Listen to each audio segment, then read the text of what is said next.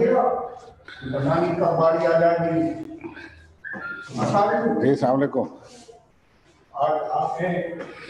बस मैं पहला सेशन हूँ, आप दूसरा होंगे।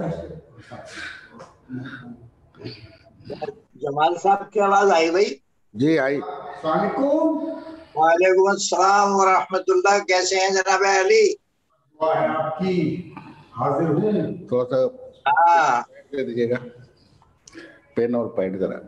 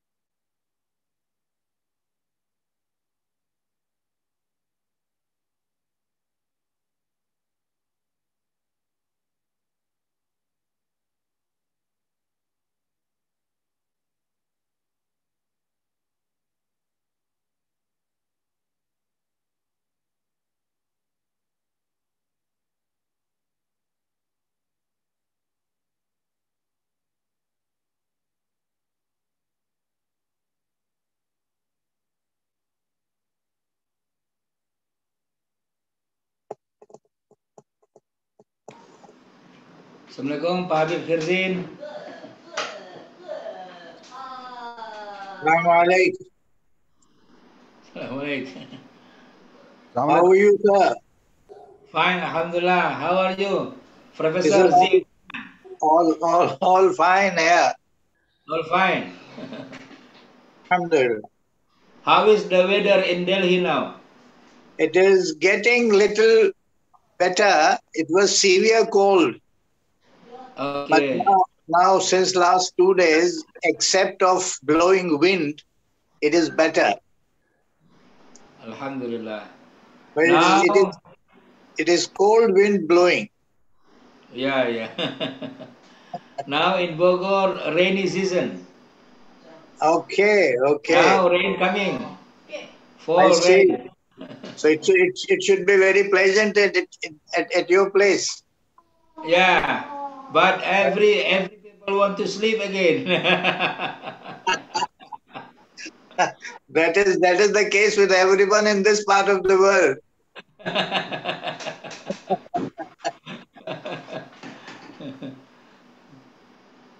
I also try to get the bed when there are clouds around. So it is the psychology of people in this part of the world to sleep when there are clouds around. Yeah. How's everybody there? Inshallah, next time I will visit Ayos, India. Inshallah, Naseem, we will invite you. We will invite you for some important thing. Yeah. So let us plan together. Yeah. And then you will certainly be invited, and you please grace the occasion in Delhi. Yeah, I think, Professor, first of all, we should arrange some draft of MOU, Okay, okay. That's very Memorandum good. of Understanding. So we sign together the draft. Yeah, yeah, I think yeah. I think you can make the draft and then send it to me. Okay, And then okay. if we are agree, so we sign together. Inshallah. No, this is very essential because, you know, exchange of man and material is very important nowadays. Right, you are right. You are And, right. you know, when you meet personally, then you have, I mean, your horizon is extended and you understand things better because Right.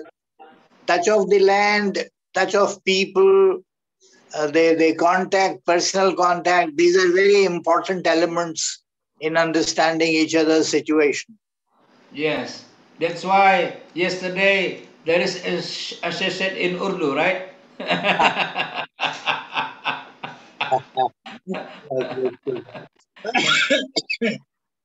Oh, my. You know, in our part of the country, you know, the ulama section Yeah. is not very much involved if it is only English kind of a thing. So Yes, yes. because their training is in Urdu or Arabic or Persian of that sort. So Yeah. I mean, it is always good because we want everybody to participate and to Yes. contribute in these calls. And Yes. they are very important segment of our society. And Yeah. in certain cases, they are the opinion leaders of the community as well. Yeah. So their involvement, I think, is a very important element in terms Yeah. of their participation and understanding and exchange of views, etc. Yes. So, but slowly and gradually things are improving. Uh, but you know, the challenges around are immense and very acute, and these have Mm. to be dealt with in a very proper and planned fashion and manner. So, the people who understand both the worlds, the Islamic world as well as the contemporary world, this has to be mingled with, this has to be understood together, because Yeah. bifurcation of knowledge has been disastrous for Muslims. Yeah. Yeah. Yeah. Yeah. I mean, knowledge is knowledge. Islam has never, bifurcated this. We people have done mistakes. And one of the greatest mistake is that we have bifurcated knowledge. This is regarding religion, this is regarding non-religion and contemporary world. Knowledge Yeah. is knowledge. I mean, Yeah. so we have to Professor, work. how many population Muslim now in India? It should be around 200 million. 200 million. Yeah. Masya Allah.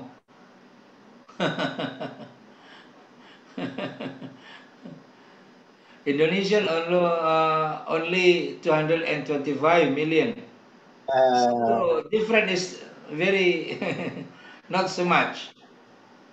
Actually, there are differences in official figures and non-official figures rampant all around.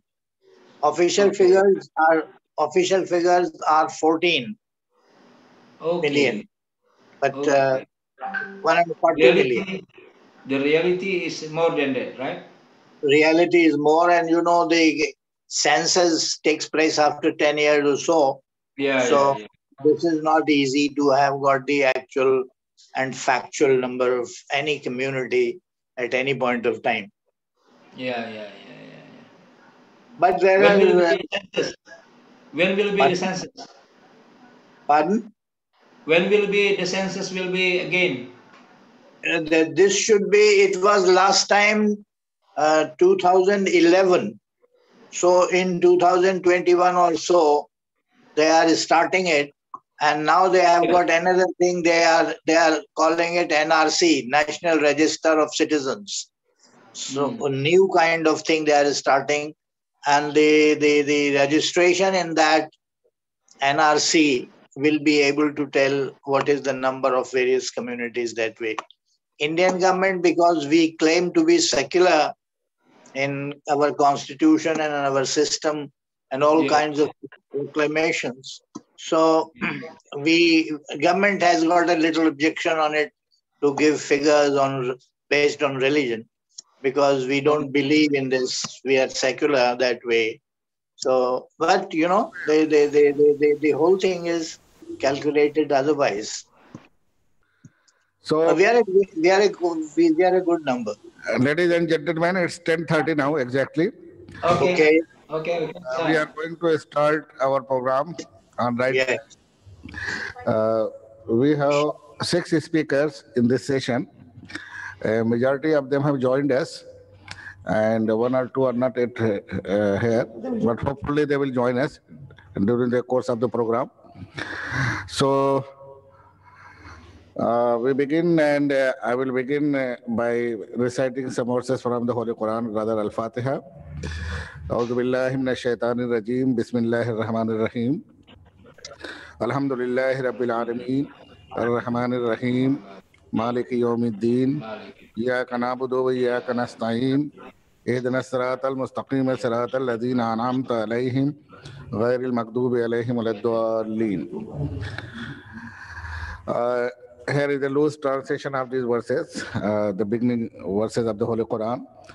Glory be to Allah, the Lord of the universe, most gracious, most merciful, Master of the day of judgment. Thee alone we worship, and from Thee alone we seek assistance. Show us the right path, the path of those whom You have rewarded, and not of those who have earned Your wrath, and not of those who have gone the wrong path. As I said earlier, we have 6 speakers. Dr. Sohirin Muhammad Solihin, Professor. He is Professor in the Department of Quran and Sunnah Studies at International Islamic University of Malaysia. The topic would be speaking theological framework of governance, contribution and reformatory thought of Mohammed Natsir. And I think he has joined us.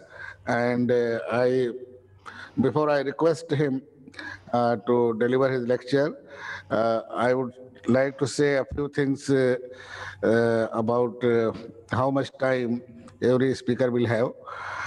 As this session is spread over only 1 hour and 30 minutes, so I think it will be befitting for every speaker to finish his presentation within 12 minutes. So the moment 10 minutes is over, I will ring the bell here, and that will be indication to the speaker to sum up his presentation in the next 2 minutes.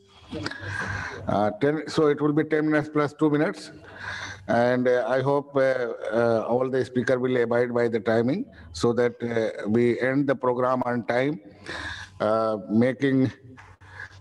paving the way for the other session to start on time.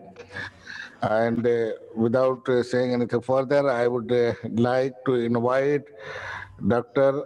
Sohirin Muhammad Solihin to deliver his speech. Dr. Solihin.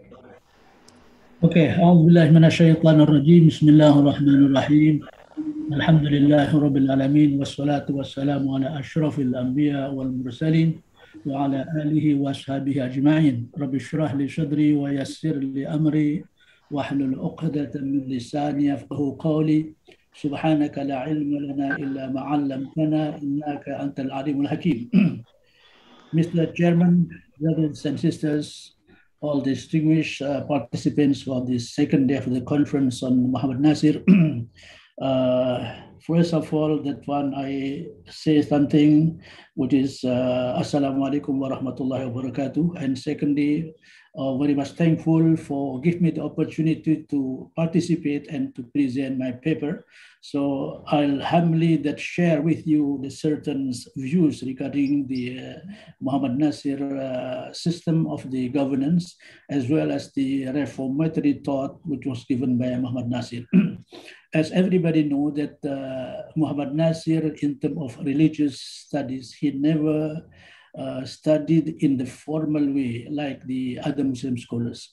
And even in the educational aspect or educational background of Mohammed Natsir, he did not reach into the level of the university, but in terms of the thought and contribution is very distinctive, and nobody deny about this. I think to my part, because the thing that I'm going to expose in this occasion, it has been spoken by the previous speakers. And the thing which is I'm going to focus is related with the gigantic approach, or the way that Mohammed Natsir approaching to the textual evidence of the Quran. As we have known that in many ways, or in many aspects of thinking of Mohammed Natsir, he always referred into two blocks of the scholarship. The first block, we can say, because he was educated in the secular background at the time under the Dutch colonial rule. At the time that he mastered the European languages, it gave him the opportunity to consult with the literature from the Western sources. In that particular aspect, that Mohammed Natsir, that he got the view regarding the concept of the truthfulness and justice, it is also looked from two angles. The first angle from the Western angles, and the other angles from the Islamic angle itself. So, if in the religious aspect, related with the religious thought of Mohammed Natsir, that in many cases, he referred to the views of the Orientalists. Even the Orientalists is very much well known, is the name of the H.R. Gibb, in which that very famous Orientalist. And Islam is indeed much more than system of theology. It is complete of civilization.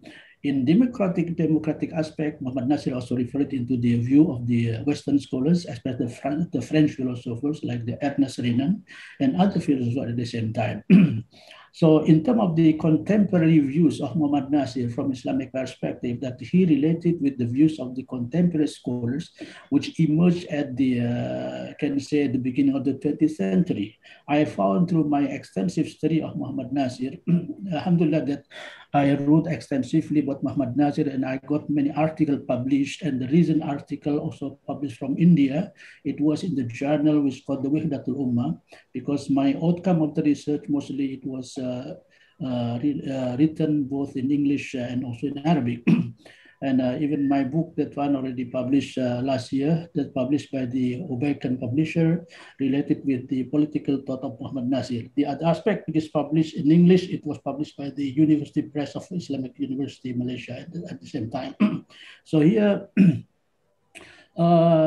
the concept of religious concept in the hands of Mohammed Natsir in the contemporary or modern thought, I found that Mohammed Natsir is greatly influenced by these scholars. Number one is Muhammad Abdul, secondly of Jamaluddin al-Afghani, although in reality, especially in terms of the influence of Jamaluddin al-Afghani, that need to be studied extensively, because the sources simply say that Mohammed Natsir, he read the journal which was published at the time, which calls the Al-Urwatul Wuthqa. Meaning Mohammed Natsir, although in terms of the Arabic language, to my data that I took, I studied, that Mohammed Natsir capacity in understanding the Arabic language, he did not reach into the high level, but he just learned Arabic language during the primary school at the same time. And there is hardly any data which shows that Mohammed Natsir studied in a formal way about Arabic language. The only thing is that Mohammed Natsir at the time already consulted so many books, starting from the classical into the modern one. Even the thing which is interesting here, during the young age of Mohammed Natsir, he already consulted the book which is written by the controversial Muslim scholars at the time, this Egyptian controversial Muslim scholars, Sheikh Ali Abdul Razik. Sheikh Ali Abdul Razik is very famous, he's controversial, and he came out with the book, and because he was educated in France, at the same time, like the other scholars who was educated in France and was delegated by the Egyptian government. If I think most of you might know what this one is, like the Muhammad Taha Hussein. So this is Ali Abdul Razik at the same block, at the same camp with Muhammad Taha Hussein. He written a book about Al-Islam wa Usul al-Hukm. At the time, Muhammad Natsir, he severely or strongly criticized the book, because the book is really, which is adopted at the end by the views to promote the idea of secularism. It was case in the case of the Turkish government at the time. So here I'm saying the concept of governance in the hands of Muhammad Natsir, by using sometime Muhammad Natsir, he referred to the Western thought, in which that the if you look at into the classical Muslim scholars, even the Arab Muslim scholars, they are very sensitive in using the Western term, even like democracy, even among the modern thinkers, If I'm not mistaken, I just through the glance of my study about the Sheikh Maulana Maududi, he was quite sensitive or allergic with the use of the Western term, because the Western is came from the block of the Kufur block on that time. But Muhammad Natsir, he did not have such kind of allergy, and he used the concept of democracy. Democracy in the hands of Muhammad Natsir, as already discussed yesterday, it's not completely in line with Islam, but it's not completely against Islam at the same time, because the concept of democracy in the hand of Muhammad Natsir is as a means to correct the mistakes of the rulers by adopting the way which is really injustice and also exploitation. So here I'm focusing because of the constraints of time that I was given only 12 minutes. So here I just want to focus the way that Muhammad Natsir dealing with the verses of the Quran, the textual evidences. To my understanding or to my study, the way that Muhammad Natsir was dealing with the textual evidence of the Quran is very, very distinctive.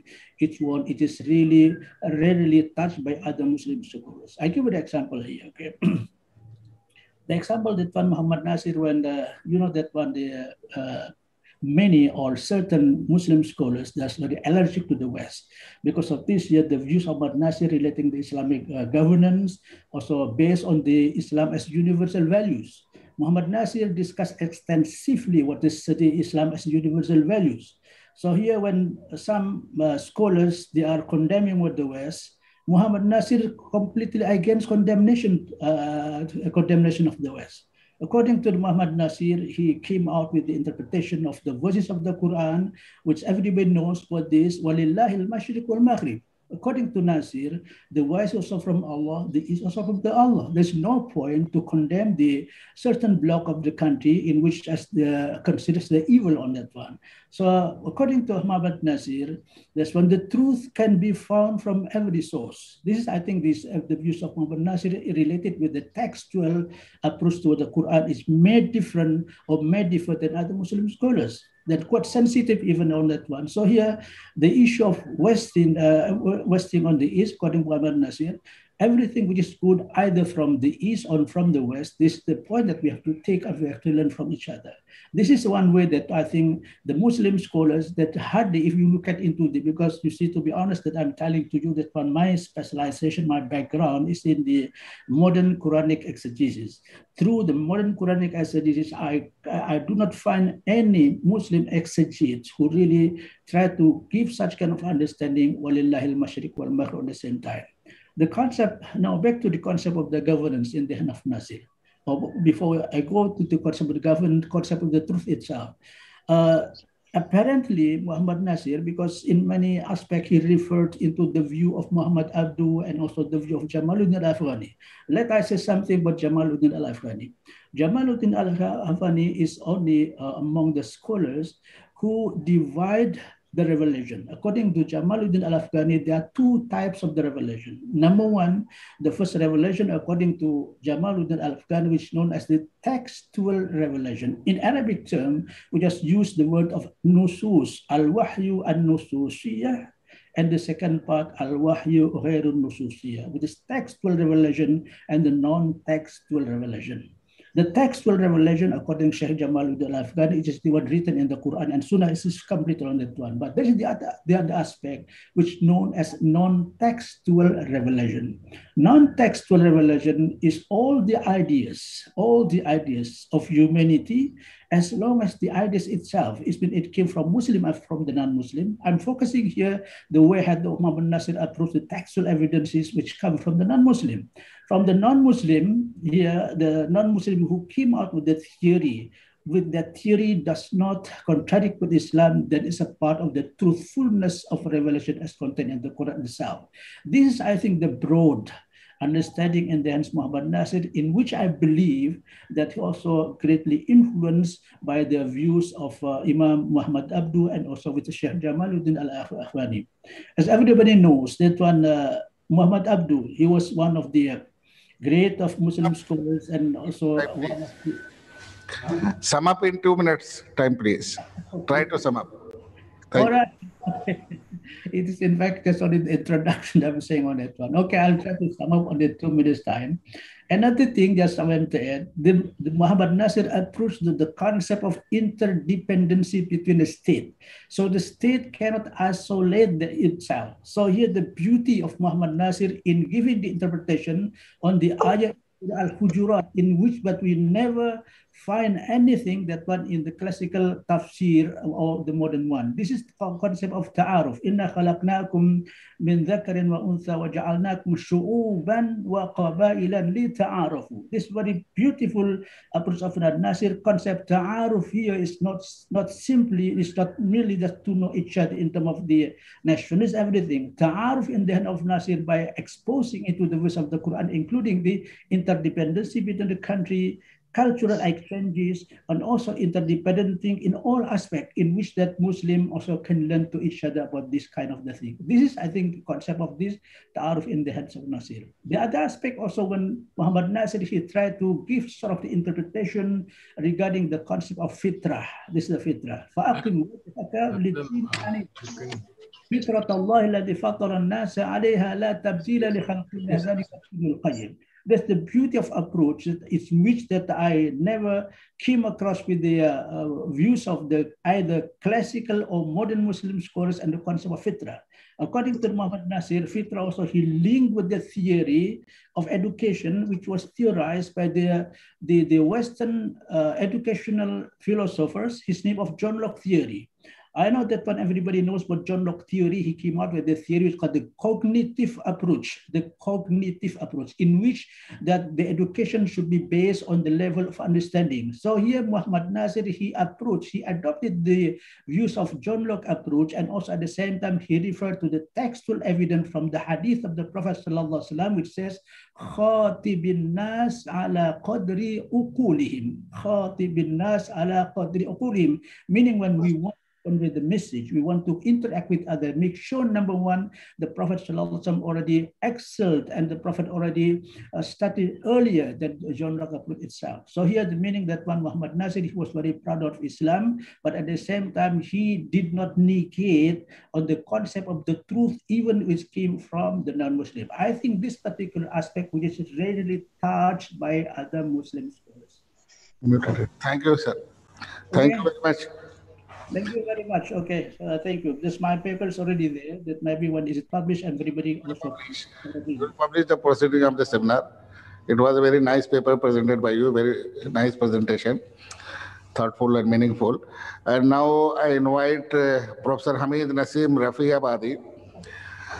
Sir, as we have only 1 hour and 30 minutes, so every speaker is being given time, 10 plus 2 minutes.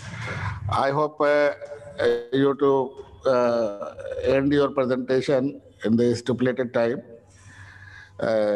So now you please start delivering your lecture. Professor Naseem Hamid, Rafiabadi. He is former Dean School of Media Studies and Head Department of Religious Studies at Central University of Kashmir.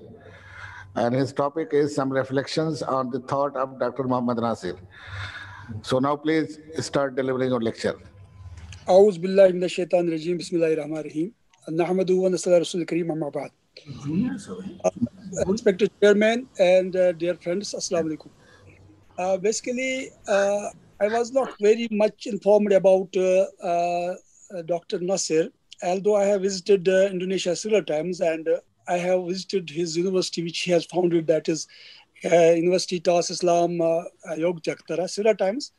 But because of this seminar and conference, I was able to study some of his writings and some of articles on him.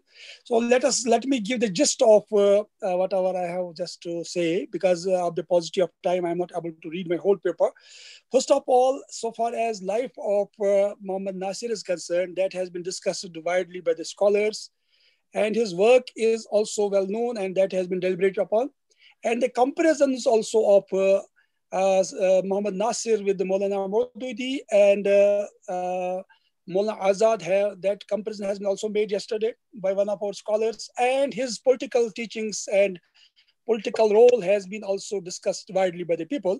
I will be just trying to see about his work which he has done for the Islamic thought so far as it is scholastic nature is concerned. It was rightly said by George M.C. Toss that lost of the giants among Indonesian nationalist and revolutionary political leaders, Muhammad Nasir undoubtedly had more influence on, he was the person who had more influence on the subsequent generations, and no one else has that much influence as he had on them. So one important aspect of him was that he studied Latin from Van Bassem, the scholar's rector who was an expert on Greek culture and Latin philosophy. I do find that apart from Jamaluddin Afghani and Dr. Ali Sharid and Iqbal, there was anyone else from the Islamic reformers who were well versed with the Greek thought or Latin culture, and they have studied even the language of the Greeks and Latin language. So this is a very important point where he excels from others. He was knowing German, he was knowing Arabic, and he was knowing other languages also. And his education was, although it was not formal, it was informal in many ways. But still he tried to make himself well versed in the Dutch language. And one of the reasons why he made himself excellent in this language was that the people of Indonesia were feeling their language, Basha, inferior to Dutch language. And he wanted to give them the message of Islam in the language which they were liking. In the same way as sometimes Muslims are more influenced by English than Arabic in modern times because of the inferiority complex. And he just did not lag behind in this aspect also. And one of his important aspects were his prominent teachings, for example, Capitala, Seleksha, and Fakul Dawah, and Quran eventually, and Muhammad as Prophet, cultural Islam, political Malay. Although it's very difficult to pronounce these books in my own parlance, and because these are basically in Basha. But his important legacy, we can say, his important contributions in the articulate vision of political Islam. Mostly he was interested in political Islam, and he had to be, because in the context of Indonesia, so it was reeling under the slavery of Dutch. So at that time, there was need to highlight this aspect of Islam more and more, and he did it. But he did not just, was glossing over the subject of dawah, and he expounded the concept of dawah in a nice way in most of his books, many of his books. And thus he was an intellectual, journalist, politician, and was a Muslim idealist as well, who was well versed with the Greek thought and the European thought. And he supported nationalism, the fervent nationalism, but he was a committed Muslim. He was of the firm belief that the intellectual and spiritual traditions of Islam were essential for the progress and modernization. Following Muhammad Abdul, he was sought to operate in a different socio-economic and political setting. Although he belonged to the genre of the idealists that had emerged almost all through the Muslim world to meet the materialist challenges to political, cultural, and spiritual values of Islam, though he followed footsteps of Muhammad Abdul, but he rejected Mustafa Kemal Ataturk. And even the people like Iqbal, they were influenced by Ataturk's vision, but he was not, because he was knowing what is lurking behind the nationalistic feelings of Ataturk, because he wanted to dislodge Islam from the central stage and even change the language of Islam into Turkey. So he was understanding this point, and he did not follow him there. He followed Muhammad Abdul. And one important aspect of Muhammad Nasir was that apart from Jamal Afghani, he was influenced by Imam Hasan Bana Shahid also, who opposed conservative ulama but also criticized the secularism and modernism of Europe.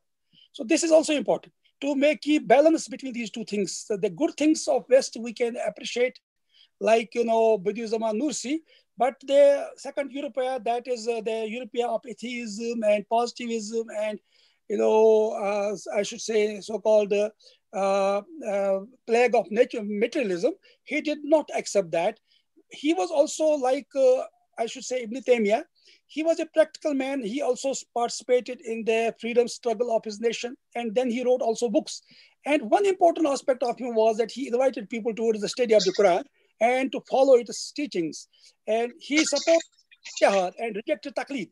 So this is a very important aspect. He welcomed Western science, mass education, and progressive Muslim community. He did not reject science in toto. And he also was for support of mass education and progressive Muslim community. And it was very important point in his life that we do find such a scholar or such a reformer in the Muslim world who also advocated the campaign for establishing universities. He established universities, and it is because of the efforts of people like MOHAMMAD NATSIR that only in Yogyakarta there are more than 150 universities, and these are the best world-class universities. And nowhere in the Muslim world, apart from the speech and lecturing and other things, such type of activity on the front of education was made by Muslims. In Indonesia, there have been two types of Muslims. There have been two types of Muslims: nominal Muslims, Abangan, and pure Muslims, Santri. And I have been to Indonesia several times.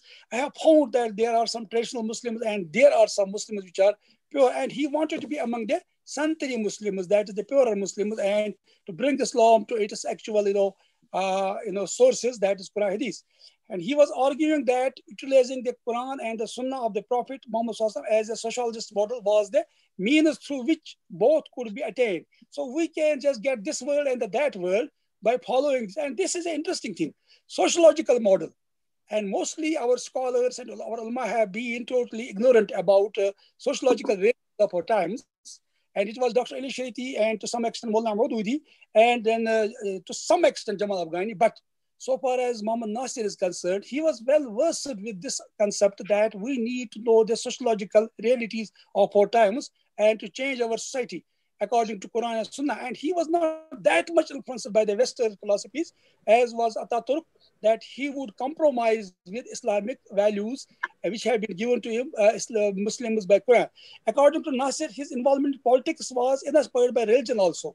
It was not secular politics. And most of in our Islamic world, our politicians have involved themselves in the secular politics, be it Abul Kalam Azad, or in some cases, even Mullah Maududi, he also supported whatever there was, although he tried to Islamize politics in Pakistan, but still the rule was basically based on the democratic aspect of the Western type, not the democracy which has been talked about by Muhammad Natsir. So he does not support that type of democracy which is coming from West, which is supporting, the government of the people, but he believes in the type of Khilafah, although he did not name it Khilafah, to be a servant of Allah in its full meaning, to achieve the success in the world and happiness in the next world. This was the ideal of him. This ideal was reflected in the objective of the party he joined, to see the Islamic teachings and law applied in the life of individual society and the state of the Republic of Indonesia to achieve Allah's pleasure. So this is an interesting thing, that he just tried to combine political values with the Islamic values. And for that reason, there was a lot of influence from his teacher, that is from Hassan, who happened to be from Gujarat, as was mentioned by Dr. Sadiq yesterday also. And he was influenced by this great man. And then, as Ansari has elaborated, this brief statement in his tribute, that Muhammad Natsir was a man of Zul Wujuh, endowed with many faces and good sense. He was a teacher of the nation, a guide of the Ummah, and a mujahid of Dawah. He was a cultural thinker. He was an alim of many attributes. Cultural thinker. We don't have many cultural thinkers. We have idealist philosophers and the utopian people who are thinking about utopia and which never materialized on ground. He was a practical man, and for the reason he was made the Prime Minister of Indonesia twice. So he was really, down to earth, and he was well versed with the practical and dogmatic reality and the hard realities of his time. And he wrote many books on Islamic culture, on which there are 3 books, like Cultural Islam, which dealt with the culture and scientific achievements of the Muslim scholars of the classical medieval period of Islamic history. Nasir, while quote, which has been acknowledged by Gibb, H.A.R. Gibb, he says, Indonesian people, that Islam is indeed much more than a system of theology. It is a complete civilization. So this has been accepted by even Gibb, that he believed that Islam is a complete system of life, and it gives us, provides us all type of teachings. Another work he wrote on the subject of Islam, Dan Akal Merdeka, Islam and Free Thinking. This short book focused on the Quranic teachings, which encourage free thinking. And this is a unique thing in the whole Islamic history. And we do find that our ulama, our scholars have been inviting people to think even what to think about free thinking. So this was a very bold initiative which was taken by Muhammad Natsir, that he wanted Muslims should use their mind and they should not follow, their ancestors blindly, but believed in ijtihad, and he rejected the taqleed. Natsir criticized Scorno's interpretation that free thinking should have no limitations. He said that... Rafiabadi, please sum up in 2 minutes time, please. Yeah, I'm doing it. Islam indeed emphasizes the use of rational faculty, but it should be used proportionally and in accordance with the Islamic teachings. And in this way, he has just opened a gate for ijtihad in modern times. Another book that can be included in this theme is Capita Selecta. According to its editor, Sati Alamin, Nasir wrote no less than 90 articles published in several different journals of Islam. However, only 52 of them, 90 articles were later included in this book. And there have been some books which he has written where he has mentioned about Muslim philosophers, and I do find, apart from Iqbal, that anyone else among the Muslims has referred to our classical scholars like Ibn Miskawayh, Farabi, Imam Ghazali, and then the Western scholars like Arthur Schopenhauer and Sigmund Freud and Wilhelm Friedrich, and Hegel and Machiavelli and David Hume. So in this way, he has tried to acquaint Muslims with the actual teachings of Islam in comparison with the Western scholars, and also has not glossed over the contribution of Muslims in the past times or in the medieval times. So he just tried to relate us with our past and also with modern realities of time, and also to make us acquainted with the Western thought about various issues. But he never lost sight of Islam and Islamic Weltanschauung, that the worldview, and he combined all these aspects with action. So in the end, I can say that in the whole history of Islam, we find only few people who have been practically very active and theoretically and intellectually also very vibrant, like Muhammad Natsir, and we find only few people like Ibn Taymiyyah who came very close to his stature in this way. But it's very unfortunate. But no work of substantial nature has been done on the subject of this great man.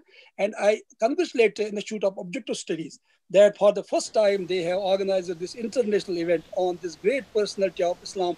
But he's a forgotten hero, and we should just celebrate his writings, and we should try to understand his vibrant thought, which is very relevant to our times. And he has just given food for thought to us in all aspects, whether it is political, whether it is religious, whether it is ideological, whether it is comparative, study of, I should say, philosophies and religions.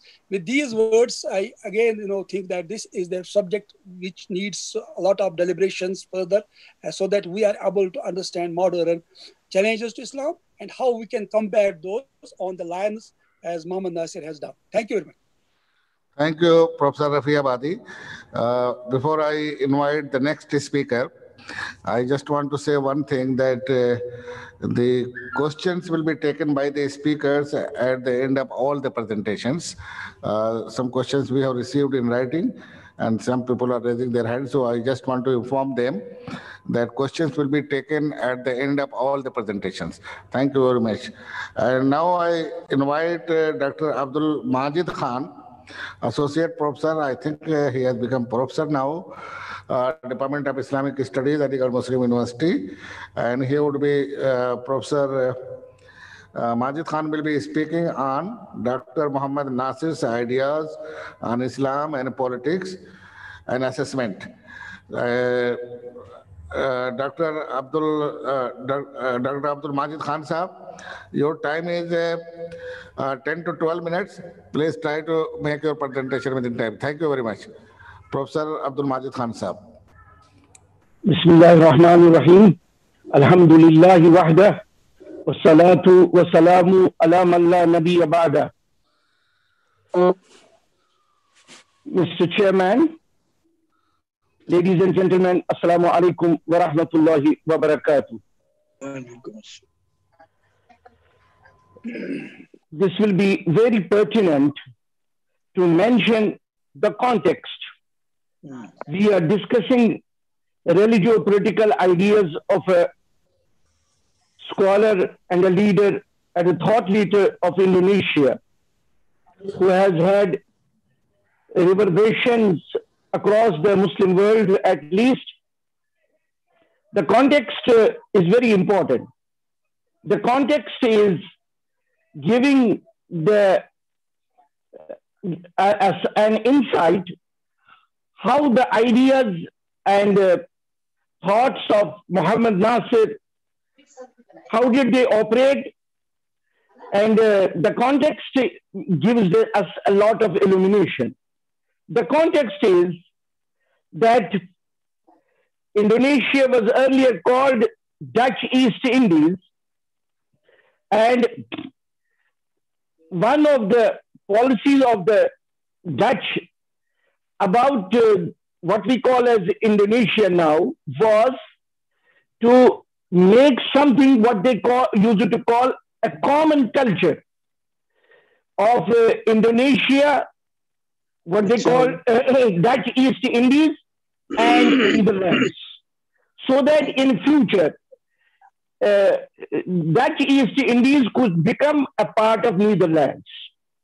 And when they had a lot of resistance from the Muslims of particularly Aceh, then they just got some experts, and one of them was the great Orientalist Christian Sunok Hurgonji, who was given the task as militarily and politically they are unable to subjugate the people.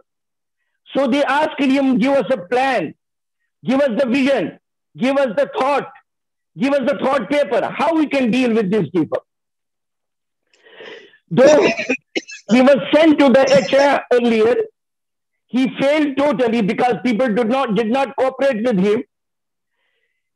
But he made certain suggestions which were made a policy by the Dutch. One of them was that the ritual Islam, rituals should be allowed, should be permitted, but political Islam must be fought against. And he was a theologian, he was a Christian theologian, but he was in favor of even using violence against the people, so that what he called and what the Dutch called their overconfidence in Islam, their sense of superiority, they're superior because of their faith to Dutch, they are superior because of their faith to the colonialists. This must be broken even if force is needed.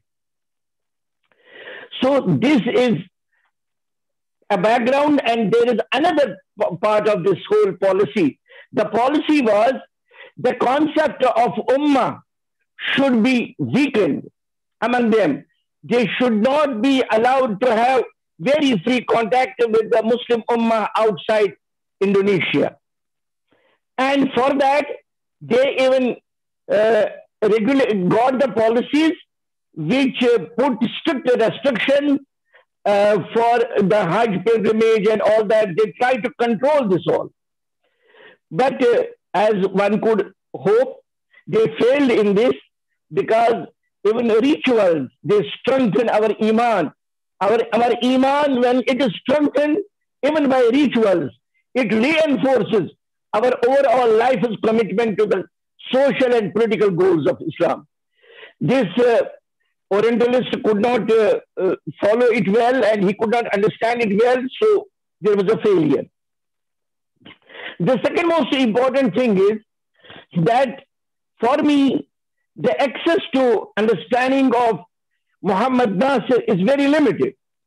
We have an access to some of the research theses which are available online, done in Oxford, and some of the articles which have been published from International Islamic University of Malaysia by the scholars over there working on Mohammed Natsir, and very limited understanding of us in English about his works do tell us something. What is that? That given the milieu he faced, he rejected a line of those Muslims who had become mesmerized with the Western impact, as was told earlier, like Kemal Atatürk, and who rejected Islam as a way of life and used and tried to totally modernize and secularize their own society against the very spirit of the people. He did not go for that. He rejected it. Second, he tried to use whatever was available. He was, for me, more than an ideologue, he was a pragmatist. He had an idea, he was committed to the ideals of Islam. But to have a full scheme of how the things could be evolved, for me, this is a question not yet answered fully because of the two important parameters. One, the way the polity and society of Indonesia marched ahead in the course of history, and again, the situation of Indonesia and the ways how the Western inspired and Western controlled the apparatus of the nation state, how they collaborated in dismantling the even political integrity of Indonesia. That is a question to be answered by those who think on these issues. For me, he was a pragmatist, but who had a very strong commitment to Islam. For him, naturally, he would say, Islam is a way of life, but there is something else for those who are God lovers and those for those who are humanity lovers. This is a very beautiful catchword. That is the real thing. If people are really committed to God, they will be committed to the welfare of humanity. But nation-state structure as such, he emphasized that this is just a way. But the very explanation, any definition of nation-state, it has a character of exclusive interest. Unfortunately, I do not find that whatever I could see of his writings, that he emphasizes on this, that the nation structure, state structure is itself very deficient of fully integrating with the human welfare. And again, he tried to, in a way, harmonize Islamic ideals with the so-called ideology of Pancasila, which was made the basis of the Indonesian nationalism. As anybody could say, for Dutch to integrate all the archipelagos, all the islands, what is called now Indonesia, Dutch East Indies, was for their own political and economic and business purposes. And then a group of the Germans, they were given superiority, they were given the power, and their national symbols and national heroes were imposed upon whole of Indonesia. Maybe this is a subject very contested, but I will tell it that this is the nature of the nation states, that a group becomes the godfather of the nation, and they, in the name of nationalism, they try to impose their own interests in the name of nation. So nation in the modern world is a new God. And how Almighty God, who is God of humanity, who is God of the whole universe, how he can be reduced and subsumed within the interest of a nation, this is a question to be pondered. But my understanding of him is that he was committed to certain very important aspects which weighed a lot in that time. One, making Islam relevant in the social and political domain. And his knowledge of Dutch language, as was said earlier, made him possible to write in the language, and that was the language which was understood by the intelligentsia of that time. So there was a reverberation of Islam being relevant to the political and social domain among the people who were very important in the new dispensations. He was committed to Dawah. He considered, because Indonesia, another important thing is, though the Western colonial powers were secular in dispensation, but they always got with them the Christian missionaries who tried to change the religion of the people. They were also the religious and cultural ambassadors of the colonial powers. So there was a need, very strong need, to resist these Christian missionaries. And again, in Indonesian ethos, Islam was the religion of the overwhelming majority, but it had operated in Hindu-Buddhist ethos, and there were a lot of accretions in the social and social life of the people, which needed to be abandoned by the people. So his Dawah activities focus on important aspect of the existence of Islam in Indonesia, to spread the message. And what he says in his fiqh Dawah, Dawah bil hal and Dawah bil qal, and how he just very beautifully joins it with the mission of the Prophet sallallahu alaihi wasallam and with his manhaj, and how the ummah was missioned to convey this message through their practice and through the word. So his later days activities focused mainly on propagating this message.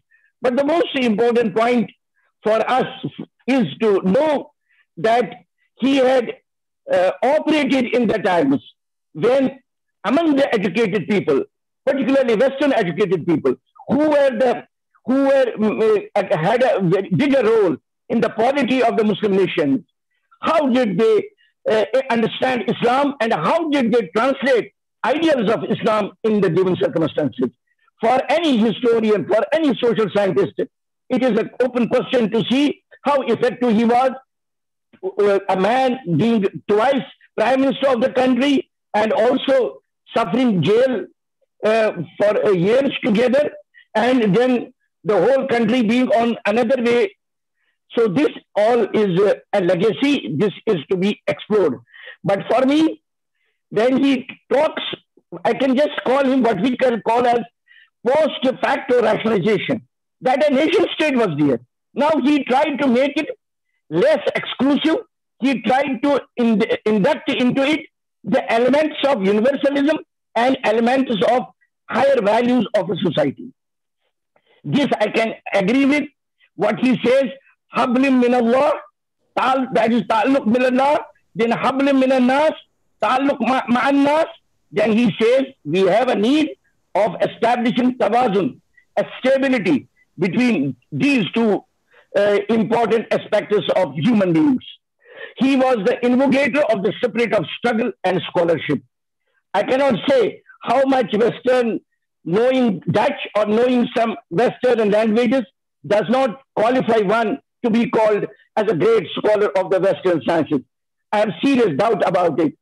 I have only just seen whatever I have seen. I can only safely say that he tried to see a harmony between some of the Western concepts of like justice and democracy. And I cannot say that he had fully understood the in what way the whole democratic system and its ideas had developed. And because post-Renaissance West. Post-Renaissance West is a very, very problematic issue. Many of our scholars, who are modern scholars, who are of contemporary scholars, they fail to understand fully the implications of even the terms, which are otherwise very attractive, which have an element of truth, but which deviate us from the full truth. Like we talk of democracy, we talk of progress, we talk of prosperity, we talk of education, without having clear goals, without looking at what is meant by science and what is meant by scientificism. We may be just doing something not fruitful for a clear discussion and for the development of proper ideas to evaluate the people. We are in a very, very complex situation. Only clear ideas which have clear connotations for reforming our societies, for coming out of the imbroglio we are in, can help us. So my submission is that... Please, 2 minutes time, please. Okay. One of the most important points which gives him what we can say atibar, which is very missing these times. Atibar means the authenticity, which gives him that we can rely on him, that he was a man who was, his character was above board. Even his detractors, I have seen some of the writings of Orientalists where they say that he was a man, he was a truthful man, he lived a simple life, and his commitment to the truth and to ideals was absolute. So this is something which is very important for any leader, for all those people who want to see leadership roles to be reformed, or they want that people should come out of the present positions and that there should be leaders around. This is one of the prerequisites for any leader, not only to have total commitment to the high goals of Islam, but to have a very good, a deeper understanding of the milieu they have. And among the milieu is the Western hegemonistic, materialistic, secular order, which deviates one from the ultimate truth and makes man just worse than an animal. So this is not to see that there is al-hikmatu du'allatul mu'min. Yes, that is a universal principle. By West, we don't mean geographical West. Now we mean a cultural, a civilizational West. A West which has, which militates against the ultimate reality. A West which militates against the human spirit.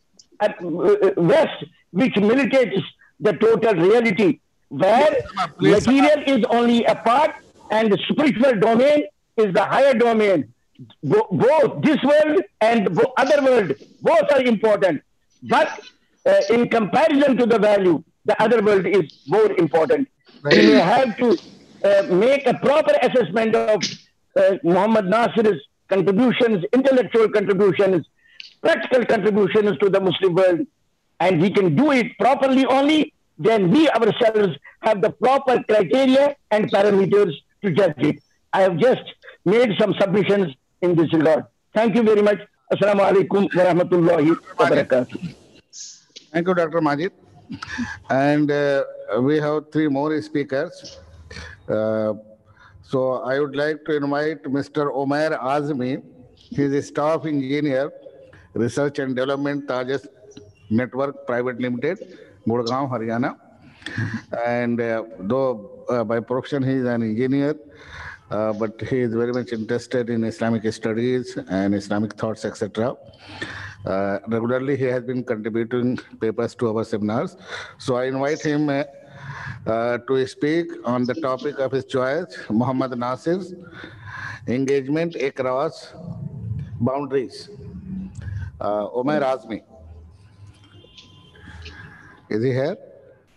Assalamu alaikum. Wa alaikum salam. It's an honor given this opportunity to present my paper in the presence of...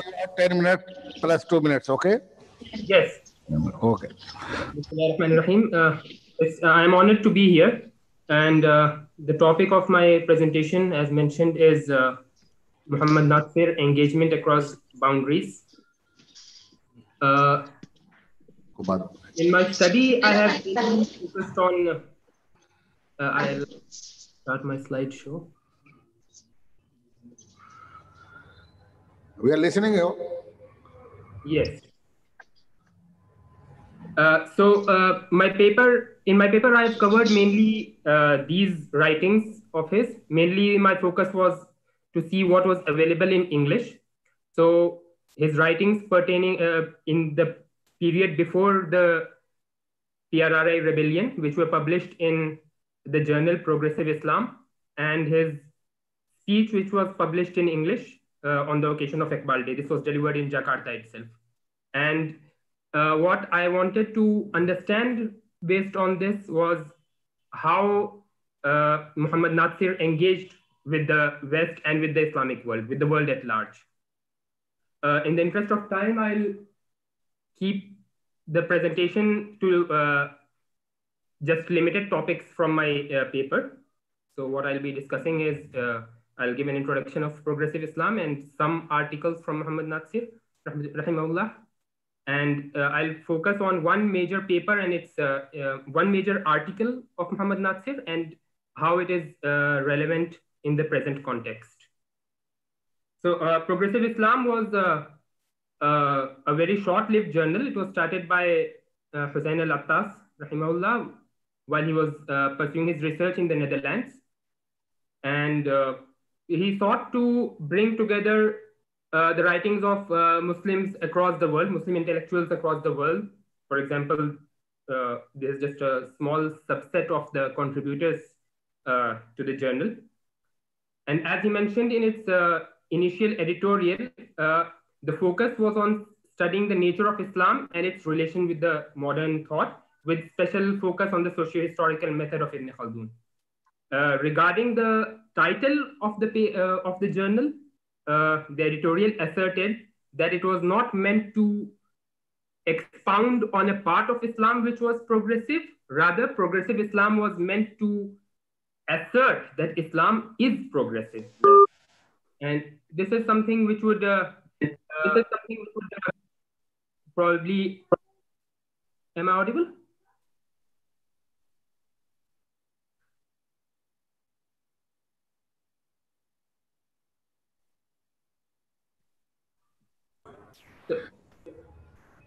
Can you hear me?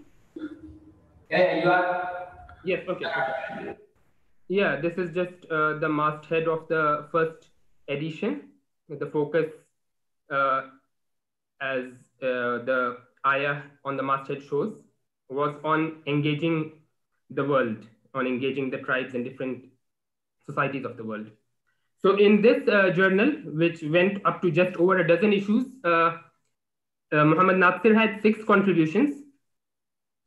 There was one contribution on the Pyrenean thesis, the thesis on the Dark Ages pioneered by Belgian professor Henry Pirenne, and one article challenging the myth of Muslim thinkers, the idea that Muslim thinkers merely transmitted Greek thought and they had no originality.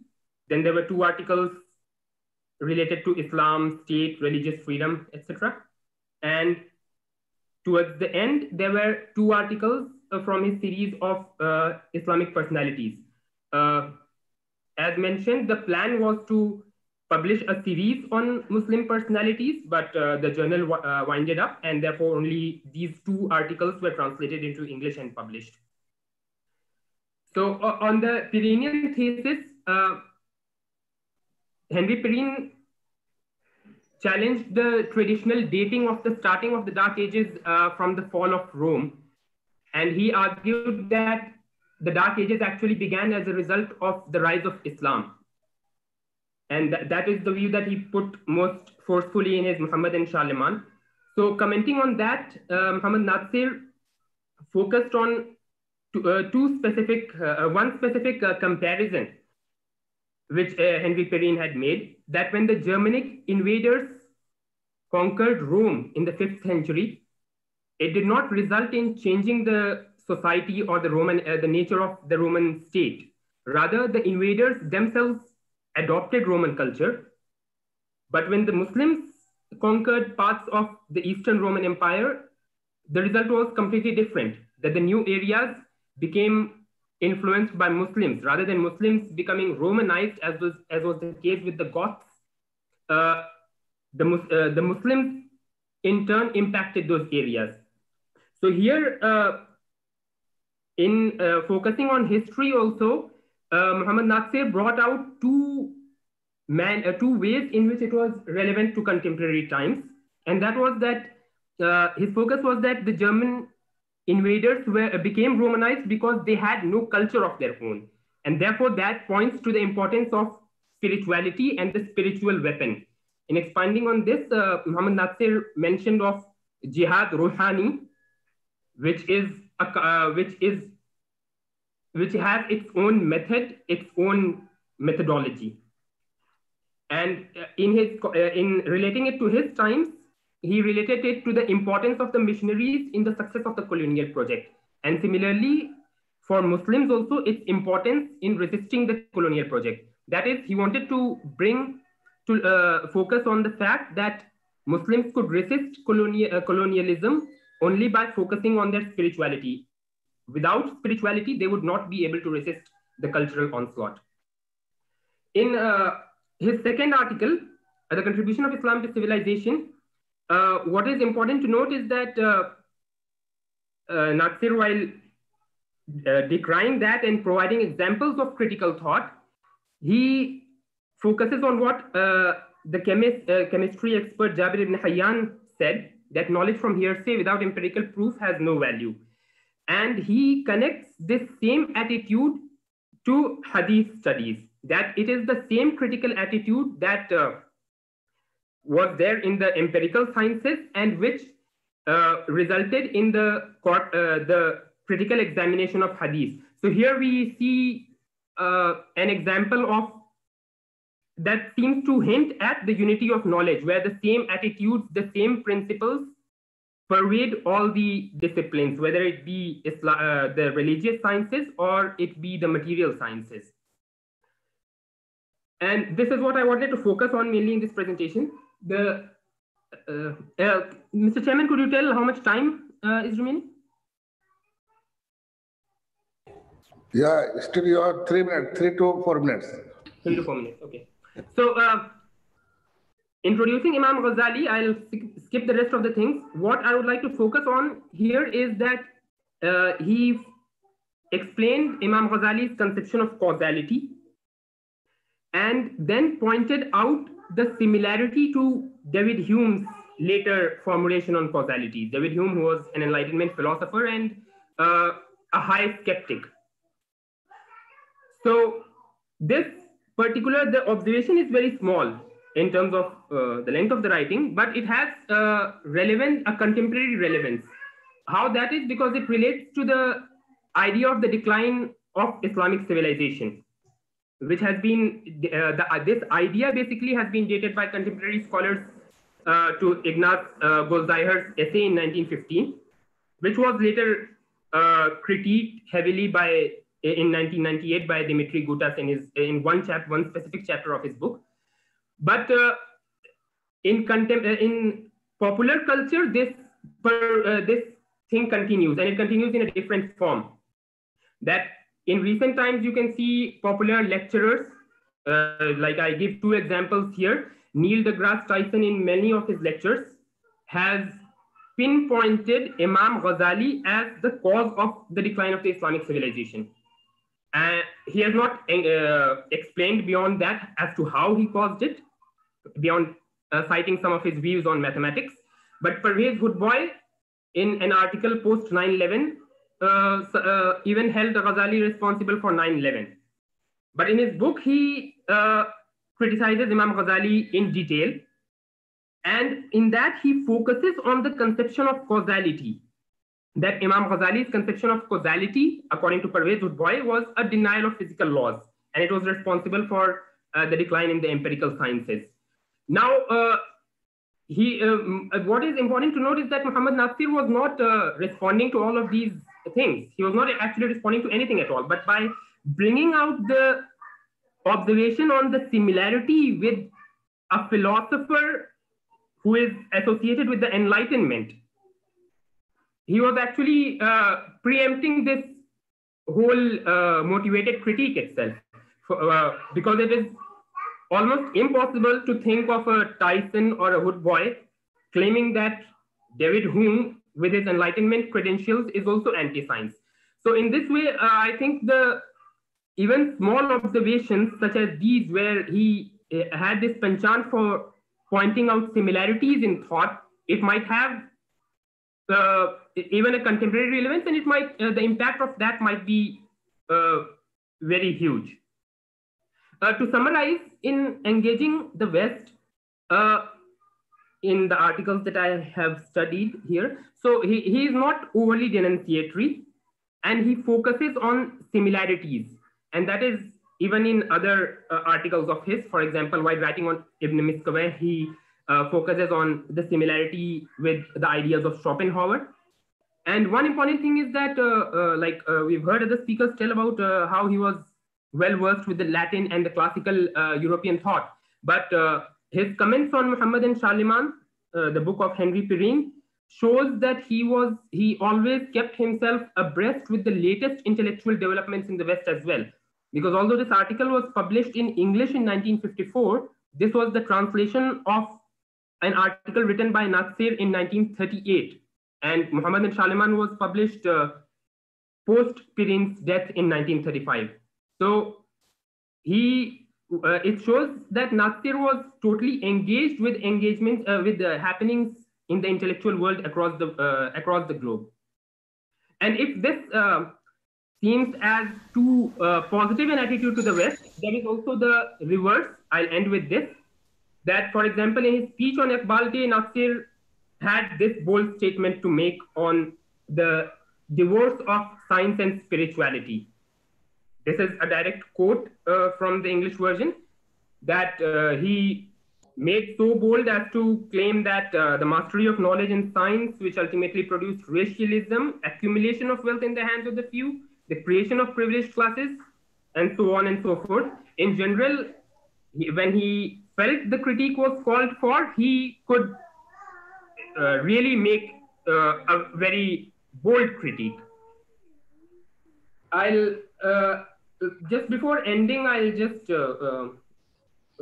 mention this, because for a person who is not acquainted with either Dutch or Indonesian, it is the sources for understanding is very limited. So in trying to understand Muhammad Natsir, this is what I relied on. And one major English work that I could not get access to was, and which I find referenced in different studies on Muhammad Natsir, is Delia Noy's study of the modernist Muslim movement in Indonesia. So that, I think, was, with regard to what is available in English, that was, I think, the major gap in my study. I'll end with that. Thank you, Mr. Omer Azmi, for your nice presentation.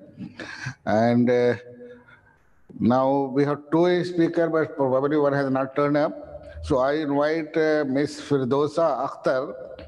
She is a research scholar at Department of Islamic Studies, Aligarh Muslim University, and she will be speaking on Panchashila and Islam, a study of Muhammad Natsir. Ms. Firdausa Akhtar. Is she here? Huh?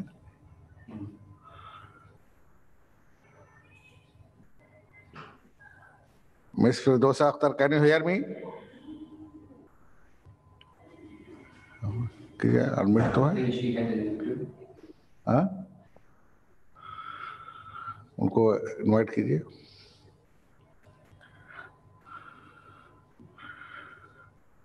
She is not here. तो उसको telephone कीजिए. क्यों?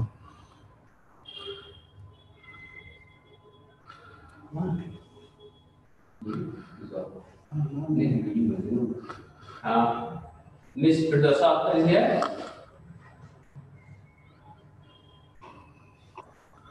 Please on your video and Miss Firdausa Akhtar, please put on your video and speak. I think she has some problem.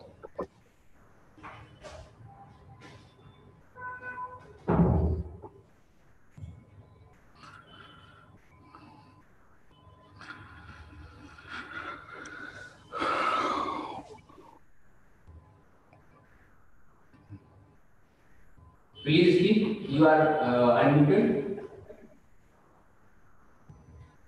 नहीं है वो.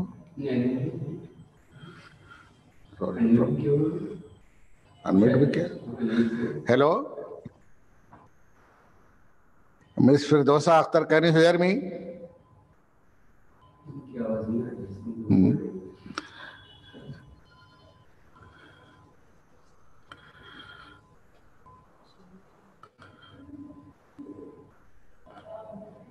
उनको phone कीजिए जरा 1 minute, otherwise.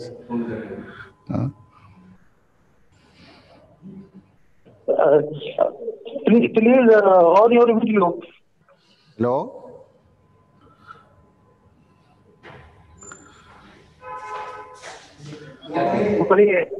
I can hear you, but you cannot hear me. She is speaking. Hello. Hello. Can you hear us? So, as per hello, आवाज आ रही है हम लोगों की? अच्छा, तो आप इस पर मोबाइल पर अपना लेक्चर दे सकते हैं?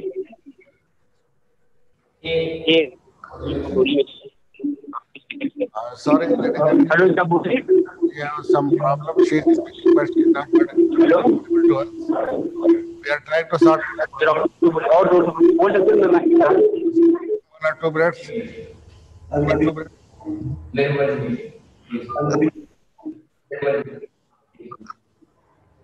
क्या 600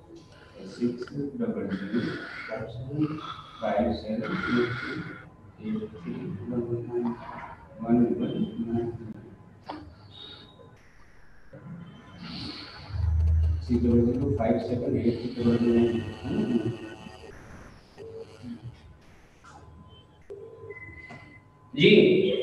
हाँ, थोड़ा जोर से बोलिएगा, फिर तभी शुरू कीजिए स्पीच अपनी.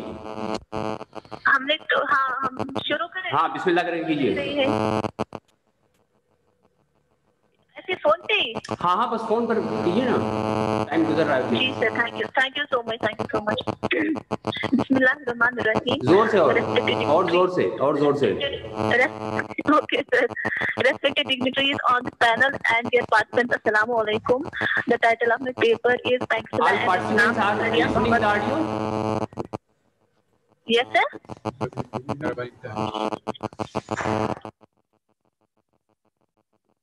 ओके, प्लीज बोलिए. आप बोलिए, थोड़ा जोर से बोलिए. Okay, sir. Before I will discuss the approach of Mohammed Natsir towards Pankstila, I will firstly briefly highlight the basic factors that led to the creation of Pankstila in Indonesian politics. In the early of 20th century, there emerged a number of national movements in Indonesia with various ideological backgrounds and activities, with the aim for the freedom of Indonesia from colonial powers. Earlier it was the Dutch, and after 1942 it was Japanese. These movements include both Islamic and non-Islamic parties. So during the period of Japanese occupation of Indonesia, an area of hope gave its strength for independence, and there were carried out. Sorry, it is very noisy. Regarding the basis of the state of Indonesia by both Islamic and non-Islamic parties. Problem or it. And Islam, along with other religious traditions, is rising as a form of political debate and created a challenge for the nationalist leaders of how to modify the ideological and constitutional foundation of the new Indonesian Republic. A committee was introduced as a means of unifying and reconciling secularist and Islamist aspirations, named the Investigating Committee for Preparatory Work for Indonesian Independence.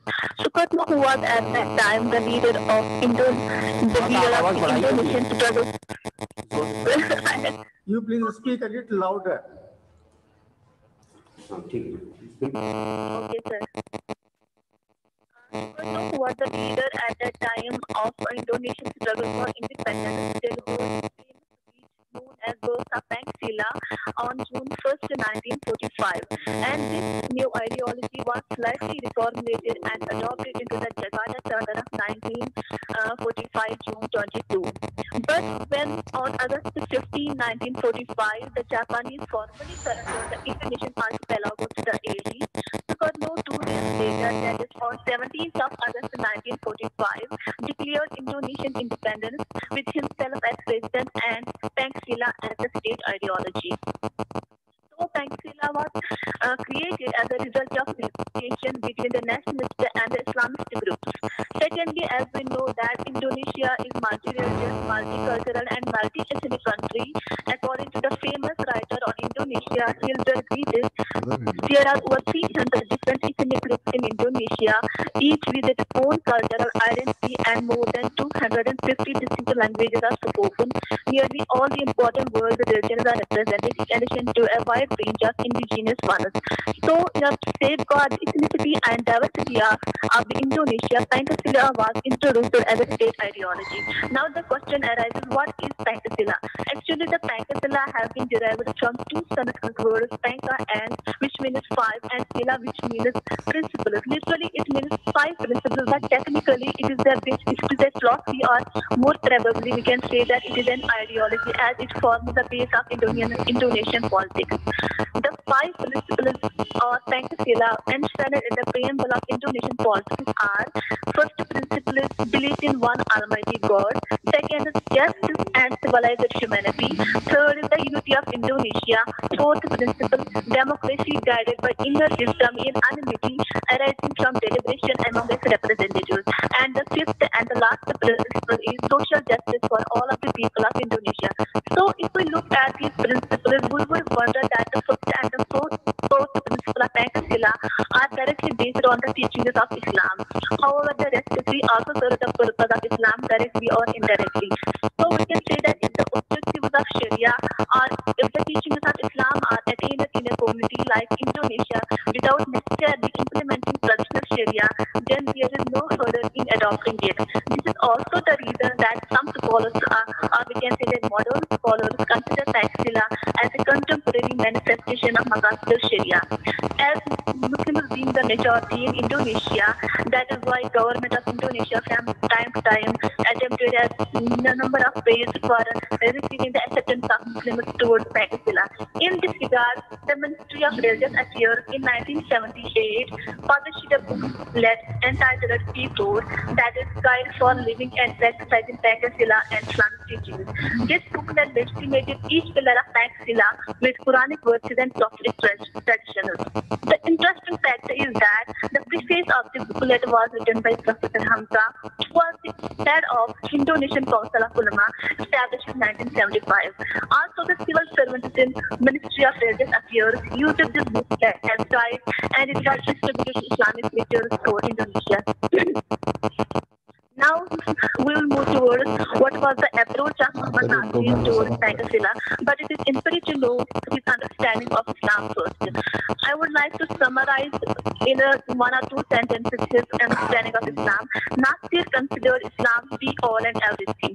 To emphasize this, he quoted the tradition of Prophet Muhammad sallallahu alaihi wasallam, "Al-Islam wala yula alayhi," which means that Islam is high and there is nothing above.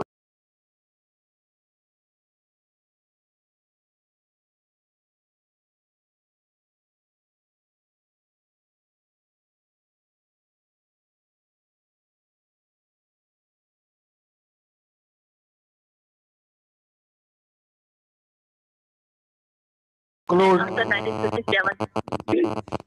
Am I audible? Please conclude. Yes, you are audible. Please speak a little louder and conclude, please. Okay, sir. Okay. Before 1957, Natsir was convinced that Pancasila was in line with Islamic teachings because of its adherence and stress on the belief in one and only one God.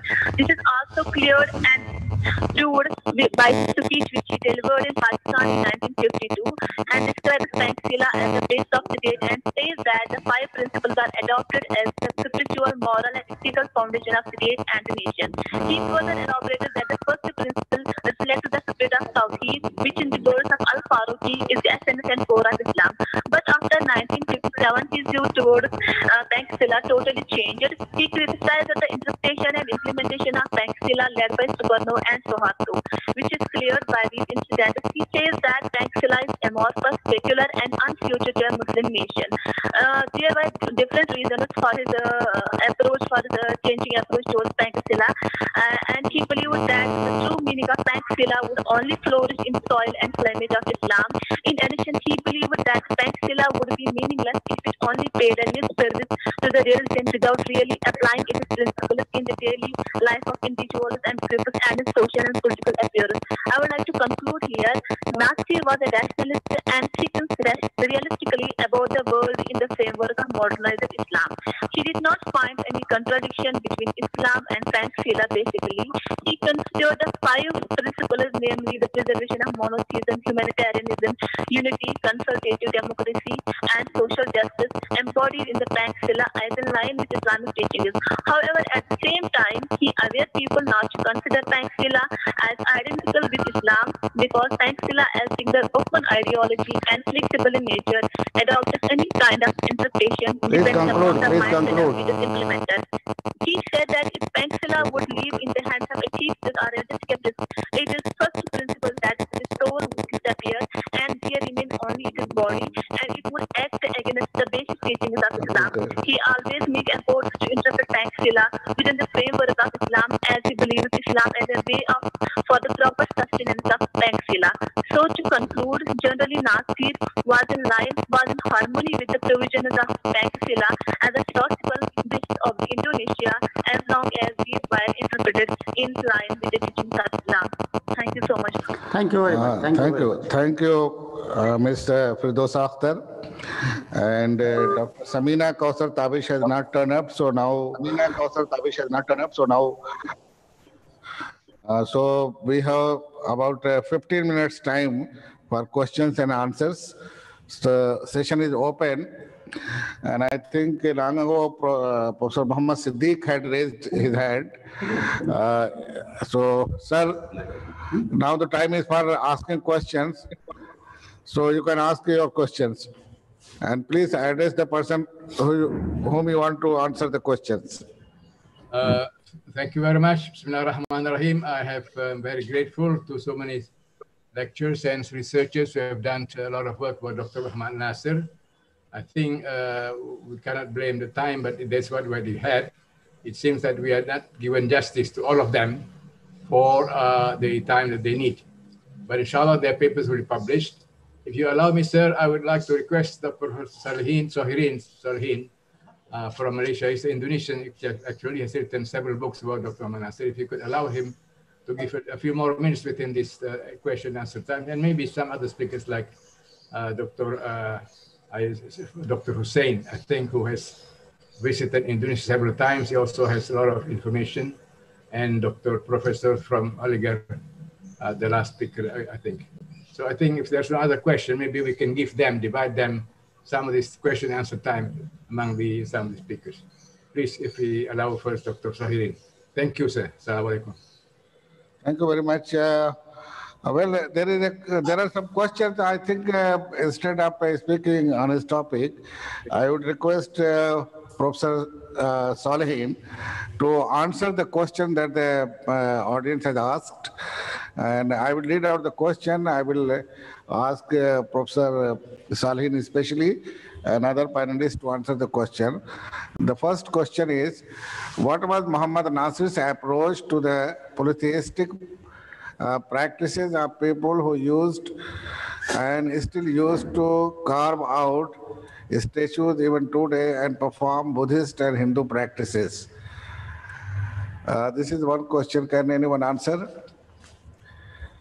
The question is, what was Muhammad Natsir's approach to the polytheistic practices of people in Indonesia who even today used to carve out statues even today and perform Buddhist and Hindu practices? Can anyone answer? Yes. May I? Or if Professor Sohirin want to answer, I would like to give a little. Yes. As you know, Islam in Indonesia was brought by traders, basically. Of course, there were some ulamas who came, but not like in some other countries. These traders spread Islam slowly from the coastal areas of Indonesia And Indonesia is so widespread and so many islands. So these people who came from abroad, the traders from Arabs from India, Gujarat, and also Calcutta, and also even from China, because Islam first arrived in China, then from China, some of the Roman Catholics. So when this was growing slowly into the hinterlands of Indonesia, that the colonial rulers came, the colonial powers, the French, the Portuguese and the Spanish, and then the Dutch, of course, the longest. So the Dawah was disturbed. And because of this, the Dawah was not completely reached or completely exposed, completely taught to the people. They were mixed up with the old tradition of Hindus and Buddhistic things. So Dr. Muhammad's answer was to establish the Diwan Dawah Islam. When he was released from jail in 1996, from the jail of the old order of Tokusukar, there was effort to revive Masyumi Party. He was not in that committee, but he concentrated in establishing Diwan Dawah because he understood from the result of the election in 1955, not all the Muslims understood Islam well. Many of the Muslims, therefore, were in the other parties, in the nationalist and even communist party. Therefore, he concentrated in da'wah, and as I mentioned earlier yesterday, his da'wah emphasized on social active like education, health. He was hospital, he was university, schools, everything. And slowly through his da'wah movement, which is going until now, there has been some improvement, some changes, but then also this political interest is there, trying to avoid proper understanding of Islam, because Islam also, apart from al-ma'ruf, also nahi al-munkar. Al-amar ma'ruf, nahi al-munkar. Al-ma'ruf is known, everybody agreed and like that to hear it, but when you talk about nahi al-munkar, like da'wah against corruptions, against injustices, against totalitarian, this is where sometimes the ulama have to face the consequences. I think that much I can say. Maybe Professor Sohirin can add more about it. Thank you. Assalamu alaikum. Thank you, sir.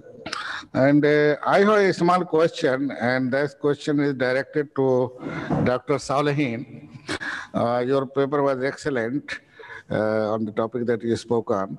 My question is, as you said, Dr. Nasir did not want Islam to be declared as a state religion of Indonesia. This is generally said about him. Instead, he wanted Indonesia to be a democratic state, and he wanted a space, a place for Islam in Indonesian democratic polity, though democracy was very weak there. So my question is whether this was a sort of ijtihad, reform, or it was in the given circumstances he was forced to withdraw and reduce the Islamic role or the role of Islam in Indonesian polity and society. Whether it was a reform or withdrawal. Okay, thank you very much for these questions. As far as the issue is concerned, that one, Muhammad Nasir from the very beginning, that one, he emphasized that to put that as the Sharia as the main source of the constitutions. I think there is hardly any evidence that Muhammad Nasir to withdraw Islam from the democratic process. Democracy in terms of Nasir is very obvious, it's very clear that one has written in the statement that democracy is to correct the mistakes. Democracy is again corruption, democracy is again unconstitutional thing that one is life.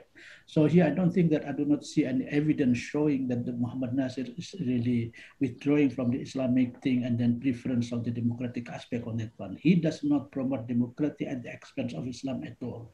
The Muhammad Nasir is the use of the wisdom of da'wah, that focusing on how that one to promote that Islam in the society through the medium of da'wah until the people themselves that fully have the concept of understanding what Islam is about.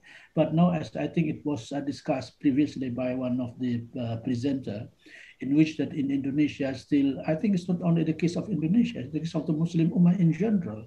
I'm very much doubtful today, even I'm telling you here, because you see, if you look at into the program, which was initiated through the Masyumi Party did not declare that he wanted to establish what's so-called Islamic government.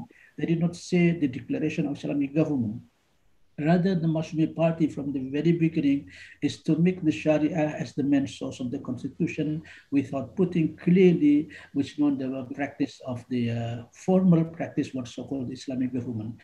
If you look at into scenario of today in the Muslim world in general and Indonesia in particular on that one, there's hardly anything. Even I'm saying this is, I think, the main aspect. I'm saying here because you see my paper was not yet presented in all aspects on that one. Even in the Muslim movement leaders, I give an example here, okay. Muslim movement leaders, they have somehow, some of them also, they have some degradation in terms of the program. If I look at it in the particular aspect, Natsir ideas for not putting in the formal way that to create an Islamic government, it bring about some criticism. So the criticism came mainly from the what's so-called the Universal Islamic Organization, because what is the mean by the Universal Islamic Organization? Because we cannot deny the fact that these days there is some the Universal Islamic Organization which putting the condemnation on people who are focusing on the national aspect on that one. So I think that's what the criticism which came. I give you here. Clearly I'm saying, especially from the Arab group, from the Ikhwanist group, if I can say it clearly. Ikhwanist group, some of them, not all I'm saying, some of them criticize the ideas of Muhammad Natsir because of the disciple of Ikhwan. Natsir, yes, this religious person. The only thing, the vision of Muhammad Natsir is not really universal like others. Because of this, the Masyumi does not have any branch in our part of the world, etc. But this is the thing also, this criticism is not really solid, and I can say it's something weak on that one, because if you look at the Ikhwani leaders, some of the Ikhwani leaders, I can say like this, I don't know whether any of you are aware with the Islamic, the Muslim movement is, what do you call it, the Ikhwani leaders like the Fathi Osman. The Fathi Osman is Professor Fathi Osman is a very famous thing, and he was exiled and he was living in America, and he passed away, I think it was 10 years ago, that he clearly mentioned, because he was from Ikhwanic background, but at the end he deviated. He also somehow changed in his ideas whether we in need of the creation of the Islamic government today. According to him, the Islamic government, which precisely the same, it was practiced by the Prophet ﷺ at the same time, is something nightmare, it's something cannot be manifested in the real sense. The only thing which is needed, according to him, is now how to adjust that Islam, which is really can be accommodated in different part of the aspect in which at the end to become Islamic in a different form on that one. So here I think that Muhammad Natsir does not, he did not say anything with regard to the withdrawal from Islam from the constitution, never at all on that one. Because this is very against on such kind of the thing. Because if you remember in Indonesia, when there was the efforts in the hands of the government by introducing what's called the bill for the marriages, the Islamic marriage would be annulled in such a way which is completely secularized. So Muhammad Natsir completely against such kind of the thing. This is the thing which is, I don't find such kind of any indication that Muhammad Natsir is really opposed for the Islam. It is to be withdrawn, and then he preferred the democratic system in such a way. Democratic system in the hand of Natsir, because if you look at it with the textual evidence, Muhammad Natsir, he referred the democratic concept into the event which was practiced by the second Caliph Umar bin Khattab. You know that Umar bin Khattab, radiallahu anhu, by the time he was making the policy of Umar bin Khattab, by the time he was distributing the clothes to all citizens at the same size which he gave to all the citizens by the time. But the only problem is when people they assembled in one place in which everybody was wearing the uniform, and then the body of Umar bin Khattab is double than the body of other citizens, in which that the cloth in which was distributed to others, we cannot wrap the body of Umar bin Khattab. By the time when he said, Isma'u wa ati'u, that was he said. One of the companions stood up. No, Ya Umar, I cannot asma wa ati. Until one thing that you explained it to me. You distributed the clothes at the same size to all citizens, but your body is bigger than others, which not be possible to wrap your body. And then by the time Umar al-Khattab, he said, he did not say anything, only called his son, Ibn Umar, Ya Abdullah, can you stand up? He stood up, Abdullah ibn Umar, without wearing any clothes. This is after explaining such kind of the thing, and then the person says, Naam, asma'u wa ati'u. This is democratic process in which in the same spirit for establishment of justice. Because of this, there is really groundless to say that, to accuse Muhammad Natsir that really, again, such kind of the putting Islam into the real context. Of course, in Indonesia, I'm telling you here, I think it's happened to, I don't know in the Indian context, but in the Arab world also, there is many groups, and it's all happening in Indonesia because they can say, because the group could be known as the perhaps literalist group on that one. Literalist in the sense that for the declaration of the Islamic State and turn into the takfir to make accusing others against Islam, against such kind of the thing. Of course, this is this because from the very beginning, Muhammad Natsir, because this was the establishment of the country, which is not possible to be established with the consent of the people. This kind of the thing, which I regard perhaps the new ijtihad of Muhammad Natsir. Other Muslim scholars never say anything democratic process as the indication for the consent of the government to form the government. Because of this is again from the very beginning for the rebellious movement. In the history of this Indonesian acronym, which is known as NII, Negara Islam Indonesia, also known in the Arabic term as this Dal and Alif, Darul Islam. Okay. This is Darul Islam, but Natsir is completely against this. Even among the Muslim scholars, I give the example like this, okay? Among the Muslim scholars, especially who are deeply knowledgeable in the fiqh, I think most of you know, because this is there is the Tunisian Muslim movement leaders. His name, I think everybody knows, he's the chairman of the party, it's the Nahdaf party in Tunisia. His name is Sheikh Rashid Al-Khanouchi. Okay, I read, before I met Rashid Al-Khanouchi, I already read extensively about his writing because he's very knowledgeable in the aspect of jurisprudence, Islamic fiqh. He divided the world into two. You know, in the classical fiqh, in the classical fiqh, that the world is divided into two. Number one is Darul Islam, number two is Darul Kufur. When said Darul Kufur, I mean there is completely the leadership is Darul Kufur, including the West. But as a matter of fact, that Rashid Khanouchi, I met him in London by that time. He was given the facility, he was given the political asylum, he was given the protection and everything, and I met him. Hey, Rashid Khanouchi, is it good opportunity to see you? The one thing I asked the question, you condemn the West in Arabic so much, but now you live in the West under the protection of the Western government for your safety, for security, and even all facilities are given to you. What do you think about this? Are you still consistent to defend your ideas that the West is known as Darul Kufur? That was my question. When after hearing that my question, he was really smiling. He said, thank you very much, number one, for reading my books. Number two, I completely changed my ideas. What is the ideas that I changed? I do not regard anymore that the West as Darul Kufur, as it was written in the classical book of fiqh. Rather, I prefer to say now the West, I make it the West as Darul Da'wah. That what is like.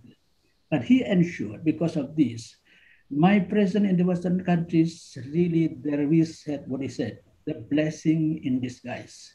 You know, at the time when the Muslim leaders, they dedicated the youth to study in the West, to become more oriented, to be secular, to replace the future of the position. We have the chance in the West to motivate them Islamically because of this, if you have known, and then it was discussed yesterday by the Sheikh Ahmad Totonji and this group. There's flourishing so much about Islamic movement in the West. And there was the census, there was the statistic made by the Muslim leaders in the Arab world saying, we delegated you to study in the West, to the America and the Europe in order to become secular. But you come back here, this one with the long beard and everything become more Islamic. That is why that Sheikh Rashid Khanouchi, he made it clear on that one. He said this one, it is the blessing in disguise. Back to the issue of Muhammad Natsir. I found Muhammad Natsir the way in approaching what Islam until it's come up into the governmental level. I think this is the wisdom of Muhammad Natsir. Until today, I can say, what can I do? Now that everybody knows that the Muslim world is the biggest crisis in the world. Forget about Indonesia. Thank you, sir. Thank you very much for enlightening us. And there are 2 or 3 more questions, but time is very short. And there is one question. It is about somebody rather complaining that Muhammad Nasir's works are only in Bhasha, Indonesian language. And he was a great scholar, and his works have not been translated to international languages. So he is requesting rather the scholars of Muhammad Nasir to translate his work into English and other international languages, so people may know more about him. There is another question. So I think we may pass some resolution in this regard at the end of this seminar, that his works may be translated into other languages. I think this is the way that the book that I admit that is one. This is the book published in Riyadh. Yes, but more and more works are needed. There is no denying the fact. Then there is another question, and that is to all the panelists. What had Muhammad Nasir discussed regarding peace and harmony relations among Muslim minority and majority and vice versa? I don't understand what he wants to say. Perhaps he wants to know that if he did discuss the relationship between Muslim minority groups and majority groups. It means that it's addressed to me or somebody else to respond on that one. Muslim minority who's non-Muslim in Indonesia or what? Yes, I think he himself is confused. So we leave this question. There was one question directed to Omar Azmi. Omar Azmi is hearing Mr. Omar Azmi? No, but that question is not here. Well, now we come to the end of the question and answer session because time is already over. We are 10 past 12 and we had to end this program at 12 o'clock. And now, very briefly, I will speak on the subject as a presidential remarks. This session was very important. It was about the relevance of Dr. Nasir's thoughts and his responses to the contemporary situation. In all, 6 speakers were to speak or to present their papers, but only 5 turned up. And we are sorry that one of them actually could not make her presentation very well due to some technical problem. But anyway, she was able to read it out. And then there were 4 very good presentations. The first was by Dr. Sohirin Muhammad Solihin. We would have liked to hear him more, but unfortunately, this is now the trait of international seminars that normally people or speaker get 10 to 15 minutes, and really it sometimes becomes very difficult for speakers to summarize their ideas, especially if they have to speak on a very multi-dimensional personality who has made a great deal of influence on Indonesian society and politics. But anyway, his presentation was very nice, well up to mark. In his short time, he was able to summarize his paper very well.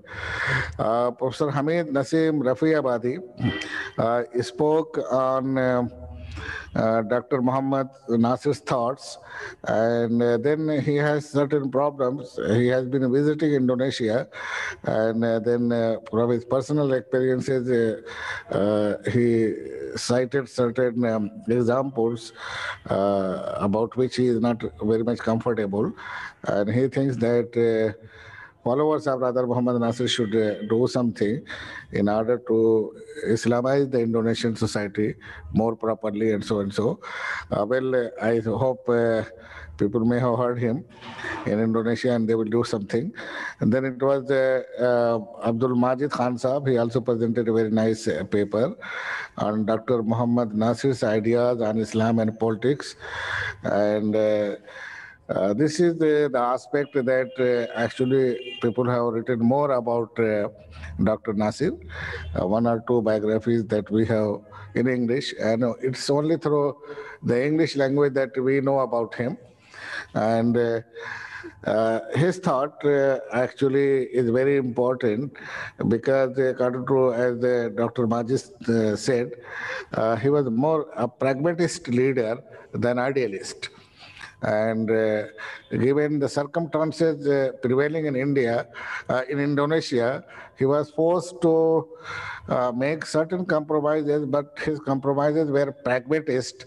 He was very practical rather than idealist, and that's why he succeeded a great deal, according to him, in Indonesian society, though he was not allowed to work freely because there was most of the time there was a dictatorship in Indonesia. But he was even imprisoned, he was tortured, and even when free, he was not actually free to do whatever he wanted. But anyway, whatever time he got, he did serve the Indonesian politics very well. This is what Dr. Majid said. Umair Azmi's paper was very good, though he could not present all his papers, but he gave some broad ideas. I hope he will write on this topic later on. He tried to trace Dr. Nasir's influence or the outreach of his message beyond Indonesia, and he referred to certain English works which have been produced on the life and personality of Dr. Nasir. And in this way, it was a very nice paper that he tried to understand or to trace Dr. Nasir's influence outside Indonesia. And well, proceeding of the seminar will be brought out in a book form later on.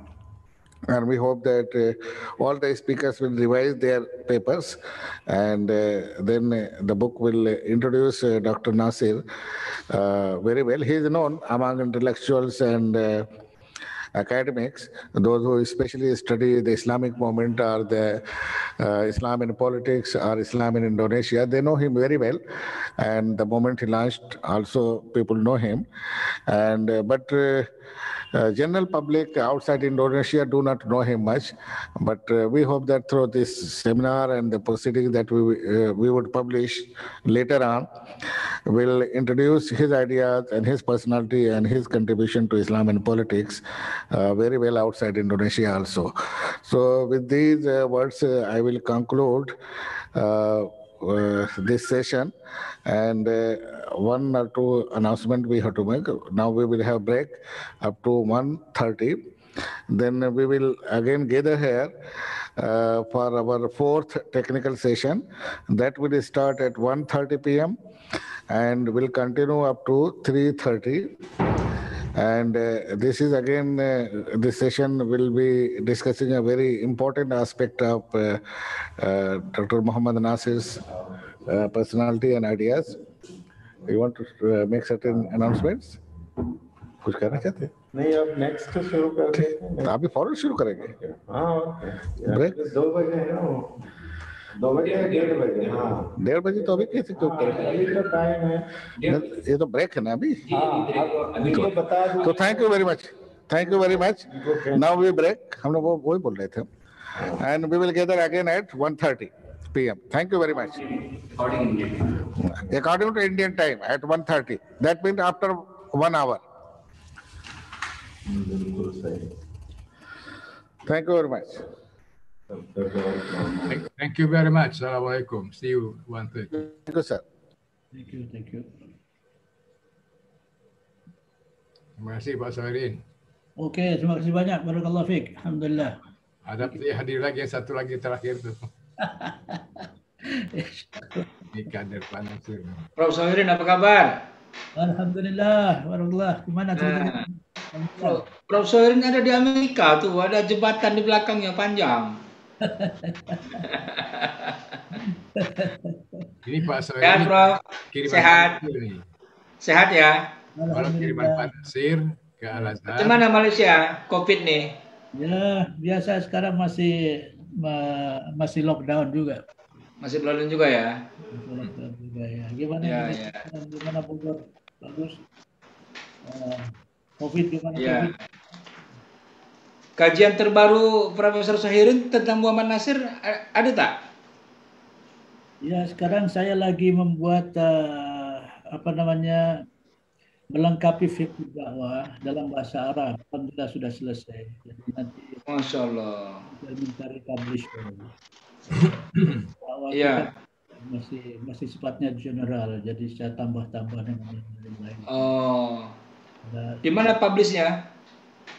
Ya kemungkinan di Kuwait atau mungkin di Saudi Arabia. Masih sebab ini buku ini yang saya ini semula mau diberikan pengantar oleh Syekh Yusuf Qaradawi. Tapi paparan tidak berani untuk mengangkat istilahnya tidak jadi. Oh iya. Masalah. Yang bahasa Inggris sudah lama. Kemarin ada saran katanya sudah diterjemahkan ke dalam bahasa Indonesia, katanya main sama. Iya. Saya bilang apa bedanya, nanti kan sudah ada buku-buku banyak tentang Indonesia.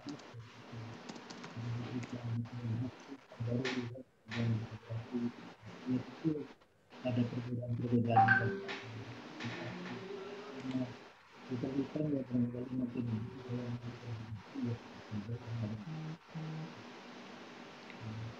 Iya. Pak Sohirin ini kiriman Pak Nasir ke Al-Azhar dulu nih. Masya Allah. Dan dari sana setelah selesai, alhamdulillah saya dengan izin Allah mengirim beliau ke London, Oxford, ke Islamic Foundation. Beliau cari jalan sendiri untuk meneruskan studinya. Islamic Foundation asal tahun program research tentang Islam and Christian Relation di Indonesia. Waktu itu tahun 80-an ya. 80-an waktu masa 80-an. Dan dengan jihadnya dan pertolongan Allah SWT dia berhasil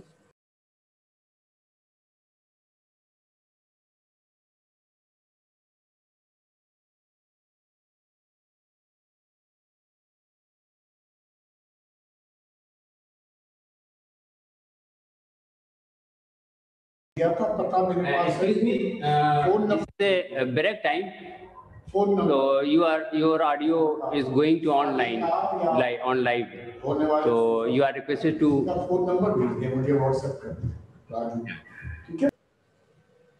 Ya oke. Jadi kita tutup nih. Apa disuruh tutup? Kita boleh terus nih. Terus Dia bilang mengganggu audionya katanya. Ya udahlah, tutup dulu lah. Nanti kita ngobrol lagi. Ya. Ini kalau Pak Sohirin kan datang mesti datang ke Ibnu Khaldun nih. Oh iya harus. Nanti harus give lecture nanti. Dear brother Henry, your voice is on broadcasting, on live broadcasting. So please. Okay. Thank you. Please you do during. We are leaving now. We're leaving the meeting now.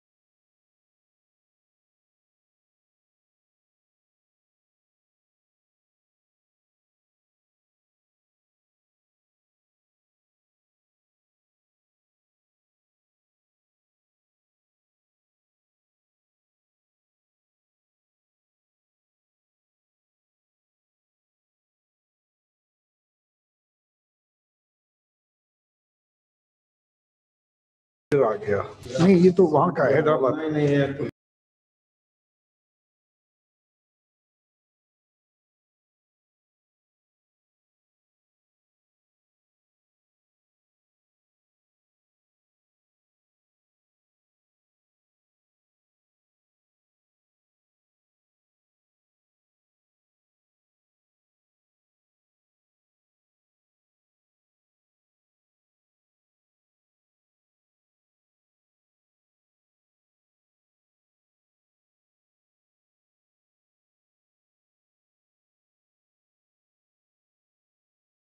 Okay. बिस्मिल्लाहिर्रहमानिर्रहीम। कहाँ पे ये? और mic तो on है जी। हाँ, चला है नेट। बिस्मिल्लाहिर्रहमानिर्रहीम। Dear resource persons and participants, we are now in the fourth technical session of the conference, which is being organized by the Institute of Objective Studies, by University of Ibn Khaldun, Indonesia, and International Institute of Islamic Thought, USA, on personality and contribution of Dr. Mohammad Natsir as a national and international thought leader in 20th century. And in this fourth session, the theme is Dr. Natsir's contribution to promotion of Islamic thinking and his thoughts and methodologies, relevance to modern globalizing world. The session will be chaired by Dr. Sohirin Muhammad Solihin. Dr. Sohirin is Professor, Department of Quran and Sunnah Studies, International Islamic University, Malaysia. In this session, we are having very distinguished speakers, and the list is headed by one of the very prominent academic leaders of India, especially in the field of history, Professor Sayyid Jamaluddin. He was earlier with Jamia Millia Islamia, and he is now immensely participating in the endeavors of India, this Institute of Objective Studies.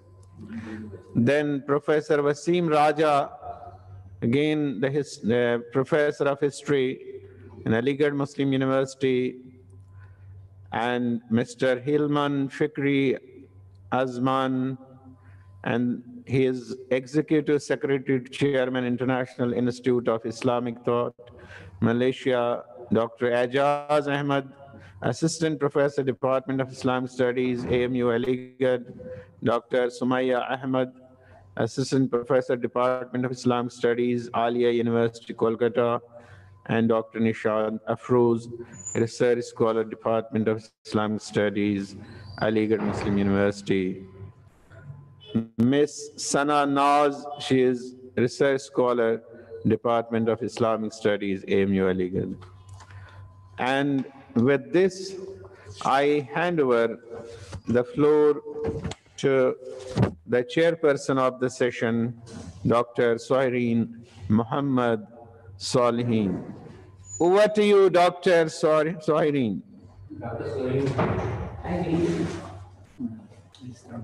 It seems that Dr. Solihin is not available. If Dr. Sohirin is not available for the time being, I assume the responsibility of chairing the session, and I request Professor Dr. Sayyid Jamaluddin come forward and kindly make your presentation on the topic tracing how the Holy Quran inspired Mohammad Natsir. Over to you, Sayyid Jamaluddin.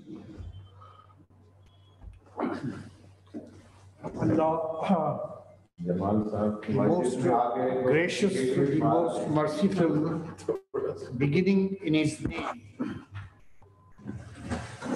Esteemed participants from Indonesia, organizers responsible for this two-day international conference, participants, and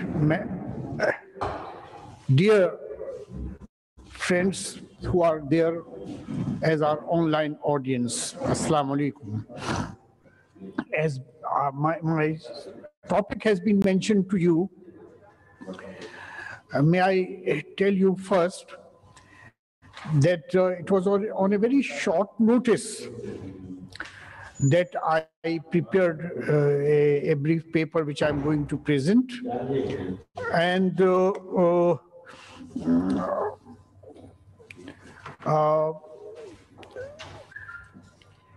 first, I would like to mention the works which I have consulted. Since my primary premise is that Dr. Muhammad Natsir, as he himself said, drew inspiration from Ayah 56 of Surah Al-Zariyat, which reads as وَمَا خَلَقْتَ الْجِنَّ وَالْإِنسَ إِلَّا لِيَعْبُدُونَ. So I thought that it will be appropriate that I take into consideration the commentaries of the Holy Quran which were there during the time when Dr. Muhammad Natsir was formulating his ideas.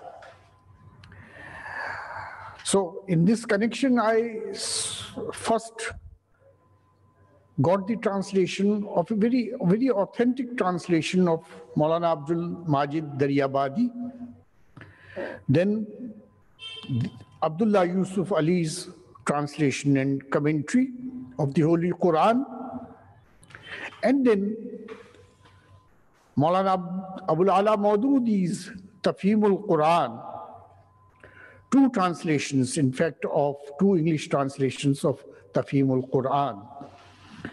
The first one, which came,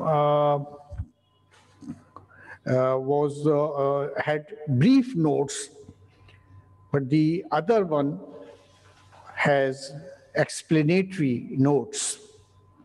So I have taken into consideration both these notes. And then I could get access only to a few writings in English on the subject I'm going to speak. That is Mamour Ilzamuddin's book, or rather thesis, Abul Ala Maududi and Muhammad Natsir's views on statehood, a comparative study. It was a master's thesis submitted to the McGill University long ago in 1995. Then I have consulted Ishtiyaque Muhammad Shohaini and Sohirin Muhammad's book on integrated education, because I think that education was also closely associated with the kind of a state Dr. Muhammad Natsir had in his mind for Indonesia. And then another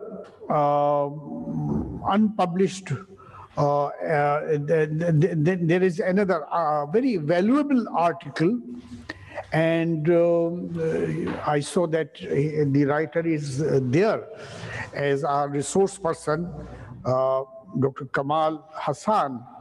His article, which appeared in the Muslim World in 2003, titled as The Influence of Maudhudi's Thoughts on Muslims in Southeast Asia, a brief survey.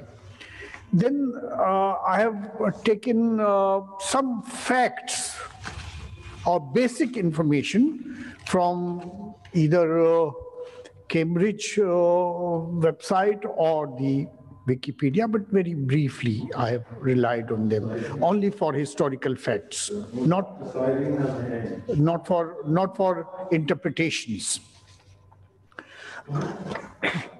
Muhammad Nasir, an intellectual and a statesman, or rather an intellectual statesman, is best known for his writings on Islam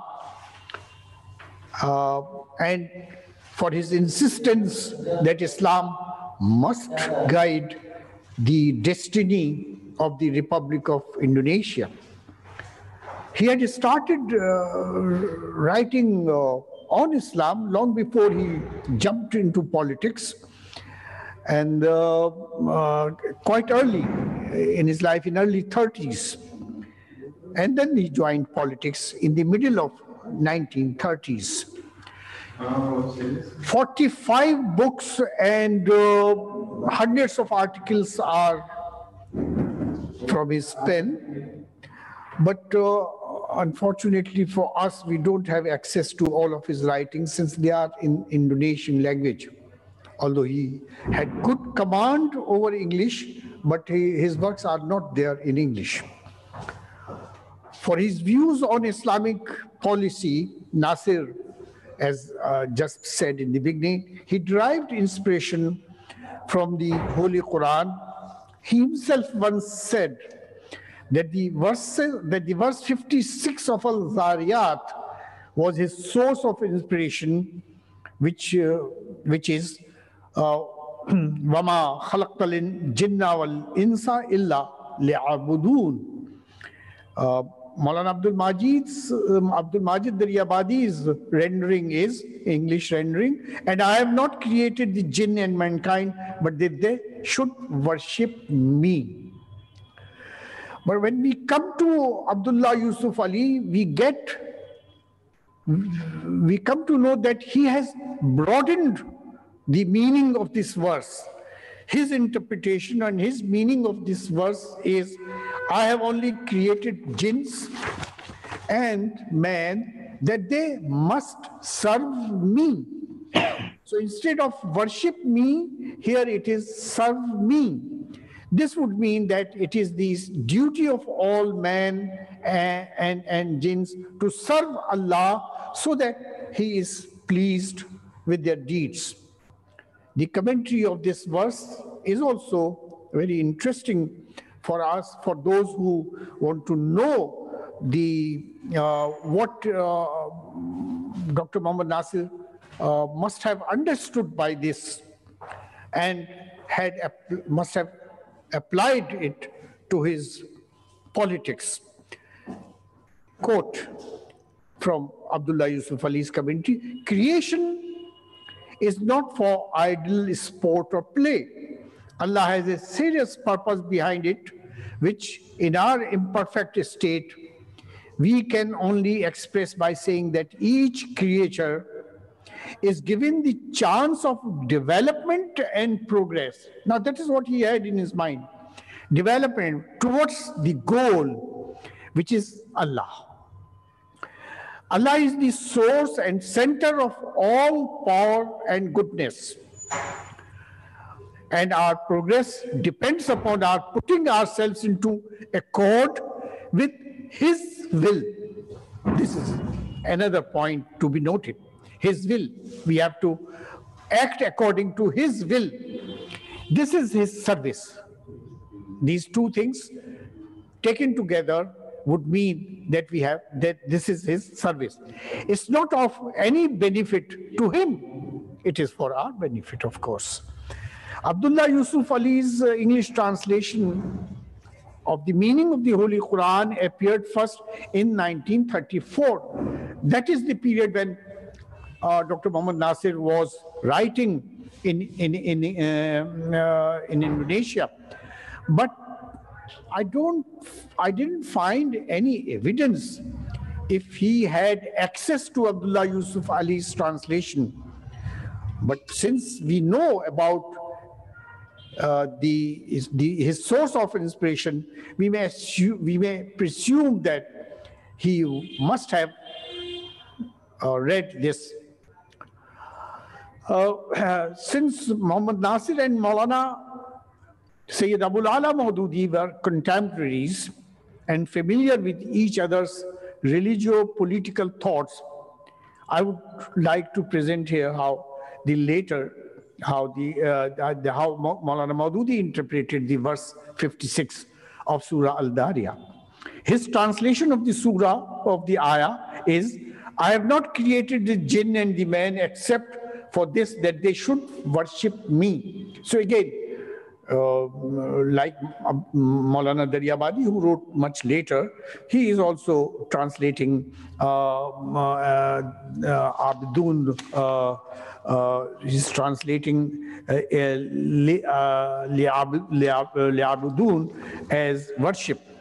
But when we read his commentary, both brief commentary and the explanatory commentary, we find that he's very close to what Abdullah Yusuf Ali has written in his commentary of the verse.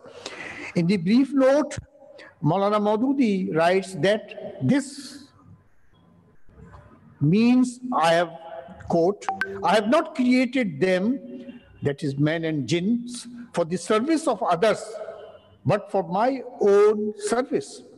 They should serve me, for I am their creator. When no one else has created them, no one else has the right that they should serve him. And how can it be admissible for them that they should serve others instead of me, their creator? So this is God's sovereignty Maulana Maududi is talking about. Then in the larger commentary, Maulana Maududi reflects on the significance of this verse.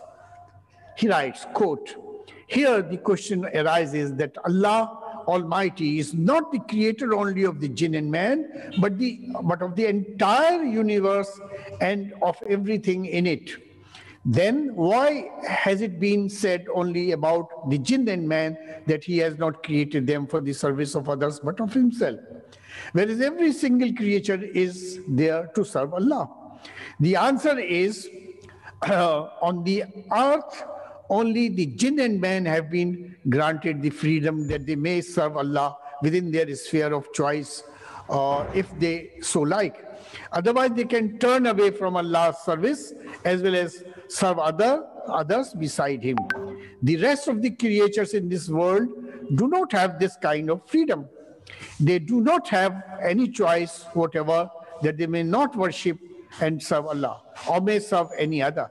Therefore, only about the jinn and man, it has been said here that by turning away from the obedience and servitude of their creator within the bounds of their own option and choice, and by serving others than the creator, they are fighting their own nature. They should know that they have not been created for the service of any other but the creator. And for them, the right way is that they should not abuse the freedom granted them, but within the bounds of this freedom also, they should serve God voluntarily, just as every particle of their body is serving him involuntarily in the sphere where they have not been granted any freedom. Maulana Maududi adds, the word ibadat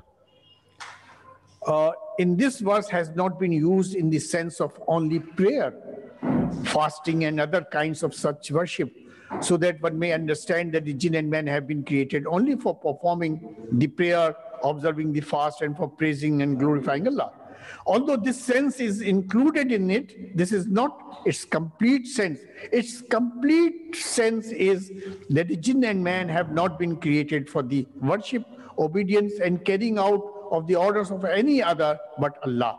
They are not there to bow to any other, to carry out the orders of any other, to live in fear of any other, to follow the religion enjoined by any other, to look upon any other as the maker and destroyer of one's destiny, and to supplicate any other than Allah for help. Now, this is what I regard the basic premise of Dr. Muhammad Natsir's politics. As a politician, Natsir aimed to ensure that the Muslim community lived in a state where Islamic teachings, according to Mahmud Izamuddin, is teachings apply in the life of individual, society, and the state of the Republic of Indonesia. He also worked for human rights and aimed to achieve the modernization of Islam. It is here that we find Dr. Muhammad Natsir was different from Maulana Maududi, that he aimed at the modernization of Islam. It should be noted here that Mamour has tried to compare Natsir's political views with those of Maulana Maududi in his Master of Arts thesis. I could not get access to this. However, I gather from the title that Mamour might have found similarity in the political thought of Maududi and Natsir. One striking resemblance between them is that both of them developed their ideas in 1930s. Despite differences in culture, the two Islamic thinkers were familiar with each other's religio-political thoughts. In making Medinas in the East, Islamist connections and progressive Islam, Taranjit Sevia explains how the meeting and subsequent interaction of Maulana Maududi and Muhammad Natsir created Medina in Pakistan and Indonesia. Medina here means the Republic of Medina, created by the Prophet ﷺ. The contemporary Islamic thinkers lived, and the two contemporary Islamic thinkers, that is Maulana Maududi and Muhammad Natsir, they lived at one and the same time. I am given a notice that the time is over. I hope that when the proceedings are published, you may get a revised version of this paper. Only a few sentences I would like to read from the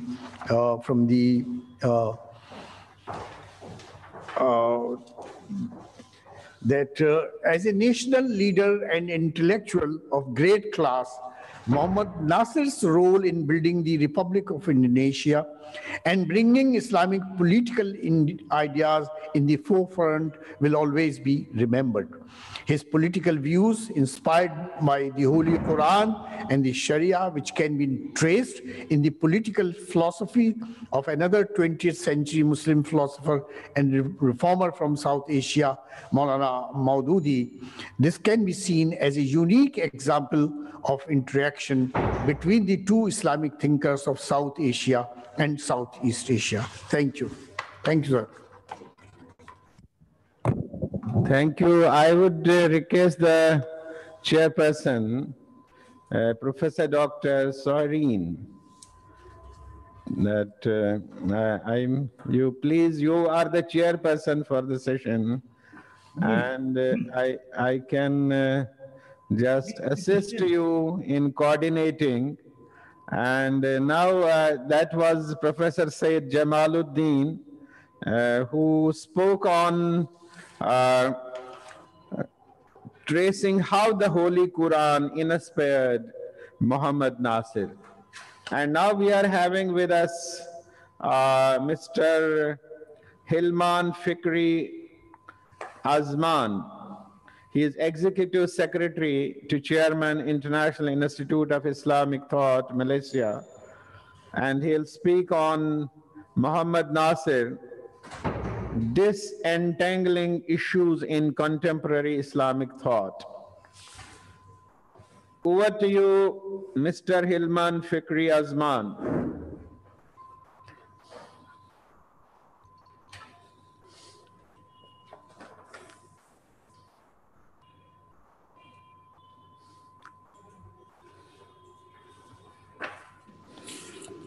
Assalamualaikum warahmatullahi ta'ala wabarakatuh.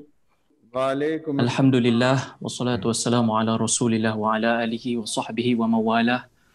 Thank you very much to the organizer. Alhamdulillah, we have passed several sessions, and yesterday it was very intriguing, and the session is, I believe, successful. We managed to see the participation of so many people from all over around the world.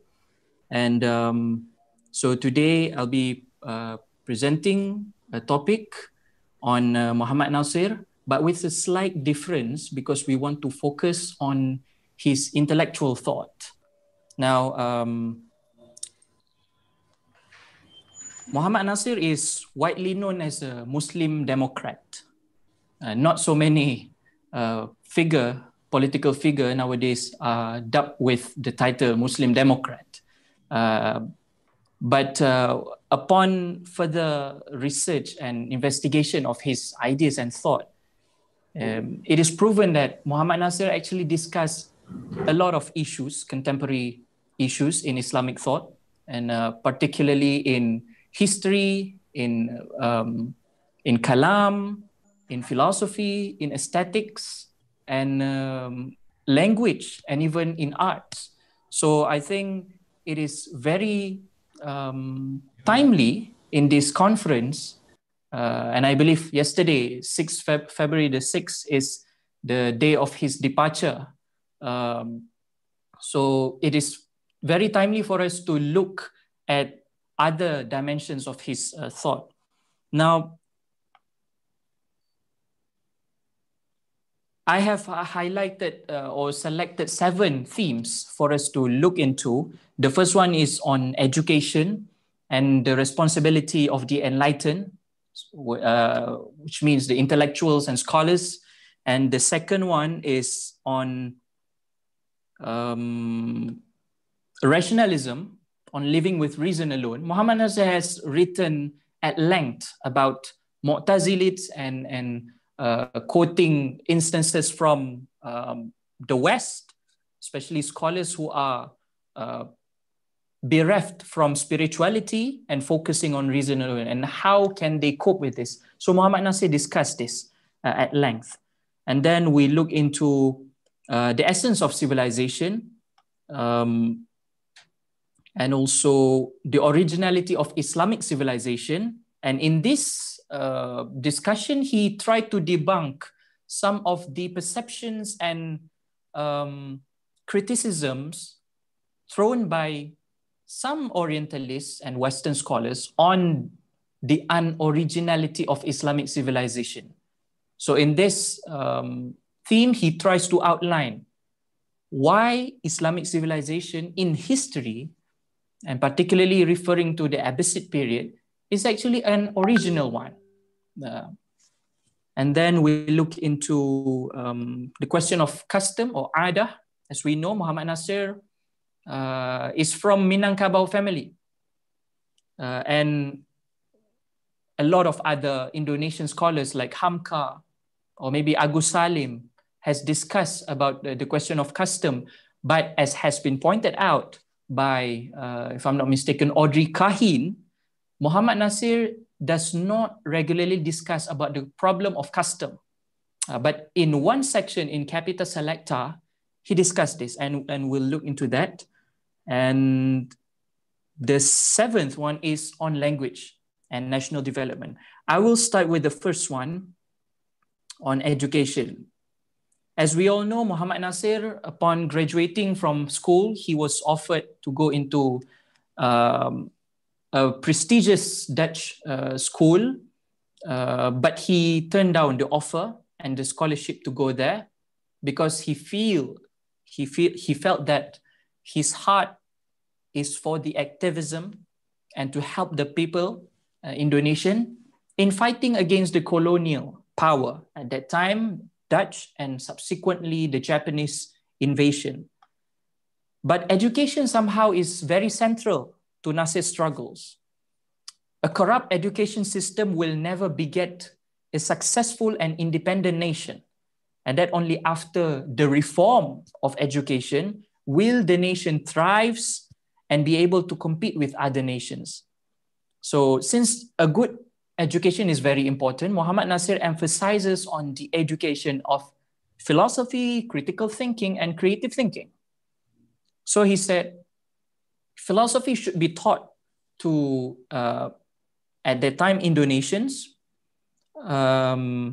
because despite its difficulty, it is the responsibility of the enlightened to convey philosophical ideas and critical thinking, its methodologies, to fellow Indonesians and its people with the way that is appealing to them. And for that reason, he eulogized Ibn Tufail's Hayy ibn Yaqzan, whereby in the novel of Hayy ibn Yaqzan, Ibn Tufail tried to deliver a philosophical ideas on epistemology, on empiricism and rationalism to the people of his time, but using a novel, using an analogy. So for Natsir, this is a good example of how the enlightened discharge with their responsibilities, all right? And then this is, if you are familiar with Ibn Rushd, Faslul Maqals, this is actually quite the same ideas that have been emphasized in Faslul Maqal, whereby Ibn Rushd outlined 3 levels of people, and for each levels there are certain specific ways to cope with them and to deliver our message. And the second one on rationalism, in this theme or in this problem, Muhammad Natsir brings the tragic life of Paul Ehrenfest, a renowned physician, but not as popular as Einstein or Niels Bohr or his contemporaries. But one of the dark history of Paul Ehrenfest that not many know is that towards the end of his life, he shot dead his son, Wasik, and also commit suicide. And throughout his life, he was known to be a very rational person.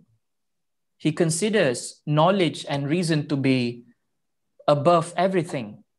But there is some loopholes in his pursuit of knowledge, which is he neglect the spirituality or the inner dimension of a human life, and therefore he felt not content and felt somehow empty, or his life is meaningless. And for that reason, he shot dead his son and commit suicide after that. In this instance, Muhammad Natsir highlighted that despite your perseverance and your commitment to pursue knowledge and scholarship, if you neglect an important, essential dimension of a human being, which is the spiritual part, you are condemned to death in a horrendous way, of course. So that's why Muhammad Natsir said, we need to satisfy our dimensions equally. We have sensational part, we have rational part, and we have the spiritual part. We cannot somehow neglect one aspect and focus only one aspect and expect stability in life. That's why And he also, in another chapter in his Capita Selecta, pointed out about Al-Ghazali's dilemma, which has been outlined by Al-Ghazali himself in his Al-Munqidh min al-Dalal, the deliverance from error, in which Al-Ghazali doubts his own reason and saying that, in conclusion, reason alone could not bring happiness to one's life, and that it's insufficient to reach certitude, in fact.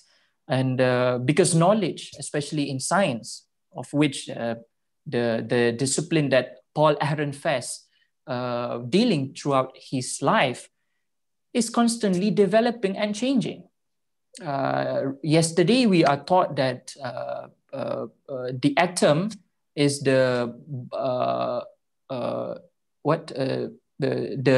basis of our life. But then tomorrow, we are taught that in atom itself, there is a slight more smaller particles, quarks, they say, and it doesn't end there. And science constantly develop. And so Natsir said, you cannot depend on science and reason alone. And because that will not brings you to certitude. And then he also discussed on civilization. And as we know, a famous work that he quoted in his Capita Selecta is Henry Pirren's Mohammed's and Charlemagne. I believe this has been touched by Datuk Sri Anwar Ibrahim yesterday in his inaugural address, in which Mohammad Natsir emphasizes the inner dimension of a civilization, for a civilization to be regarded as a civilization. Because previously, Edward Gibbon, in his The History of the Decline and Fall of Roman Empire, claimed that the beginning of the Middle Ages started with the fall of the Roman office, with the invasion of the Germanic tribes. But then Henry Pirren said, this is not necessarily the case, because even after the Germanic tribes invaded the Roman Empire around Mediterranean Sea, they still practiced the Roman way of life. The economic activities of the Roman continued. So it could not be seen as a new era. So what is the new era?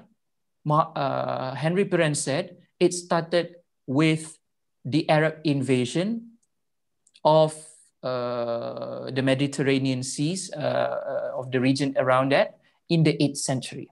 Because during that time, the economic activities of the Romans are severed. Ties are cut, and things flows out from the Roman region, but nothing comes back. And also we are known, we are familiar with the word Mozarab, whereby non-Arabs who determine or who speaks and practice Arabic culture, because they are heavily influenced by the Arabic government at that time. So they practice the culture of Arabs or Muslims. They wear jubba and they speak Arabic, even though they are from Spain, Al-Andalus, and in some part of Portugal. And so in the essence of civilization, Mohammad Natsir pointed out that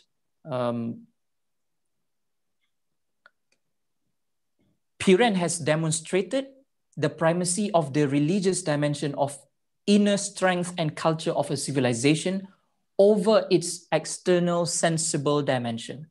So this inner dimension serves as culturele functie, the Dutch word for cultural force, is what distinguishes humans from animals, because it gives humans its functional role in developing a civilization.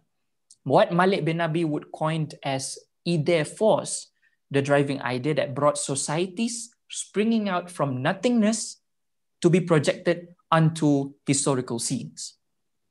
And then So we go to the originality of Islamic civilization.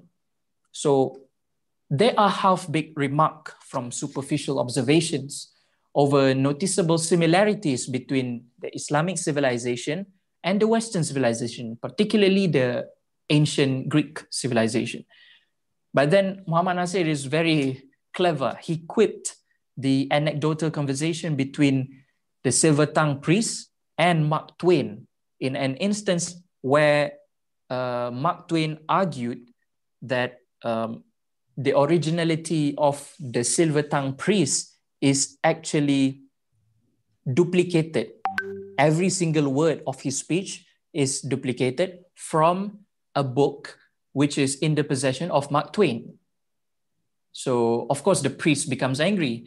But then, upon revelation of the book, we know that the book is actually a dictionary. So, Muhammad Natsir, referring to this anecdote, saying that despite the noticeable similarities between the two different civilizations, that does not mean that one influenced the other. And that does not mean that the Islamic civilization is a copycat. So this is a very important point where Natsir cited Ibn al-Haytham as one of the original scientists who made some of the earliest advancements in the field of optics and even corrected some optical theories from his predecessors. So despite that, the chief contribution of Islamic civilization to humanity is not merely scientific discoveries, as what we all know in the Islamic golden ages, but these are, according to Natsir, these are its fruits. The spirit of research and critical thinking, as emphasized in the Quran, and later on repeated by Jabir ibn Hayyan, is the ultimate contribution of Islamic civilization to the rest of humanity. And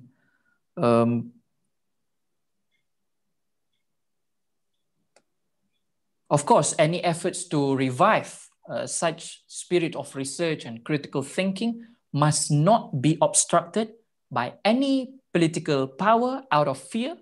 Rather, they should be embraced and given due recognition as they serve as the seeds of civilization. And then, so that's on civilization. Now on custom, we are now at the 5th point before I end. At a young age, we know that Muhammad Natsir is very much exposed to the culture of Minangkabau.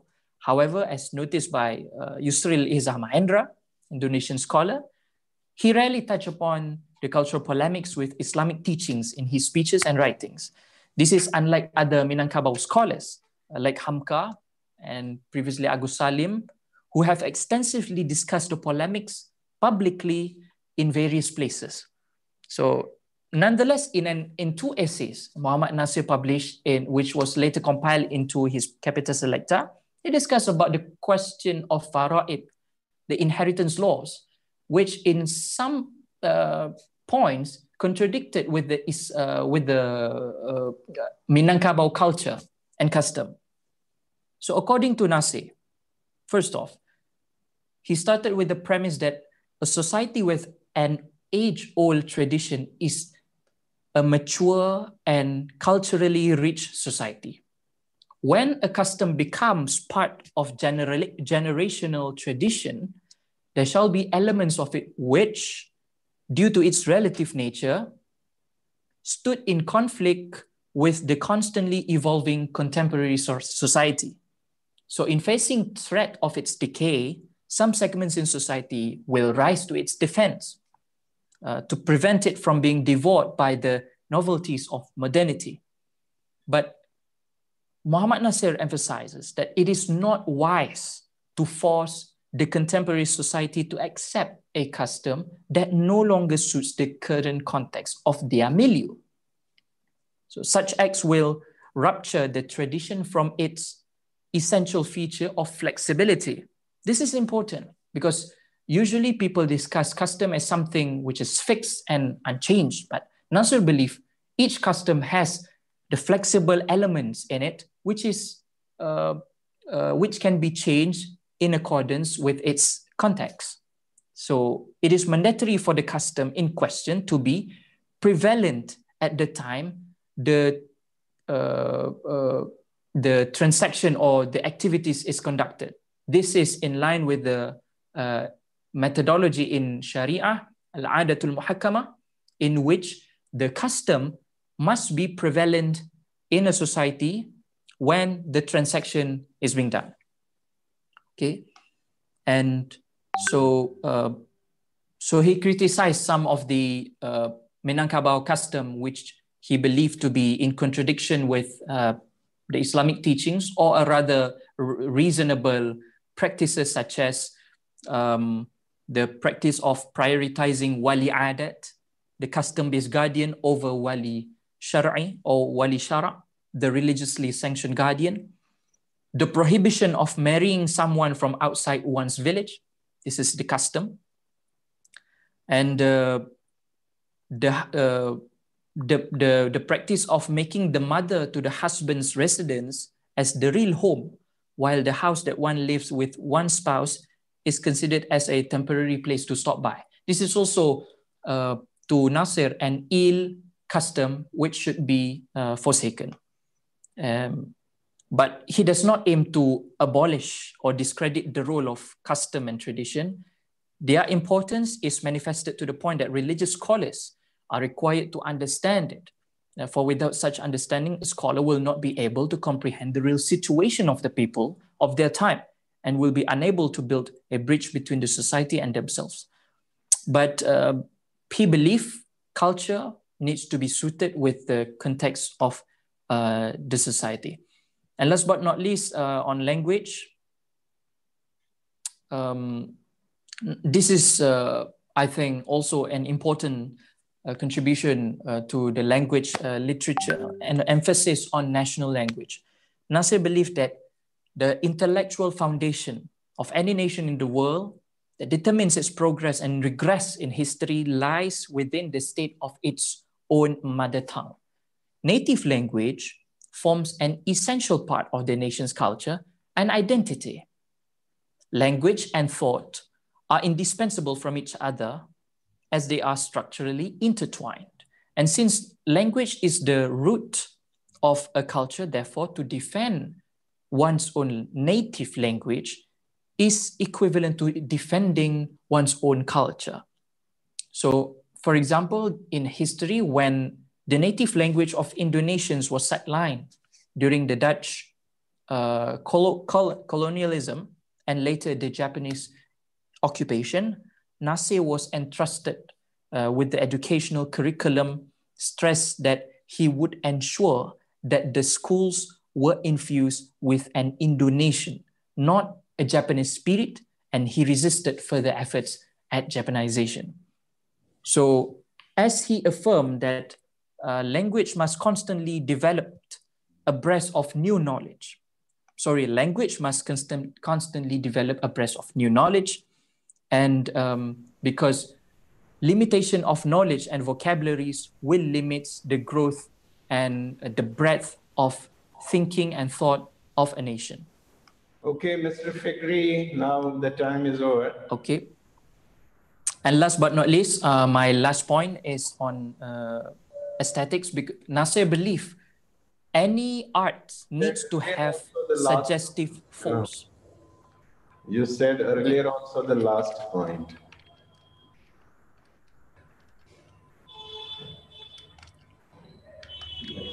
So is it the last point or?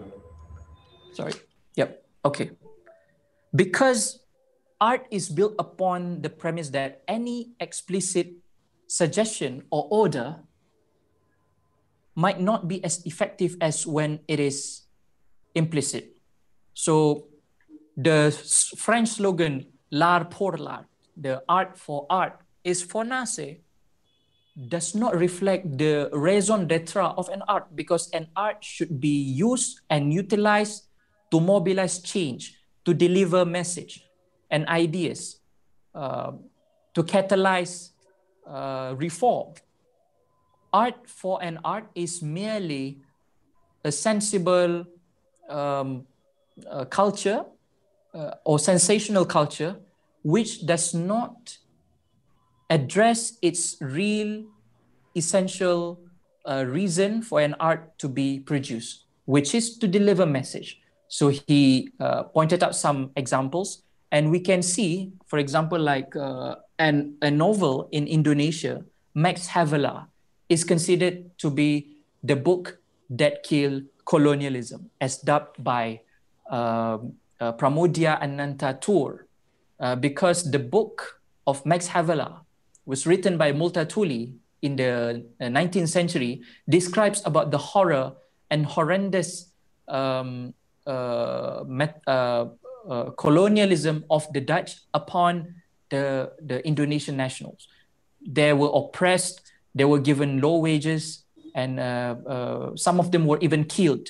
So this book, which reveals this catastrophe to the Western world, give pressure to the Dutch to stop and end their occupation. So this is an example of an art which has a strong message and ideas, and that serves as a catalyst to change and reform. And I think that's all. Thank you very much. Assalamualaikum warahmatullahi ta'ala wabarakatuh. Okay, thank you, Mr. Fikri. I wish you to be a doctor soon. And then now we are having with us Dr. Ejaz Ahmed.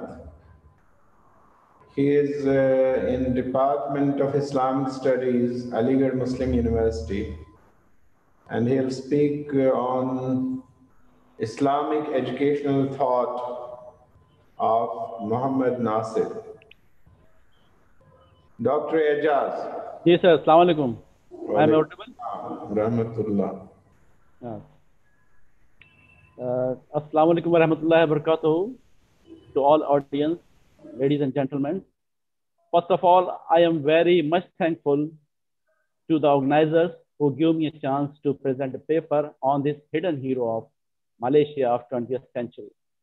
The topic of my paper is a study on Islamic educational thoughts of Mohammed Natsir. Various scientific papers, dissertations, theses, much have been discussed about Mohammed Natsir's thought on political and constitutional themes. Very few have been found written on his educational thought. So therefore, I wrote to decide on his educational thought, or we can say Islamic philosophy, educational philosophy of Mohammed Natsir. Along with this, I have covered his life, education, his career, his academic activities, his awards and degrees. In writing this paper, I have gone through those sources which were available only in English. Sources like articles and books that discuss directly or indirectly the thoughts of Mohammed Natsir. But due to the some time bound, I will speak on Mohammed Natsir's concept of integration of Islamic education. Mohammed Natsir was one of the prominent and important Muslim intellectuals, legendary figures, thinkers, and reformers of Indonesia of 20th century. Mohammed Natsir was also called as Mujahid-e-Kabir by King Faisal of Saudi Arabia. He was also known by the title Datuk Sinaro Panjang. Mohammed Natsir has served the first Prime Minister during the reign of Sukarno. He has assumed an important position in the largest Islamic party, Maisomi, of Malaysia. In 1938, he joined the Indonesian Islamic Party, PII, and from 1940 to 1942, he had been working as the head of the Bandung branch. He had served as the head of Education Bureau of Bandung till 1945. Mohammed Natsir has held the position as Vice President of Islamic Mu'tamar and the Chairman of Board of Dawa Islami Indonesia from 1967 to 1993 till his death. He was one of the top figures of Rabta-e-Alam Islami. During the Japanese occupation, Mohammed Natsir served as Chief of Bureau of Islamic Education in Bandung. Shortly after independence, Sukarno appointed him Information Minister in the first cabinet of Indonesia. However, he resigned from his post in April 26, 1951 because of disagreement with Sukarno on the policies of secular policies of Mustafa Kemal. Mohammad Nasir criticized Sukarno that he is less concerned with the welfare outside Java. Nasir also known several languages: English, Dutch, French, German, Arabic. Now we come to his views on Western education. He will left all his life and his achievements. Mohammad Nasir was very much concerned about the influence of Western education on the young generation. Mohammad Nasir felt that the Western education focused only on the material aspect, which gives the birth of alien ideas that contradicted with the divine message. Mohammad Nasir dissatisfied with the Western education system, but he wanted to teach. Hello?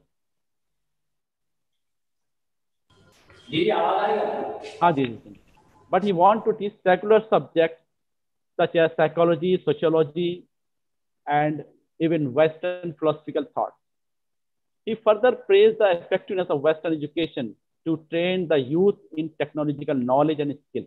Mohammad Nasir emphasized that Western sources should not be rejected because Islam encourages scholars to cross-check the concept of truth regardless of cultural and religious boundaries that they are in. He also gave examples of Muslim scholars and scientists of the golden period who thoroughly studied the philosophies and other theories and concept sciences that were developed by Plato, Socrates, and Ptolemy. And these Muslim scholars exerted their energies and thoughts to come up with a new invention and various fields. His concept of integration of knowledge. Mohammad Nasir's idea of integration of education was particularly a response to the call of Ijtihad as viewed by his mentor, Ahmad Hassan. According to Mohammad Nasir, the development of Ummah can only be achieved through proper planning of education. For this purpose, he sought to apply a comprehensive methodology that could produce students who are well equipped with religious values and worldly knowledge. According to Mohammad Nasir, in the Western education system, along with these sciences, religious subjects should be offered to equip the student with the mission of dedicating their knowledge to gain God's pleasure and avoid blind imitation. Mohammad Nasir was concerned about the comprehensiveness of Sharia, which had to be taught to the youth. Apparently, his idea of serving the Ummah through education could be linked to the reformist thought of Jamaluddin Afghani, Muhammad Abdul, Rashid Riza, and Hassan al-Banna. He paid much emphasis to educating the youth because, in his opinion, education is the cornerstone of a building to determine the progress of the nation. He gave the examples of Japan as one of the Eastern countries which had achieved good progress in the field of science and technology and attracted people from all over the world simply because of its leader who focused their attention seriously to educating their youth. It is quite obvious that the idea of Islamic education in the hands of Mohammad Nasir was intended to save future generations from secular influence. Mohammad Nasir used integration of education as one of the elements in producing new systems. Mohammad Nasir proposed that the integrated education should be started from the pre-university level because he wanted to eliminate the negative image of Islamic education, which was given in the traditional Islamic boarding schools of Indonesia known as pesantren. As far as the religious subjects are concerned, Mohammad Nasir encouraged his youth to use analytical thinking instead of memorizing Quranic texts. Students were also encouraged learning to play piano and were also obliged to compose songs to perform at the annual drama or musical performance. Such emphasis attempted to demonstrate a new model of education which could produce graduates who were well motivated by religious morality and competent in work.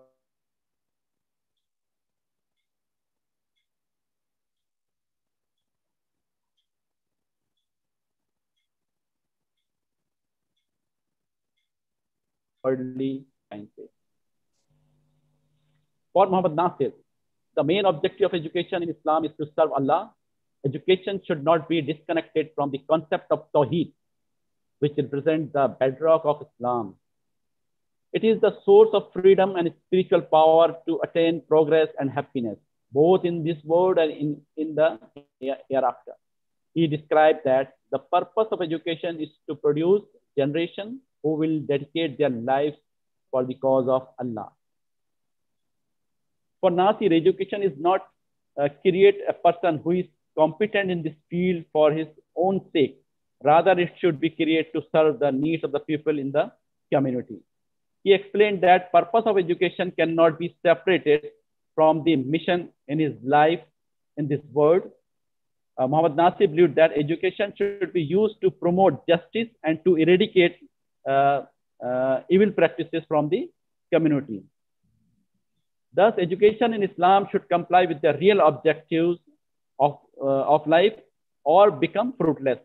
Ultimately, the objective of education should be in response to the divine call, which says, I have only created jinns and man that they may serve me. In this particular aspect, education is closely related to commitment of a person to dedicate his life to an ideal, cooperate with others. The goal of education in reality cannot be separated from the objective of life. So I will conclude my paper, sir. Muhammad Nasir believed that the main problem. Hello. Muhammad Nasir believed that main problem to overcome backwardness in the Islamic education is to overhaul the way of the curriculum, that is dichotomous system between religious knowledge and general knowledge toward the integrated curriculum. So he regarded education as the only tool to drive their Muslim Ummah from its backwardness. The objective of integrated Islamic education is to produce graduates who have a balance between intellectualism and religious commitment. Regarding the quality and benefit of education, Muhammad Nasir did not make any distinction related to the goodness of education, whether it comes from Islam or it comes from the West. From him, the Muslim world and the West gave complementary contribution to the humanity, and thus those who totally undermined the Western system of education were narrow-minded. The so-called integrated Islamic education should not heavily emphasize on the spiritual aspect while ignoring the significance of worldly knowledge. Nevertheless, this theory of integrated Islamic education aimed to provide students with an enhanced educational experience, empowering them with knowledge to effect positive change to themselves and the society. His theory encapsulates the idea of the right balance of integrated knowledge, which seeks to produce a harmonious and tolerant society for nation building and progress. Once again, I am very much thankful to provide me a chance to know that a great personality of Indonesia. Thank you, sir. Thank you very much. Thank you, Dr. Hagar. And the best was you kept the time yourselves. Now we have with us Dr. Sumaya Ahmed, also Assistant Professor, Department of Islamic Studies, Aligarh University, Kolkata. The topic is Dr. Muhammad Nasir, Contribution to Islamic Literary Works. Dr. Sumaya Ahmed, over to you. Highly respected chairperson of the session, delegates, speaker and my dear brother and sister. Assalamu alaikum. First of all, thanks to Allah, and then thanks to Institute of Objective Studies and University of Ibn Khaldun providing me the opportunity to present a paper. The title of my paper is Dr. Muhammad Natsir, Contribution to Islamic Literary Works. Martius Gufran says, quote, how difficult to understand and the history of the struggle of Indonesian nation without knowing Natsir, unquote. Muhammad Natsir, simple and outstanding personality and resilience character, and the national aspirations he advocate had elevated is a superior maestro, a pious and respected mujahid, a democratic and nationalist to proclaim the nation. So this paper attempt to examine the Muhammad Natsir works and especially highlights his contribution to Islamic literary works. The next first point, the introduction, the Muhammad Natsir voluminous writing cover a broad range of issues, but central to his work is a concern with the formal establishment of Islamic symbol and institution within all the aspects of Indonesian public life. A survey of his statement and define the way and the community for modern Indonesian Muslim reveals how this influential figure came to define the communal boundaries and the proper models of behavior in ways that were to have a lasting impact upon the subsequent generation of the thinkers and activists tracking the changes in Muhammad Natsir speech and published writing through the formal end of the Mazhumi party activities in 1960. The next point is literary work. Muhammad Natsir published 45 books or monographs and several hundred articles dealing with his views of Islam. His early works published in Dutch and Indonesian language dealt with Islamic doctrine, culture, the relationship between Islam and politics, and the role of women and Islam. His later works include some written in English and focused more on politics as well as the preaching of Islam and Christian-Muslim relation. Some of his books name Capital Selecta, Fuqaha Dawa, Muhammad's Prophets, Culture, Islam, etc. These prolific works in the themes of Dawa, Aqidah, ethics, politics, hadith, tafsir, seerah, biography, culture, and Islamic art are the greatest cultural treasures that he passed down to the Muslim in Indonesia. A next point here, I discuss some of his Islamic literary works. First, Fuqaha Dawa, the law of Dawa, is an important work that explored the significant principle and ideological basis and ideals of Dawa. He outlined a significant and inclusive manhaj that embraces the values of maqasid and moderate and justly balanced thought and standpoint, and he outlines the clear foundation in missionary works with wide-ranging discussion of the idealism of movement and the principle of struggle, the ultimate objective of the law and the subject matter of Sharia. Fuqaha Dawa gives a deep insight into the fiqh of Islamic preaching, its philosophy and arguments, which is reinforced by the modern and classical ideas and tradition on the issues of Dawa. This significant work, and which also recollect Natsir instrumental in invaluable experience in the Dawa struggle in Indonesia, has placed Natsir as the ideal Dawa figure of the 20th century, who has outlined the essence of Dawa, significance and idealism as described by the Dr. Tauhid Lut, and the central idea encompassed in his Daqwa, quote, in the view of the Muhammad Natsir, Islamic propagation is an invitation that comprises Amr bin Maruf, Nahi al Munkar, unquote, Next is work, Kafir Dawa. This work proposes substantive Dawa theory that refers directly to the strategic struggle of and Daqwa endured by the barriers of Risala. The message of Dawa conveyed the focus on the three basic discussions. First, relation with Allah, interaction with the Creator. Second, relation with people, creation interaction with the creation. Third, establishing balance between the two. Muhammad Natsir says, quote, the trust of the Risala is the mandate of the Dawah that is bestowed on the best human all times, Prophet Muhammad sallallahu alaihi wasallam, in order to giving life and realizing the perfecting human beings and reality, conscience and life, unquote.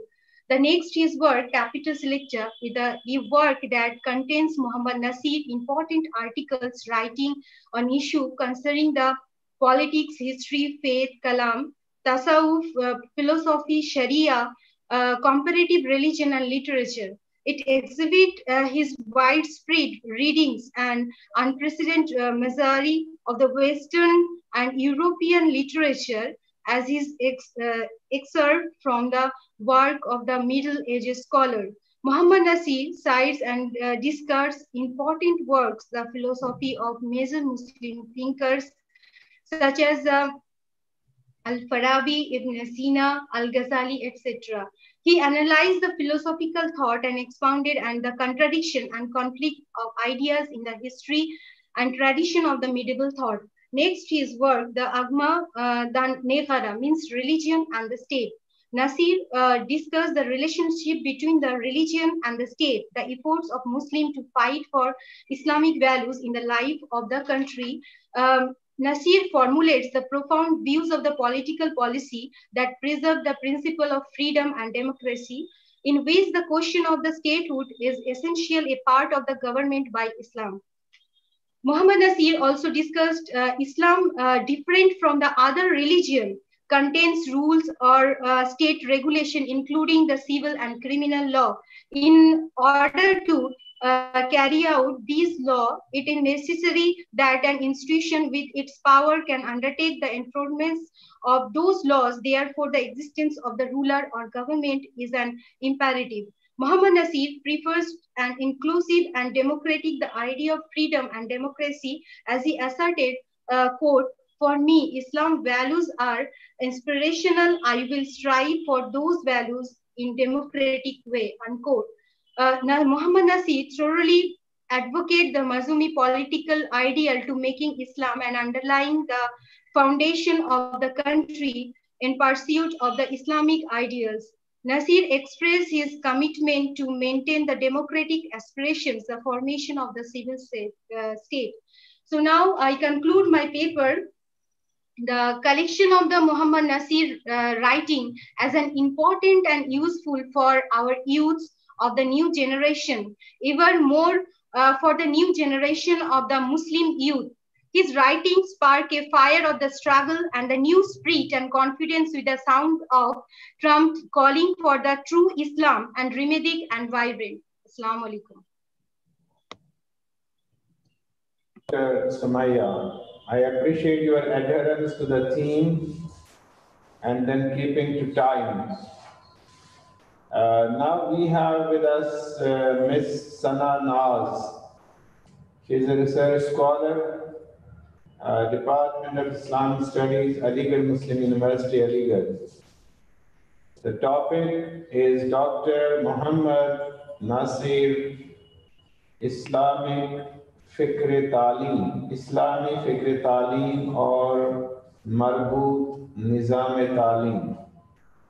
Islamic Fikr Taaleem or Marboot Nizam Taaleem. Over to you, Sana Naz. Please make your presentation.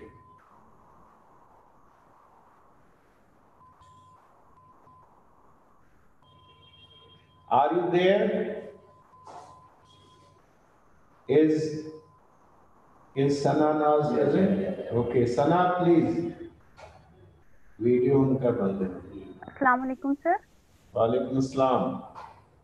आप video अपना on कर लीजिए. हाँ, अपना video on कर लीजिए. Hello, अपना video आप ऑन कर दीजिए आप। Yes sir.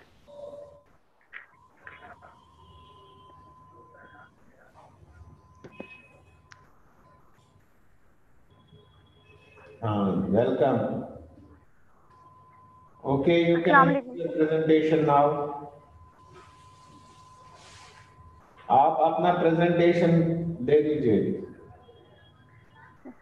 Good afternoon to one and all present over here. I am Sanana, Department of Sunni Theology, Aligarh Muslim University, Aligarh. I am going to present my paper and the topic is Dr. Mohammed Natsir, Integrated Education, a study on the Islamic educational thought. This study discusses Mohammed Natsir's concept of integrated education from the Quranic perspective. Natsir was concerned with the need to develop the Muslim Ummah in Indonesia. Through educational approaches, he disagreed the system of Islamic education as presented with the Islamic boarding school, known as presented, agreeing the graduates from such institutions were not occupied with worldly knowledge to maintain their survival and contribute to the development of the Ummah. In the real world, he equally criticized graduates of Western education for being highly motivated by material interests. The purpose of education, according to Natsir, cannot be separate from the mission of life in the world. That is to promote justice and to eradicate evil practice in the community. Natsir disagreed with the division of knowledge into Eastern and the Western, asserting that both realms of knowledge belong to God. The study attempts to discuss the relevance of these educational thoughts today as a contribute to the concept of Islamic knowledge. Natsir's view on concerned Western knowledge. Discussing the view of Natsir on Western education cannot be done with looking into this statement on the educational system during the Dutch colonial period in Indonesia. Natsir was mainly dissatisfied with the Western education system. Dutch education, which only offered secular subjects. Despite that, Natsir encouraged the prevention of secular subjects available in the Dutch educational institutions, such as psychology, sociology, and even Western philosophical thoughts. He agreed that the things emphasized by the Dutch educational system could only produce graduates who are against the Islamic cultural system. Natsir did not bother with the so-called Western education. According to him, the goodness of education can't be judged through its geographical location. It lies in the use of knowledge to promote justice and the betterment of life. We found such view when he resolved the problem of the rivalry between those who were educated in the West and those educated in the East. Those who were educated in the Western universities felt superior compared to those who were educated in the East Muslim countries. Likewise, the graduate of Middle East University regarded who those who were educated in the Western universities as ignorant of unbelievers, considering that in my case, they promote of modernism, which could negatively affect the basic principle of Muslim faith. Natsir took at the moderate stand in the try to bridge to gap between two groups, arguing that knowledge should be evaluated based on the divine value system with the undetermined it to source. That both the East and the West belong to God, the knowledge and science which come from West source contain both negative and positive aspects. Natsir regarded these two blocks, East and West, as competing in producing human civilization, but they were also complementing each other. As such, there was no point in antagonizing Western education as long it could be used to serve justice and goodness. Those who refused Western education, he said, did not have bored intellectualism. The religion of Islam is only concerned with the contradiction between the truth al-haq and the false al-batil. This perspective demonstration Nassir boarding understanding of the universal value that Islam promotes. He held that truth and justice should be supported, they come from non-Muslims, while falsehood al-batil and injustice should be discarded despite them coming from the Muslim world.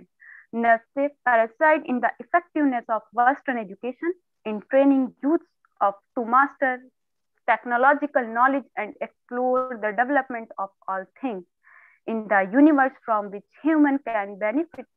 According to him, Muslims cannot reject the Western system simply because of the Western fault, such as materialism and primarily reliance upon faculties of reason. The Muslim world should adopt the system of promotion of individual abilities and intellectual freedoms, while at the same time maintaining its focus on spiritual and moral values of Islam, while not neglecting the importance of secular knowledge.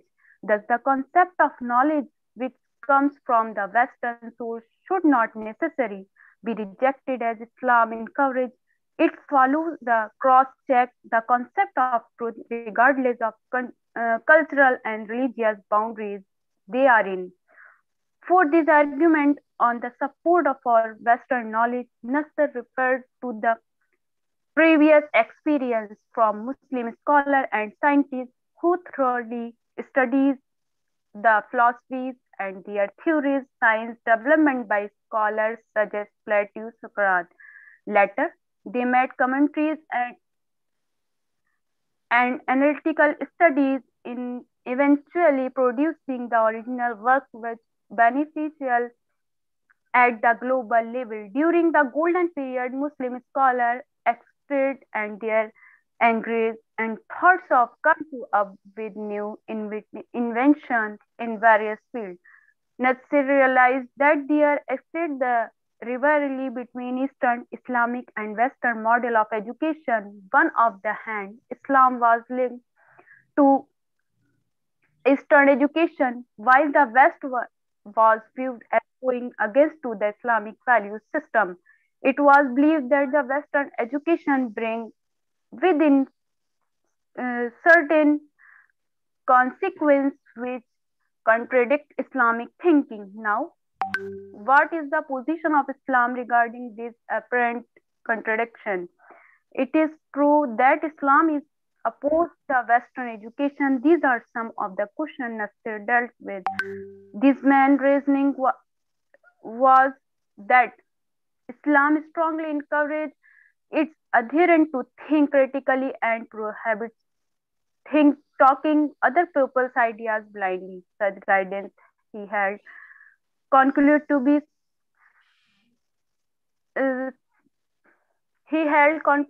sum up from the following textual evidence. So now I conclude my paper. Nassir's view on an integrated education is to combine both of religious and secular knowledge. He regarded education as reconstruction of Muslim Ummah from its backwardness. The objective of Islamic education is to produce graduates who have to balance between intellectual and religious commentary regarding the equality and benefit to education. Nassir did not make any discussion related to the goodness of education, goodness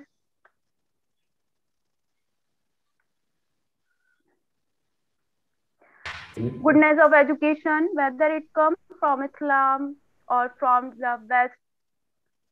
From him, the Muslim world and the West to give the complementary contribution to humanity, and those who totally undermine the Western system of education were narrow-minded.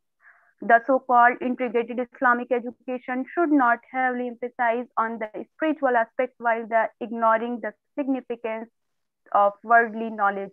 The concept of education in the hand of Nassir is quite general. He did not offer the details of the curriculum. Islamic religious subjects such as the Quran and Hadith of the Prophet Muhammad Sallallahu essentially require in-depth analysis as they can attract the students' interest and help them to relate the religious practices. Nevertheless, this theory of integrated education aimed to provide students with an enhanced educational experience, empowering them the knowledge to affect positive change to themselves and the society. This theory encapsulates the idea of the right balance integrated knowledge which seek to produce to harmonious tolerant society for nation building and progress. Thanks. Okay, thank you very much. Okay, we are grateful to you for taking time. And now I am going to the chairperson of the session, Dr. Sohirin Muhammad Solihin. Respected chairperson, please give your presidential remarks for the session. Dr. Sohirin.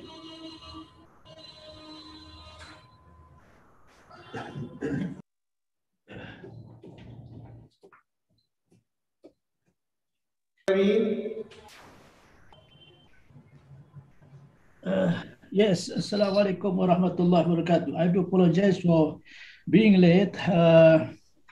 This is that, are you hearing me now? Is yes. My all right, okay, thank you. Including remarks about the session. Yeah, of course, this one, I really appreciate all the presenters, especially the first one. It was, I think that one, the brother Fikri, and then he presented the thought of Muhammad Nasir in the aspect in which he touched upon the traditions, and also Chairperson, would you like to give some space to questions? If there are some questions and in Q&A box, can you put? In question answer. I don't have any question. I don't have any question. Do it from here. Okay. Okay, there is a question from Hamid, is it? Yeah. Muhammad Nasir was conscious of un-Islamic practice of his societies, but after him, no such initiative to continue his work has been taken. Can any of the presenters answer this? Would any of the presenters answer this? Dr. Fikri, would you like to answer this question? I will answer in the chat box. Okay, okay. Because, yeah, I think better to allow more time for Dr. Sohirin to present. Yeah, he has written the above question is for Ilman Fikri. Okay. Another question is from Nabiha Nafila. How do you think we can incorporate Islamic education with today's education, keeping in mind that most of our education patterns today are West-derived? This question is also addressed to Hilman Fikri. No. Would you answer? Yeah, sure. Okay, please. Wait.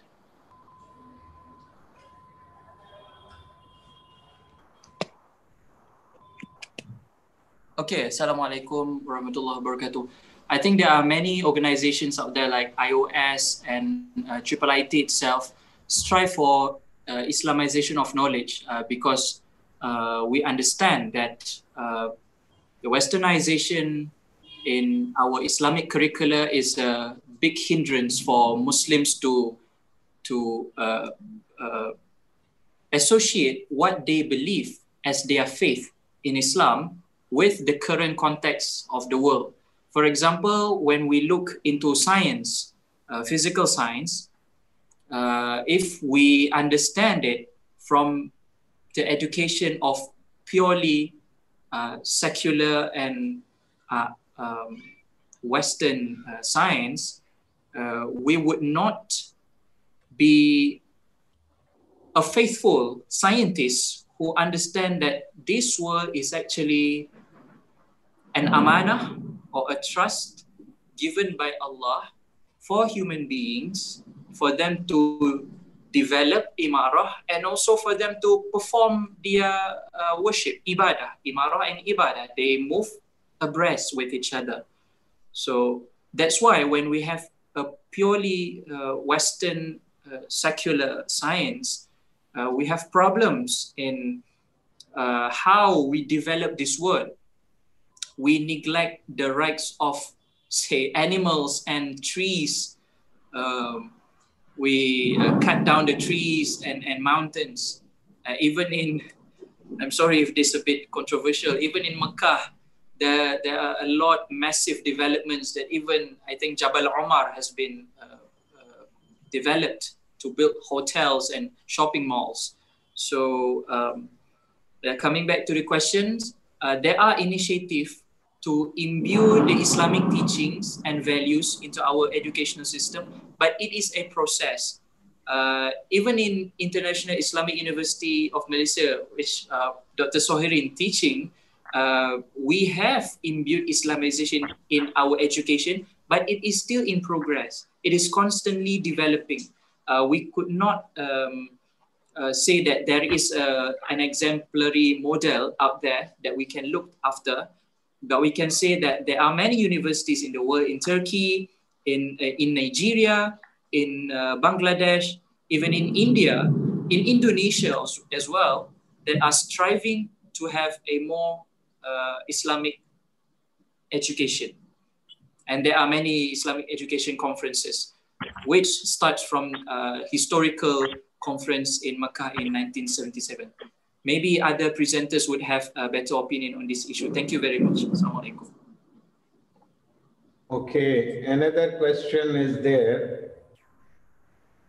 You mentioned about how Mr. Mohammad Natsir talked also about how culture influences us and at some points also shapes what we believe and practice.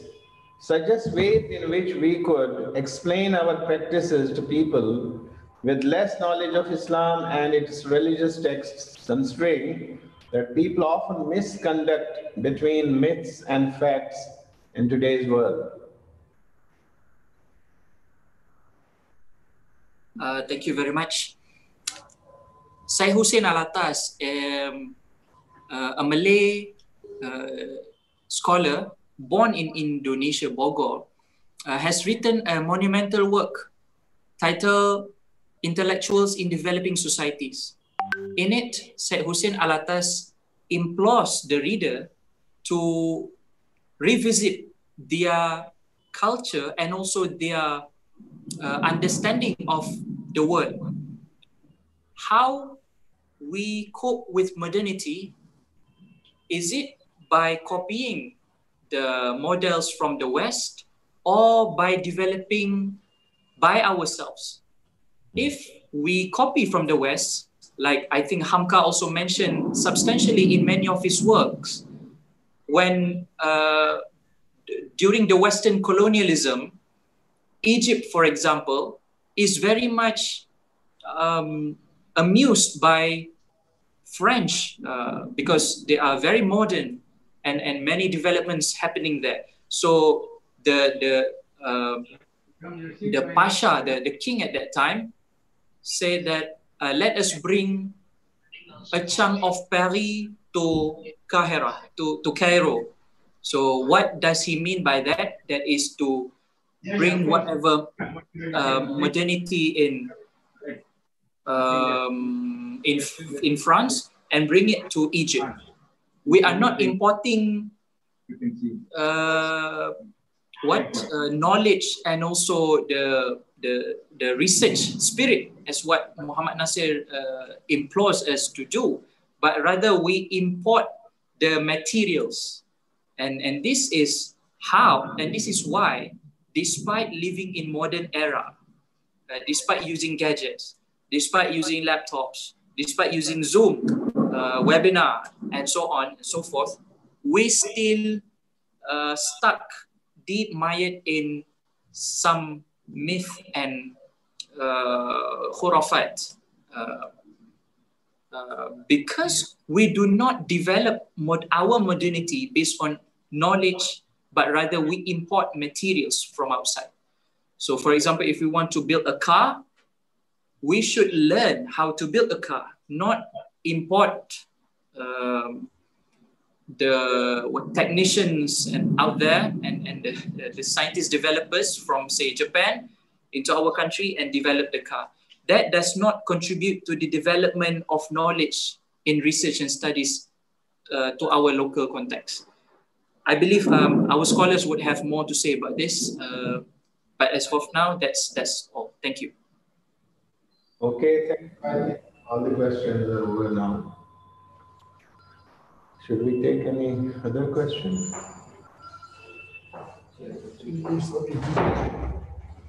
Chairperson. Okay. Mr. Nasir, Dr. Nasir was known as a minister who had no good clothes. His coat was patched up. He is remembered as a minister who was homeless and refused to be rewarded with a luxury car. The question is how government officials are able to emulate this figure so that the number of corruption can be minimized. I think along with Mr. Fikri, here is Sayyid Jamaluddin, a very senior historian and professor with us. He may also give his reflection on it in 2 minutes. Okay, Dr. Fikri, if you want to respond, please do it. Please respond to the question. Okay, yeah, very short. I think this comes to the civic education in our schools and universities. We have so many people who wants to be leaders, to be, say, prime minister or presidents or governors, but we are not, our generations were not taught to be a good leader, an example. And that is the flaw in our, perhaps, our educational system. So, and also one thing to note is that we are taught to be leaders, but not taught to be a good followers, a good citizens, a good Muslims. So I think this all boils down to the civic education, the education on values, on how to always constantly remember that we are using the people's money so that we are not living in luxury. I can point out an example for example, in Malaysia, we have a chief minister who used to have, say, a driver drive him in a Mercedes, the latest series, and a very luxurious office. But then comes this one chief minister, his name is Nick Abdul Aziz, the deceased almarhum Nick Abdul Aziz. He refused to take even his chief minister's salary because he said, my local region is impoverished, impoverished. So I would channel all my income to develop my own nation because that is why they vote for me. That is why they chose me. So this, why did he how can he have this kind of character? Well, first of all, because he has a very good education. He studies in India and even in Pakistan. And he's a religious scholar. So I believe he must have think of the Prophet every time he walks into his office. How does the Prophet live his way as a leader, as a president, you can call it, in Medina at that time. So yeah, it all boils down to education, to the younger generations, and the importance of values over material. That is what also Nasir emphasizes when he discusses about essence of civilization. Thank you. Okay, Thank you so much. And I think now the main questions are over. And I request the Honorable Chairperson, Dr. Sohirin Muhammad Solihin, to please give your remarks. Okay, thank you very much for this opportunity to give given to me that one. I gave remark. This is especially the personality of Muhammad Natsir, in which that we are studying today. If you look at into the current situation between the idealistic, the goodness of this divine teaching, and the reality of life and the Muslim Ummah in general, is completely different than the current situation. So I think by remembering the contributions of Muhammad Natsir, the way of his thinking, and the way he community during his lifetime, that's to be taken as a model, especially in the current situation, especially among the youth.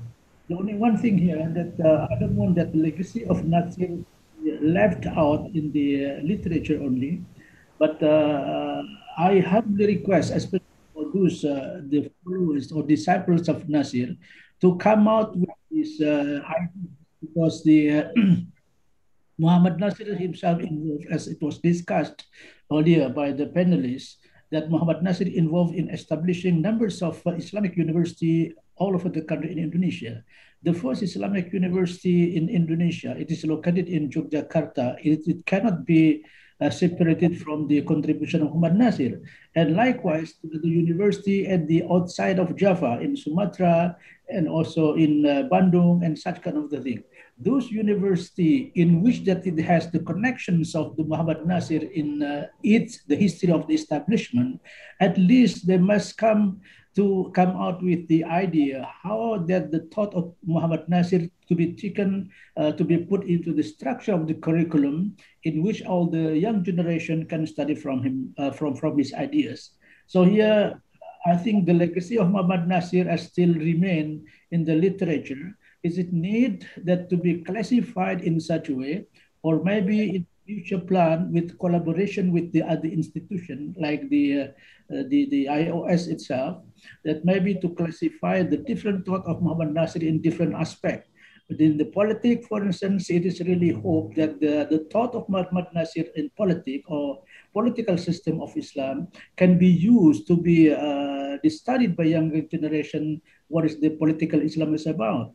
Likewise, the ideas of Muhammad Natsir in terms of this plurality, or the pluralism of today, because the community is being challenged by the issue of pluralism, in which these ideas tend to believe that all religions are equal.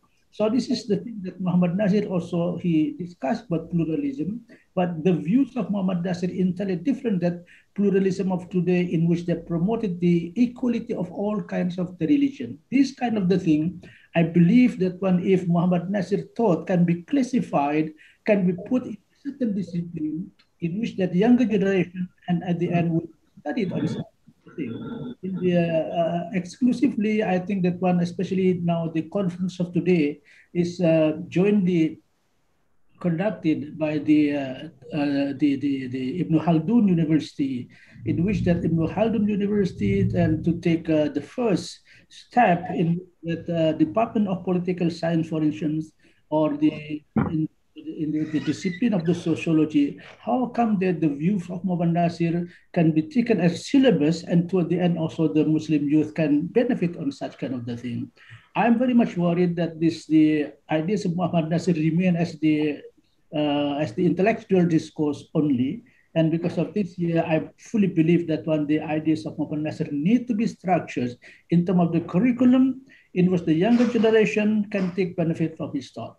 So in the other aspect, to my understanding, as I think it was discussed, that one by the participants, especially from Indian context, yes, it is true that the ideas of Muhammad Natsir is not widely known among the public.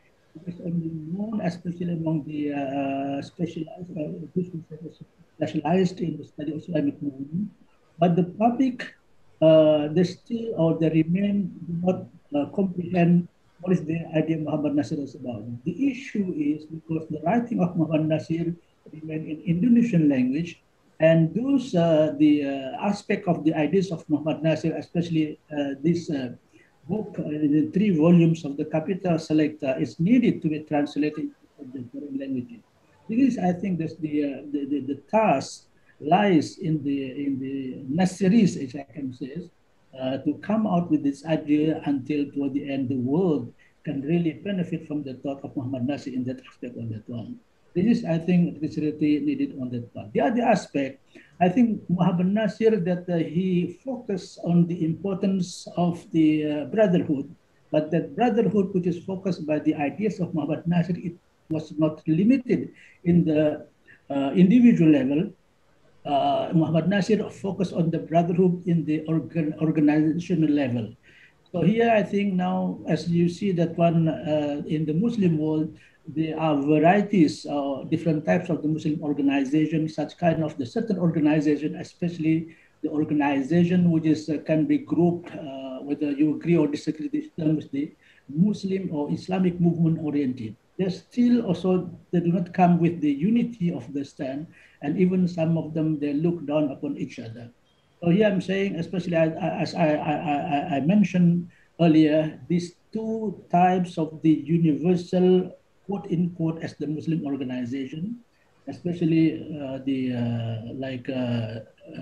I don't know whether in India they have or not, but at the country they're still what do you call it, revolving these ideas, especially by the group which claim themselves as to the important revival of the Caliphate movement. It is which is promoted by the Hizb ut-Tahrir. That the Hizb ut-Tahrir leadership, when look at it with the view like Muhammad Nasir, they consider it as regional. It does not really have the intention for reviving at the universal level and does not believe in the Caliphate. These kinds of each organization, they have their own characters, and very unfortunate that some of them also still look down upon each other. In the subcontinent context, I think this is very important to make sort of the collaboration if there is a room for that. I don't know in India and Pakistan, is there any difference between the Jamaat Islami movement which was initiated by Maulana Maududi on that one. So I think we need also the Dewan Dakwah in Indonesia as well to collaborate and to learn from each other. And this is what is needed until toward the end come into the unification or the unity among the Muslim organization instead of looking down upon each other.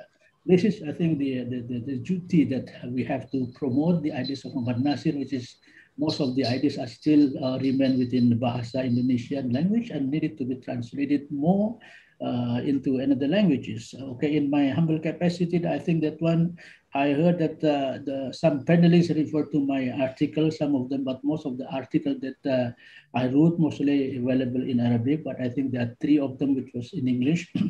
And also the book on the intellectual discourse and also the history of intellectual Muhammad Nasir is available in the Arabic language. So it is need more, in fact, this one for the Indonesian scholars, this one, to take up the initiative to translate the ideas of Muhammad Nasir into another foreign languages. So this is the thing that I can express my remark in this concluding part of this today's conference. I congratulate to the organizer for this taking initiative for conducting this international webinar jointly conducted by 3 organizations, IOS, Islamic University of Khaldun, and also IIT. So hopefully in the future there would be sort of the international webinar, especially in the Arab world. I just wrote my note, that one through my WhatsApp, especially to my elder brothers, this is Dr. Muhammad Siddiq, since himself involved in IIT, that can propose that IIT, the branches of the Arab world, can conduct such kind of the seminar on Muhammad Nasir until the idea is widely known among the Arab people. This is the thing on that one, because through my humble observation, especially among the new generation of Ikhwanis, I can say, Ikhwanis and Salafis, yeah, Ikhwanis and Salafis.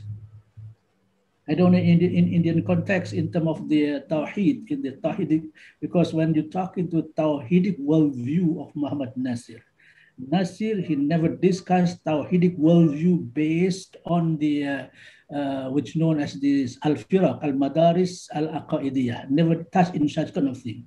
Natsir does not discuss Tawhidic worldview, either you are Salafi or Ash'ariyah, and everything is never discussed at all. So Natsir concept of Tawhidic worldview is related with the establishment of justice, sincerity, by what do you call it, in giving the service to Islam to promote the justice and the truth, and until toward the end, this concept of Tawhid is beneficial to all humanity. This is the ideas of Tawhid Muhammad Natsir. Because of this, I'm saying that I can say that the Arab leaders or the Arab Muslim movement leaders, I found some of them that tend to look down on Natsir because Natsir is not considered as universalist, because Natsir fully supported on the nationalism, there's on the ideas. But when you get into the argument of Natsir on nationalism, also there's the ground on that one. I think for me, myself, it's something really nightmare to revive the ideas of the Caliphate system. It was happened in the last centuries like today. I think even without formal Caliphate system in such way, if you look at into the West, having the concept of EEC, European Economic Community, but I think if all the Muslim Ummah, they have the capacity for now. Thank you so much. And now we are in the valedictory session. All right. Okay. Thank you very much. Okay. Thank you so much. Very good session. You had a good time and gave good remarks. Thank you. And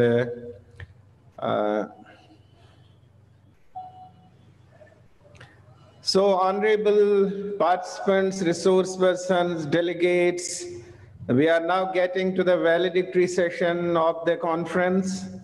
And the valedictory session will be chaired by Dr. Muhammad Manzoor Alam, Chairman, Institute of Objective Studies. And there will be a special address by Dr. Henry Tanjung, Vice Director, Postgraduate School, Ibn Khaldun University, Indonesia. And there will be then presentation of resolutions and vote of thanks and the valedictory address. I start it straight away by requesting Dr. Henry Tanjung. He is present in the conference and he has been from the very beginning. We appreciate, very enthusiastic. He was the organizer also, and he is giving the special address on the occasion. That's how I am requesting Dr. Henry Tanjung, please. Over to you. Thank you. Thank you, Professor Azalwani. Bismillahirrahmanirrahim. Assalamualaikum warahmatullahi wabarakatuh. Thank you, ladies and gentlemen, all speakers and participants. And indeed, it is worth looking back. I was still at the Ulal-Bab Islamic boarding school when I heard that Pak Natsir passed away in 1993. Ulal-Bab Islamic boarding school was one of the Islamic boarding school founded by him and other prominent figures. On July 15, 1987, a student and undergraduate boarding school named Ulul Albab was inaugurated by Dr. Muhammad Natsir together with K. Haji Soleh Iskandar, K. Haji Hasan Basri, Professor Aim Saifuddin, and Professor Didin Hafiduddin. Ulul Albab Islamic Boarding School is intended to produce intellectuals who are scholars. For this purpose, an integration strategy of three institutions is used, namely campus, mosque, and Islamic boarding school. Ladies and gentlemen, at the back cover of the book titled Muhammad Natsir, Sebuah Biografi, Professor Aim Saifuddin, former chairman of the advisory board of Dewan Dakwah Indonesia, and also former rector of Ibn Khaldun University, wrote, "No matter how many people write about the name Muhammad Natsir, 70 years, 80 years, or 100 years, he is alive. So, the Muslim community in particular and Indonesian society in general should learn a lot from him. In education, politics, Islamic issues, He is multi-talented. Again, he will not die. I admire him, and to this day, I'm still learning from him. That is said by Professor Aim Saifuddin. And this conference, all of us are once again asking the personality and his contribution to nation, education, health, culture, Islamic thought, and others field. And it is proven, the more we discuss and the more we talk about him, the more he can be seen how great he is as a national figure, educational figure, cultural figure, Islamic figure, and other figures. We have spoken a lot about the personality and contribution of Dr. Muhammad Natsir since yesterday. Now, we must move to action. At least, the lesson for all of us, according to Mr. Hariko Wibawa Satria, is Dr. Muhammad Natsir personality is something to audit and evaluate our one-time life, suitable for young people, so that life is not just work, earn money, and that's all, and then die. No, in life, there are great improvements that we strive for. And to those Indonesians who love Indonesia, here is the fact about Indonesia. Muhammad Natsir's phenomenal contribution was his success in parliament through the Masyumi faction. He led to dissolve the United Republic of Indonesia and its replacement with the unitary state of the Republic of Indonesia in the 50s. In the perspective of uniting of Indonesian nation, Muhammad Natsir's name will always remain in Indonesian history. Dear friends, in my view, this today conference is very useful, not only for the Indonesian people, but also for Muslims around the world. The conference program yesterday was watched by 571 people via YouTube. More than 200 people follow it directly via Zoom, making this conference the participation of at least 800 people worldwide. This is a truly international conference. I thank all the participants who participated in this event until the end. I would also like to thank the speakers who took the time to provide insights about Muhammad Natsir to the entire audience. My highest appreciation goes to Honorable Excellency Dato Sri Anwar Ibrahim, Honorable Excellency Dr. Yusuf Kalla, Dr. Hidayat Nur Wahid, Dr. Fadlizon, Mr. Ahmad Fawzi Nasir, Dr. Muhammad Siddiq, Professor M. Kamal Hassan, Dr. M. Manzur Alam, Dr. Ahmad Tontonji, Professor Z. M. Khan, Professor M. Azalwani, Dr. Nirwan Safrin, Dr. Saidur Rahman Azmi, Dr. Sohirin Muhammad Solihin, Professor Azwalwani, Professor Ishtiyaque Danish, Professor Hasina Hasya, and other speakers that cannot be mentioned one by one. Ladies and gentlemen, I conclude my special address by saying, thank Institute of Objective Studies, New Delhi, India, International Institute of Islamic Thought, USA, America, and the Indonesian Da'wah Council for involving and inviting Ibn Khaldun University as the co-organizer of this conference.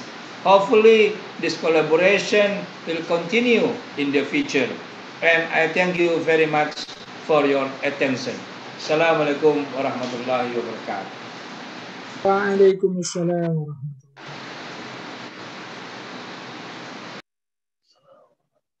And I think you summed up the things in the best possible way. And you also reported to various distinguished scholars who made presentations. And at the same time, I believe that there remains something which is to be added, not because that you have not referred to it, but by way of another perception of the things. I shall not repeat what has been said, But I have certain things I think they have to be noted. First and foremost is that the scholars have to not necessarily follow the methodologies which have been devised by somebody for some purpose, and they must keep in mind what are the objectives and what are the demands of the times, demands of future, and demands of the humanity, and therefore devise their own methodologies, devise their own terminologies, and not to miss the focus on certain important things. So from that point of view, when I say anything about, and Professor M. Afzalwani, I would say that here at the moment, to look to the geopolitical importance of Indonesia or any other country in the area is very important, and to see it in the times of Dr. Nasir and to see it in times today, and also to reflect on future. The question is that in a state where there was the colonial onslaught, not only from the West, but also from the East. There was the Dutch influence, there was the Japanese influence, and then the result was the denial of identity, denial of human dignity, and denial of self-determination to the people of the place which we today call as United Indonesia. Now, in such a situation, actually, if someone is born with a sensitive heart and mind, he cannot be understood by reference to being democratic, non-democratic, that thing, that thing, that thing. I think he has to be seen with reference to the pain, with reference to the sufferings which were happening in the land, in the society, and the kind of subjugation which was existing there, and where the owners, where the inhabitants were suffering, and intruders were prolonging and perpetuating that suffering. What should be the state of mind of the person? What is the level of poverty?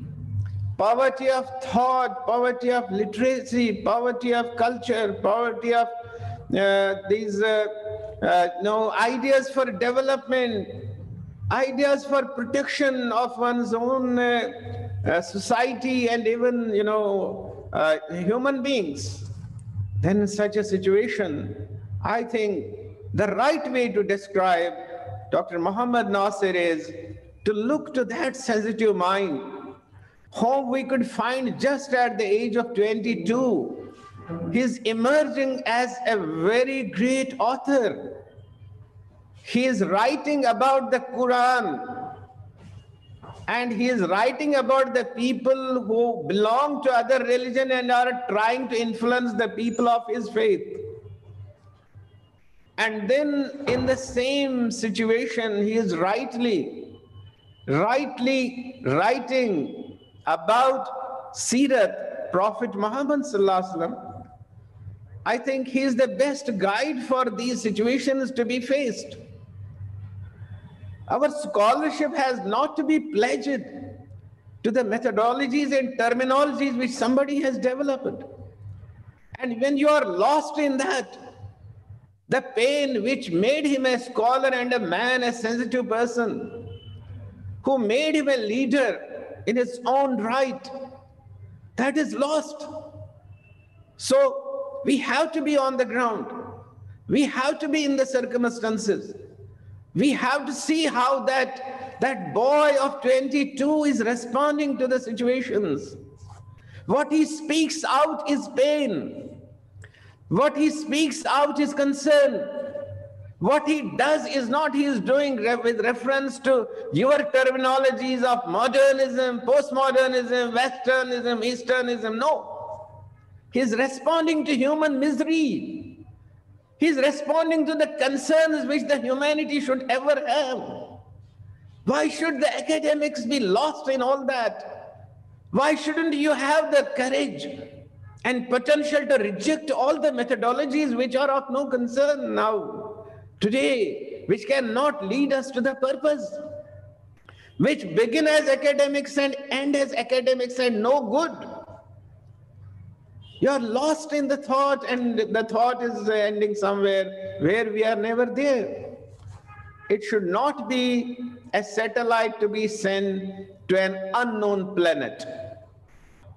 Our academics should be an endeavor to address human suffering, human pain, human indignity, discrimination, and right of everybody to rise, come up with the dignity and assert himself, herself in this universe which is bestowed by Almighty, which belongs to none, to Him, but to all. That's what is the basic thing I believe I am finding.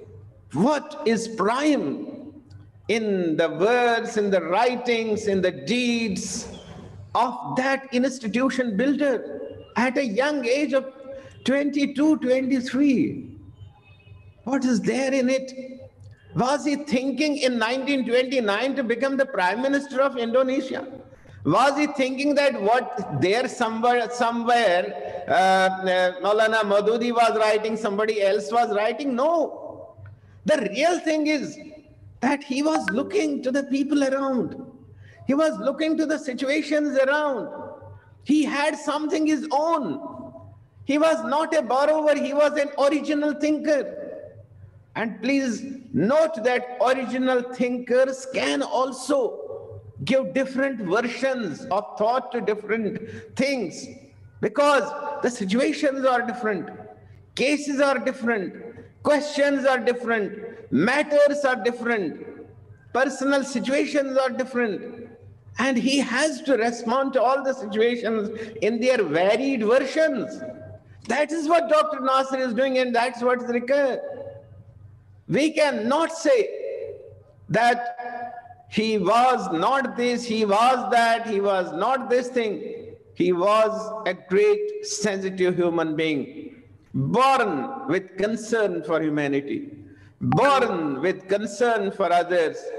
And that was the courage that even when holding very important positions, he would not mind that his coat is patched, his shirt is torn up. He does not sit in a car. The courage comes from that concern itself. It's not a mere paperwork academics. Whatever he wrote has to be read in the context that what the man he was right from the beginning. And he lived, actually lived with his people. His heart was with the people. He lived with the nation. He worked for the consolidation of Indonesia. He worked for the integration of Indonesia. He had the intellect to draw the agreements between the different units. He could bring them together. Even when there were challenges from the white and red hegemonists, when there were the stormy winds from the west and east, he wanted his nation to stand in its own identity, stand in its own character, stand in its own contributor to its welfare of its people and to the people world over. And that's why when he got later on the opportunity, he did later on converse with the thinkers elsewhere in the world. It is not that he was influenced. Then at the age of 22, he would not have done it. He did share his views with others. There were comparisons and contrasts. There were uniformities and harmonies and contradictions with thoughts of others. but he was a man in himself. He was a scholar in himself. He was a thinker in himself. He had an integrity in his own self. That's why he gave up the comforts. He gave up the positions. He came up open, barefooted, and then he stood somewhere with the strength which he possessed. And that's how he is living a very good model for the people who somewhere see there is pain, somewhere they see there is suffering. Here is deprivation, here is subjugation, here is imposition. That is Dr. Muhammad Natsir is presenting a very good hero of the humanity, hero of the human history, and pride and honor must be for the nation of Indonesia, the country of Indonesia in particular, and all the human beings who can face the things in poverty. And that's, if I say that Dr. Iqbal said to Javed, Mera tariq amiri nahi faqiri hai, khudi na bej, garibi mein naam paida kar. I would not say Dr. Iqbal's word influenced Dr. Muhammad Natsir. No. In the heart and mind of Dr. Muhammad Natsir, it was already there naturally that he has to not to give his pledge, his things to anything, but to his own sensitivities, understanding, and even in a state of poverty, he has to come forward, he has to speak, he has to express himself, he has to become a journalist, and he has to become a conveyor, he has to become an awakener, and that's how he performed it, and he did it. And that's why I would say that the prime thing for any of the presenters in any of the, adopting any of the methodologies for analyzing the personality, the first and the foremost thing should be seen that what was natural there, and natural in case of Dr. Muhammad Natsir was that he was coming up in particular circumstances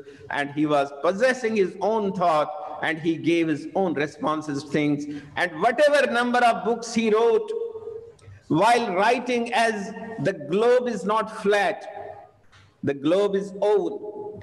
Geography varies, environment varies, intensity and concentration of chemicals varies, thoughts also vary, cultures also vary, behaviors also vary, likings and dislikings also vary, and that's how season is also vary. And Dr. Muhammad Natsir is giving appropriate response at different times, and he is never pledged to anybody. He is only pledged that appropriate response to be given to the appropriate situation.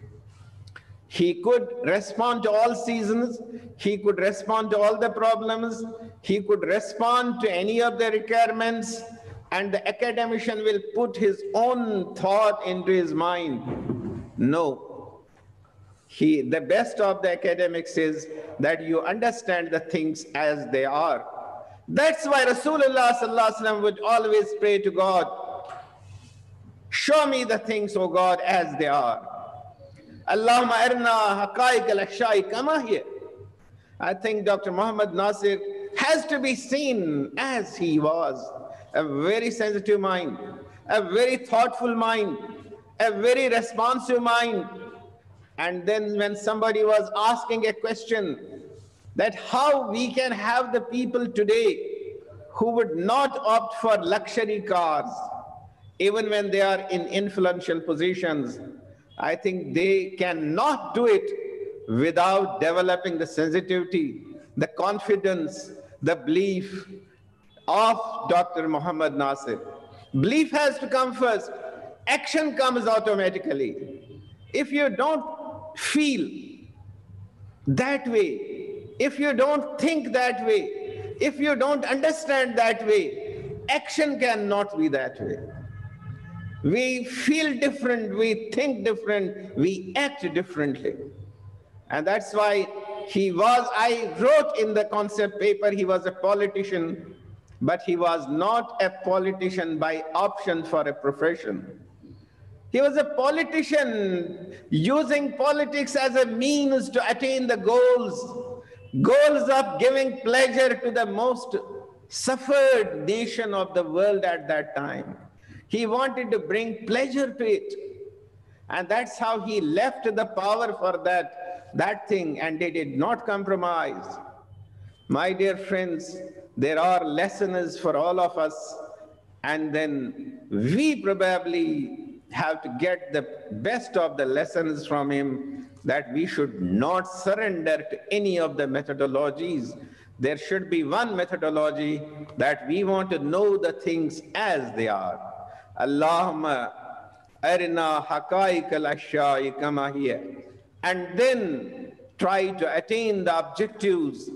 And that's how I would say that we should, if we did not do now, we should do.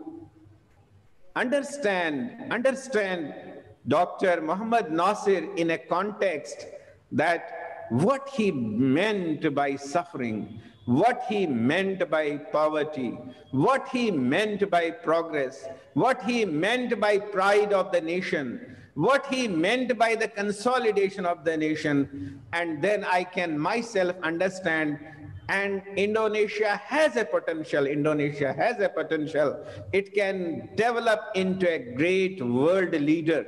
It can contribute to future human rights regime of the world. It can contribute to the better political system in the world. It can contribute to development of better economic system in the world.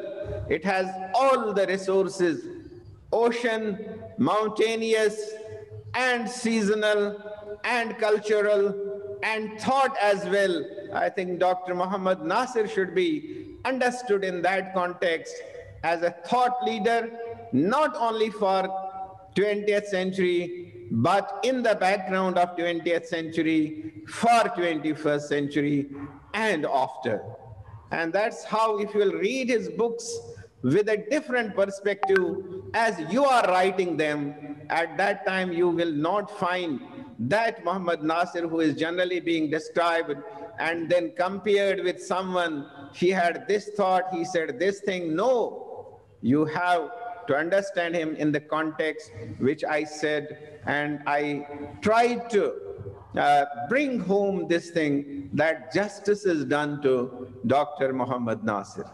Justice is to be done, and justice cannot be done to him without putting him in that position of sensitivity which he enjoyed as a sensitive born person. And I don't believe that even today in the best of the developed countries of the world, you will find as mature a person, even today, as mature a person at the age of 22 as Dr. Muhammad Natsir. He was a thinker then at the age of 20. Show me one. This should be a challenge to anybody in the whole of the world, that how anybody, a boy of just 22 years, is thinking so much of the welfare of the world, welfare of his own nation, and welfare of any human being. And then he was at that age understanding the Quranic, mandates, Quranic ordainments, at the age of 22, and he's writing it. And then at the same time, he is understanding the influences, undue influences exercised by the occupational, nations or occupational groups. He's responding to it. That is the maturity which he was showing.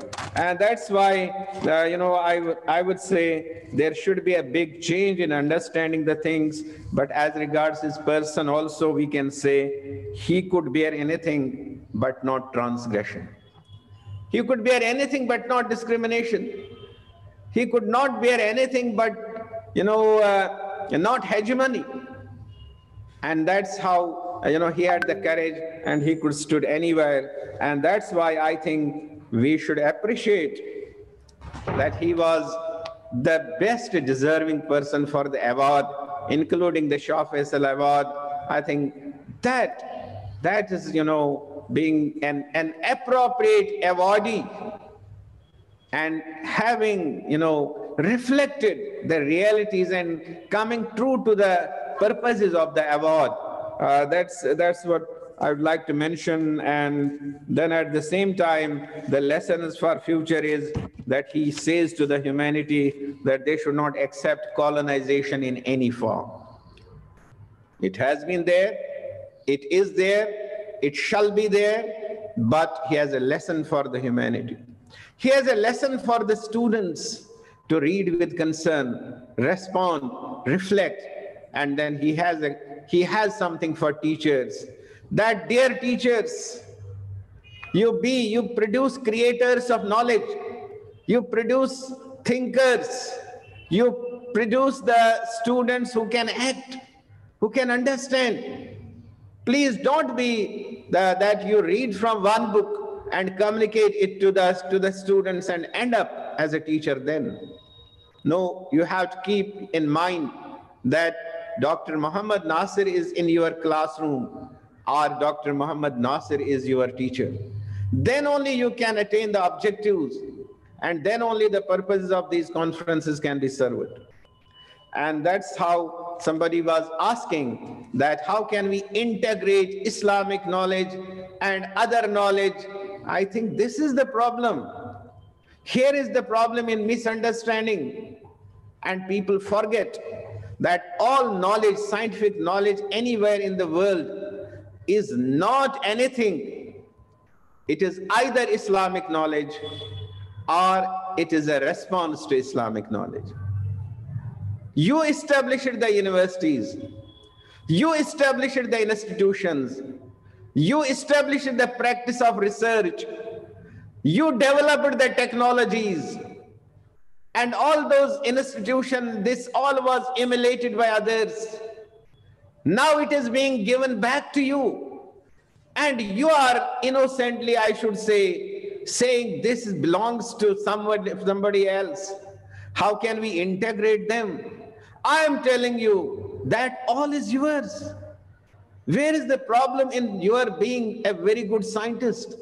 Where is the problem of your being a very good social scientist? Where is the problem of your being a very good economist? Where is it? Where is it that you cannot promote world corporations? Where is the difficulty? Where is the difficulty in promoting the skill in the people around you? And the problem is only when somebody has told you that this is this knowledge created by me and this is this knowledge created by you, and you are lagging behind. No, identify it. That knowledge is yours. That thought is yours. That pattern is yours. The objectives are yours. And if you get to it, you are already integrated. The only thing is that you have to shut all those clutches which you have been put on in your mind. And God had put the clutch to devil, but unfortunately those people whom you feel they are others, they have put the clutches through academics, through methodologies in the minds of the Muslim scholars. And that's, you have to shut them. You have to come out of them. And then coming out of it, you have to get every knowledge. There is no distinction. You have to get to every fact on any planet, on any subcontinent. Understand any process is the process of God. Whether it is gravity and whether it is today's modern technology, it belongs to Almighty. It belongs to every human being. You have nothing in between. And therefore, these kinds of things, that whether this knowledge, we should go for it, that for it, the only test is the pain and pleasure. What brings pleasure to humanity? What brings pain to humanity? Allah always wants that there should be pleasure in this world and pleasure in the other world. And He does not want pain in this world. He wants you to reject pain in this world, reject pain in another world. He is the Mawla of Barakat. Barakat means you have to bring increase in it. And that's how academics is to be used. And here I believe that I did speak for some minutes, and then definitely you had many discussions, but no discussion is complete because knowledge is always increasing and increasing, and that's why you must keep praying to God, Rabbi Zidni Ilma, and then take guidance from seniors also, but have your own sensitivity as well. And I believe that this Institute of Objective Studies, and then Ibn Khaldun University, Indonesia, and International Islamic Thought Institute, US, they deserve congratulations, appreciation, and encouragement to keep their collaborative efforts going on, and never to think, never to classify the scholars, but get to the thought as chemicals we get in chemistry. Ideas are like chemicals, ideas are like elements. We make anything out of these elements. And these are not to be, the scholars are not to be classified, they are not to be isolated, exclusionary things must not be there, but we have to identify the thought as such. And then appropriate thought is to be used in its appropriate way, in appropriate situation. And that's how you can unite knowledge, you can unite thought, and you can unite your effort and endeavor to attain a purpose, And I think Dr. Mohammad Natsir, I'll conclude with it, he had an achievement, he succeeded in it. When somebody was saying he could not put things in place, no prophet is putting everything in place in his own times. He does not get to the Z of his mission. The Z of the mission remains there. So he was one of the good followers of Prophet. He did give a kind of exemplary life which one can emulate, follow, understand, agreeing with him, disagreeing with him somewhere, but carrying him as a thought leader. He was so, he proved so, and he did stand like that, and then ultimately met his Lord. We pray to God, God give him maghfirah, give him Jannah, and then lead us to right thinking, right understanding, right approach, and right results in this world and in the hereafter. Wa sallallahu ala sayyidina Muhammadin wa ala alihi wa ashabihi ajma'in. Assalamu alaikum. Now we are having with us the chairperson of the session and chairman of the Institute of Objective Studies, Dr. Muhammad Manzoor Alam, and I would like to say that he is a thought leader, he is a man of action, he is a man of understanding, and we will have words of wisdom from him. Dr. Muhammad Manzoor Alam. No, as per your schedule, it is a resolution has to be taken first. I will prefer that resolution must be taken first. After that, I will speak out. Thank you, sir. Yeah, I request Professor Ishtiyaque Danish, who was earlier also with us, that he will present the resolutions in the presence of Honorable Chairman of the Institute of Objective Studies and the Chairman of the valedictory session. Thank you, Professor Abdul Sahab. This resolution has been adopted in consultation with other two organizers of this two-day online international webinar. And keeping in mind the shortage of time, I read it out. Okay?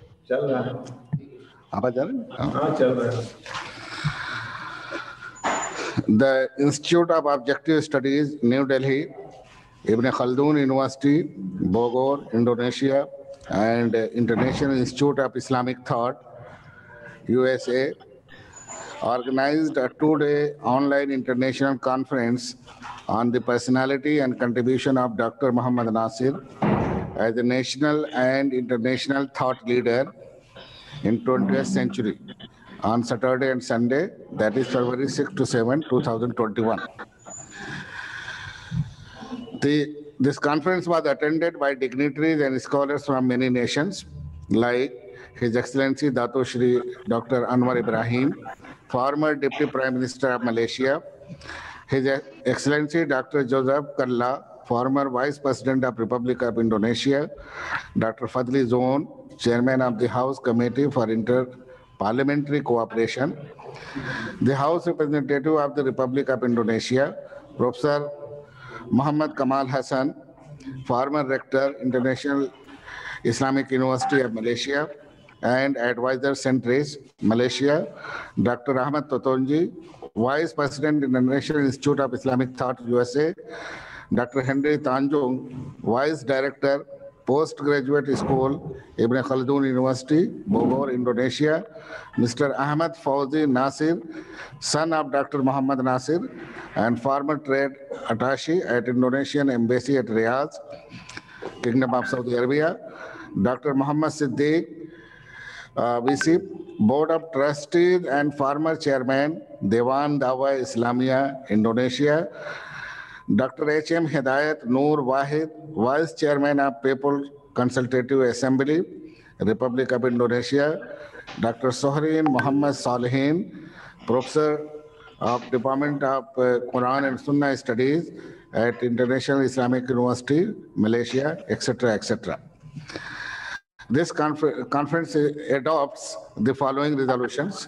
Number 1, in order to understand the real global political, social, and economic situation in the world during the transition from colonialism to independence, studies should be conducted by universities, research institutions, and scholars on prominent personalities and contributors like Dr. Muhammad Nasir to the process of changeover and reshaping of the world.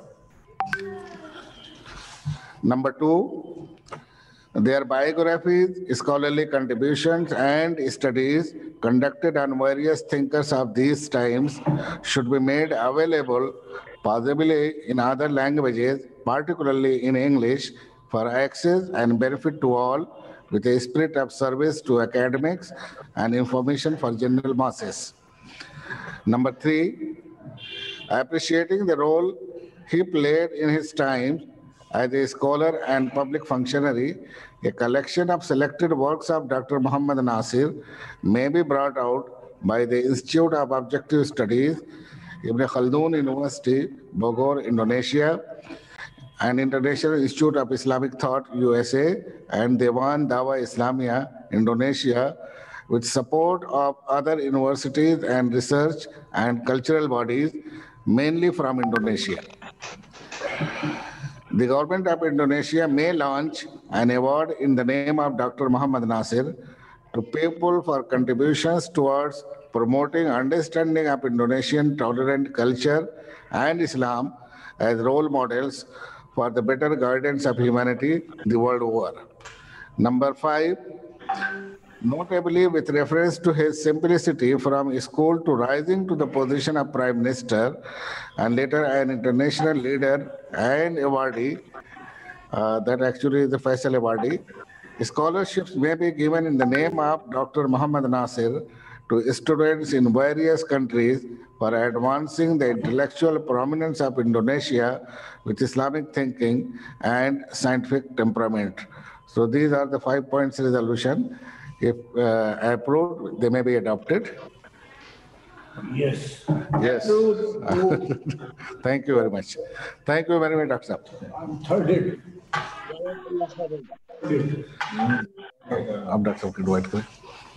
Okay, these are the resolutions, and now I would invite the chairperson of the session and also the chairman of Institute of Objective Studies for presidential remarks. But I would like to mention one thing that's in my heart, and that's true of Dr. Nasir, that I had the privilege of getting to the World War emerging thoughts during my school days. And I could know the east, the west, the north, the south, the middle, and that. And whenever I visited any institution and I heard different intellectuals and scholars, I found them leaning to that side, to left, to right, to white, then to red, and all this. And I was restless too much. But then at a very advanced stage as a student, but as a beginner, as an academic performer, as a university teacher, I incidentally met, maybe by the wish of Almighty Allah as a blessing, Dr. Muhammad Manzoor Alam. And then iOS was coming up, the thought was coming up then. And I did find a very straightforward, a rightful, straightforward thinker, looking to things, okay, let us say, and then objectively what they are, without any bias, without any kind of personal holdings and anything like that. So that's how I found a very straightforward academic leader in Dr. Muhammad Manzoor Alam. And that is the inspiration of being with the institute. And I believe that you will also find in him in future, when you will continue to be with it, that he has respect for anybody's opinion, and then and true academics, true research, true finding of the facts, true communications. Nothing is there, in context and all that. And that's how I find him, and that's how different personalities in the world, different programs on various aspects are being organized by the Institute under his guidance. And with that, I request Dr. Muhammad Manzoor Alam to kindly give your presidential address for the conference in this valedictory session. Over to you, Dr. Muhammad Manzoor Alam. Jazakumullah khairan. Assalamu alaikum wa rahmatullahi wa barakatuh. Alaikum salam wa rahmatullahi wa barakatuh. I'm really one of the fortunate that we got a very good team, and from the very childhood, I got very good teachers in every walk of life. And that is going on till today, maybe up to the end of my life. Dr. Muhammad Natsir was an intellectual giant, which covered the different aspects of Islam, different aspects of the humanity, different aspects of education and knowledge. I can say he exactly practiced what our Prophet ﷺ said, knowledge from the cradle to grave. And he was really did accordingly.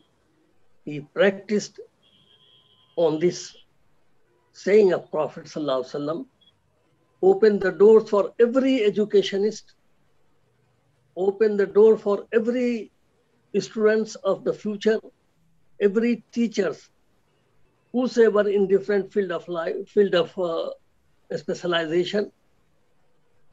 And another thing, he's also made it very practical. Knowledge is the lost treasure of Muslim.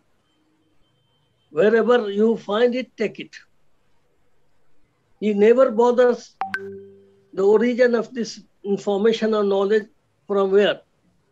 If it is a knowledge, it must be taken, then must be analyzed properly, must be crystallized, must be presented, so that the future generation can be able to understand it, because it is their responsibility to build it and to make it. You see, one of the very fundamental of his ideas, he clearly made it unity of Allah, unity of God, which we say Tawheed. That has generates unity of universe, unity of humanity, and unity of knowledge. This source of the Tawheed is the source of all which I mentioned, that are very important. Unless once we understand that unity of Allah, unity of Tawheed, Tawheedic aspect, then we will be in a better position to develop, to make a treatment in a better form as a whole humanity, as a whole knowledge, so that cannot be divided in many parts. The source of knowledge will be one, and then it will be a specialization for the betterment of the humanity, betterment of the universe, betterment of the human beings. That will naturally lead to peace, progress, and prosperity. Peace is the source, is a great power. Once the peace is established in a proper form, then every human being will contribute to develop the peace. You know, one of the basic features that the human, when the Iblis has denied and Adam alayhi salam surrendered to Allah and make the open apology, and Allah has forgiven him and has guided furthermore. So this is peace is a powerful instrument. That's why all those who are wicked mind, they are always trying to destroy the peace, because the peace always generates the positive thinking. Peace always promote and motivate human beings to do much better for the human, for the whole universe, for the whole human beings, for all kind of living, whether he's a man or animal or whatever, anything which is having the life, for them they are really contributing huge. And that's also leads from these things leads freedom in emancipation from all clutches. That is a equality for all, fraternity for all, and crux of that is the justice. So you see, once the oneness of the God, unity of God, that generates many things together. That leads furthermore about this, as I said, freedom, equality, and fraternity and justice. Nowadays, whosoever, whatever the country, if they really have in the rational mind, saner minds, when they draft the constitution, these four elements are not only important, because beside and beyond that, anything which is not covering all these four things, that will not be called as a good constitution, whether it is the United Nations or any developed countries or any countries, even the third world countries like India also. So this is now his focus is acquiring knowledge. The knowledge has to be acquired. As I said earlier, it must be having knowledge and knowledge and knowledge. Then you have to, a Muslim has to, after taking it, it must be analyzed properly. It is the knowledge which rules the world. It is the idea which rules the world. If we generate the ideas, if we work for the real conception of the things, then anyone who will be having the mastering from that point of view, that must be having upper hands, and keeping in mind that upper hands, when Prophet ﷺ said, is always up, That does not mean only giving the coins. No, it is the knowledge. If you are having the knowledge, your hand will be upper. Whosoever is in need, you will provide not only ideas, not only solution, not only any understanding. One thing is also important. We must understand the nature of time and nature of knowledge. Nature of time, when Allah said, Wal Asr, it is the nature of time to create issues and problems. Its nature is change. And change means something is changing out of the status quo, and new issues and new problems may come. So one has to pay attention about that nature of the time itself. So how the solution is, it is the nature of knowledge. That's why the knowledge has been focused by Allah as well as our Prophet ﷺ.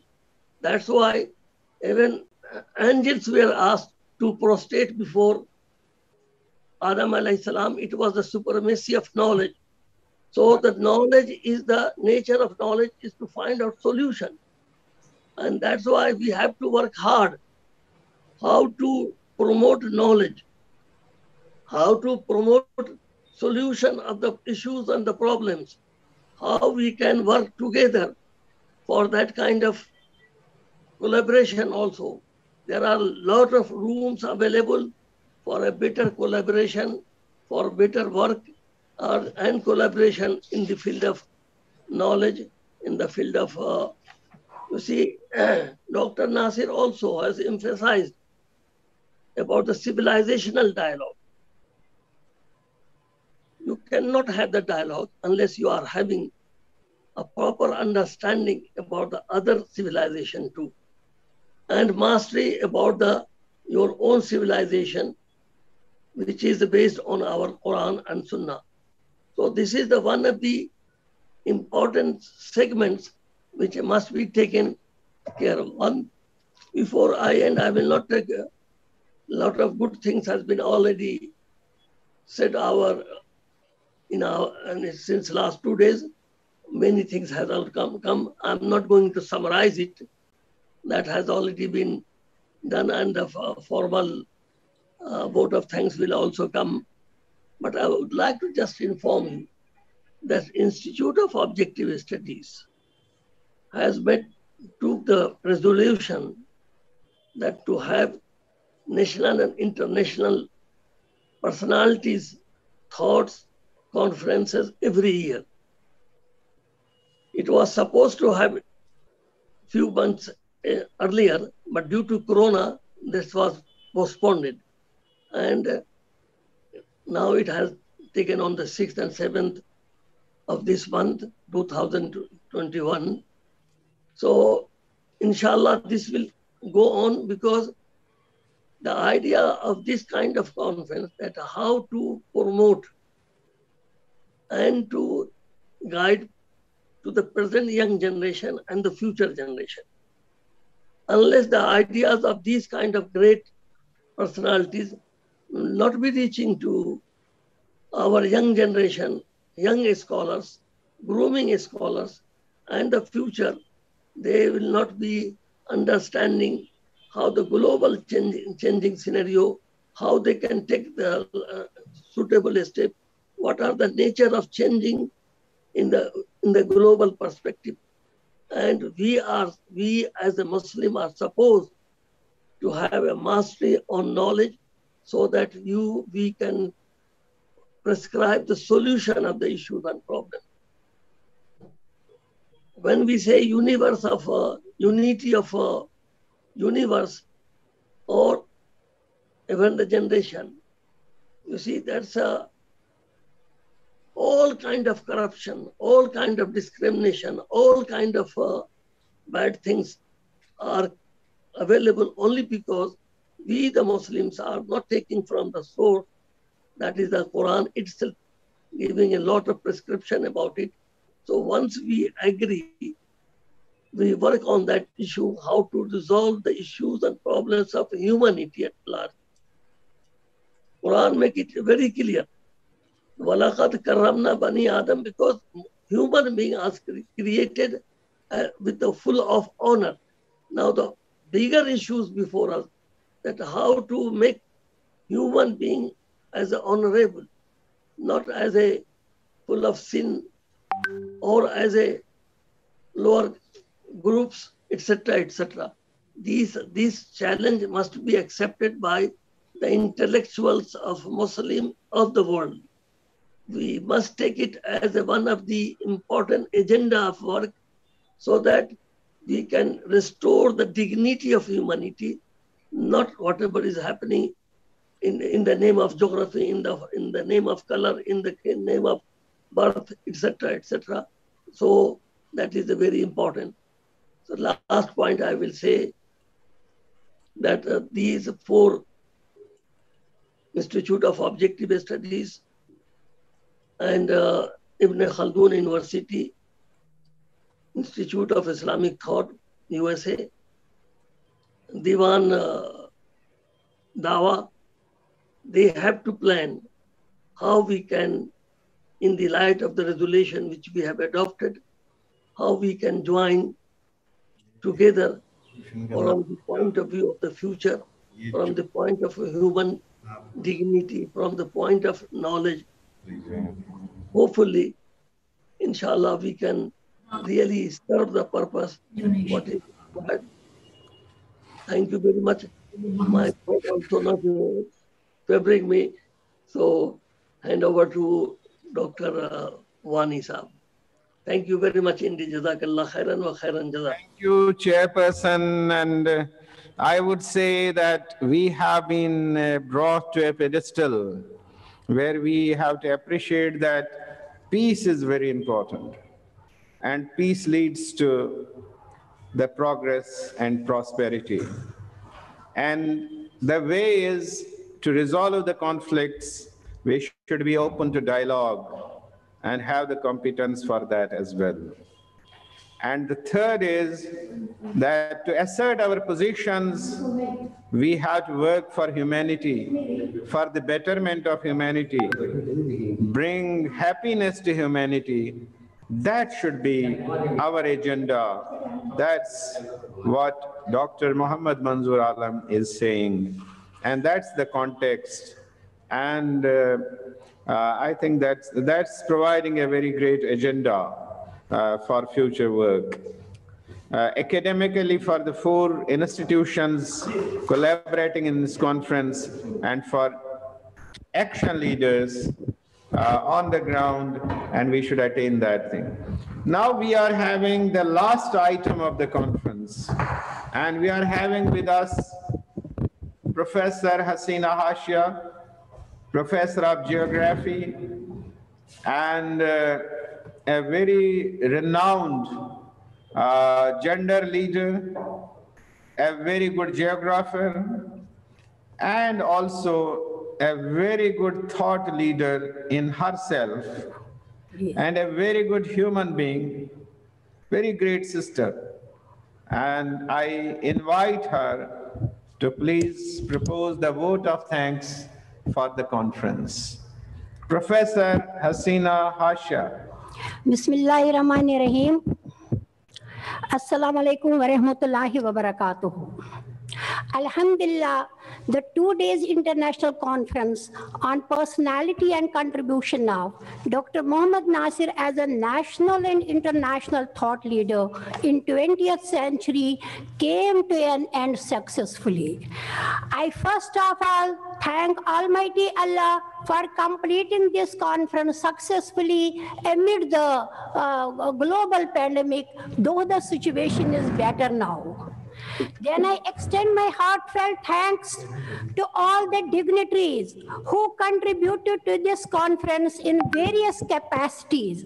I want to mention the names of Honorable Dr. Sri Anwar Ibrahim Saab from Malaysia for presenting a wonderful inaugural address.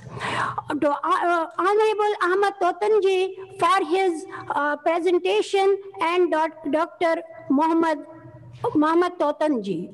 Honorable Just Scholar Mr. Fadl Zone, and a great teacher of IIM, Professor M. Kamal Hassan.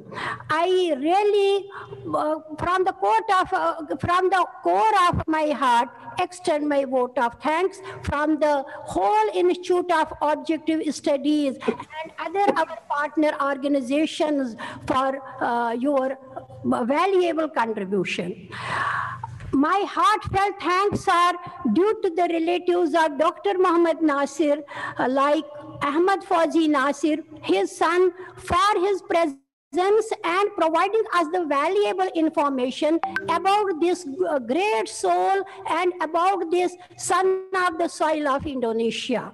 I extend my special thanks to our collaborative partner organizations like Ibn Khaldun University, Bogor, Indonesia, IIT Malaysia, Triple IT USA, and Dawa Islamia Indonesia. I want to mention the main names here, like Brother Fawzan Nuruddin, Brother Shehran Qasim, Brother Aslam Hanif Saab, Muhammad Siddiq, Dr. Muhammad Siddiq, and Sohirin Muhammad, etc. Thank you, sir. Thank you. So thanks a lot.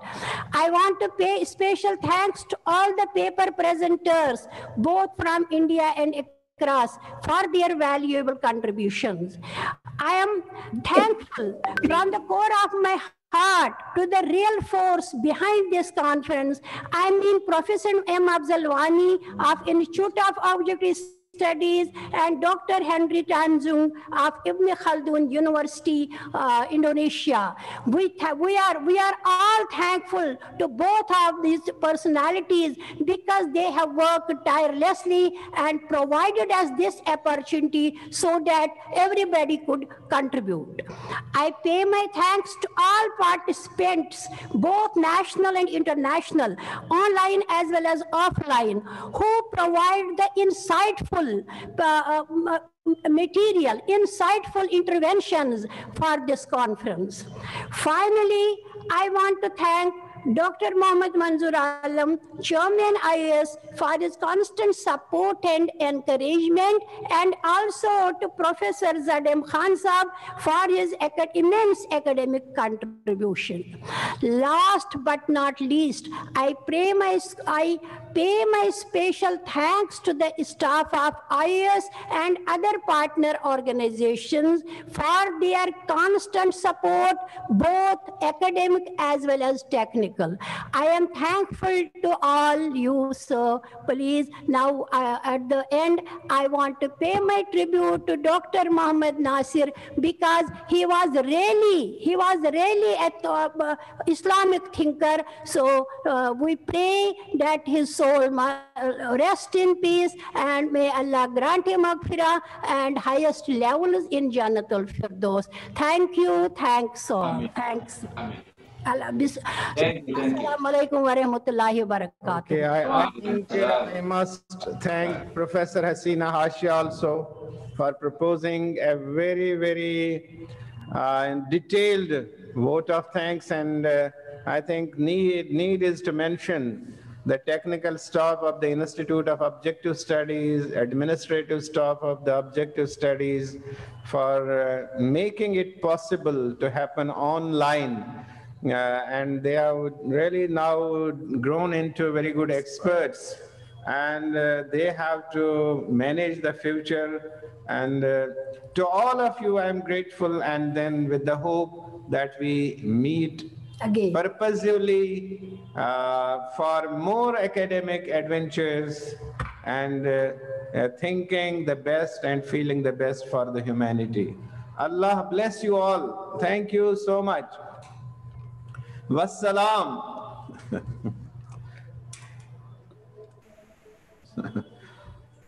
Assalamualaikum.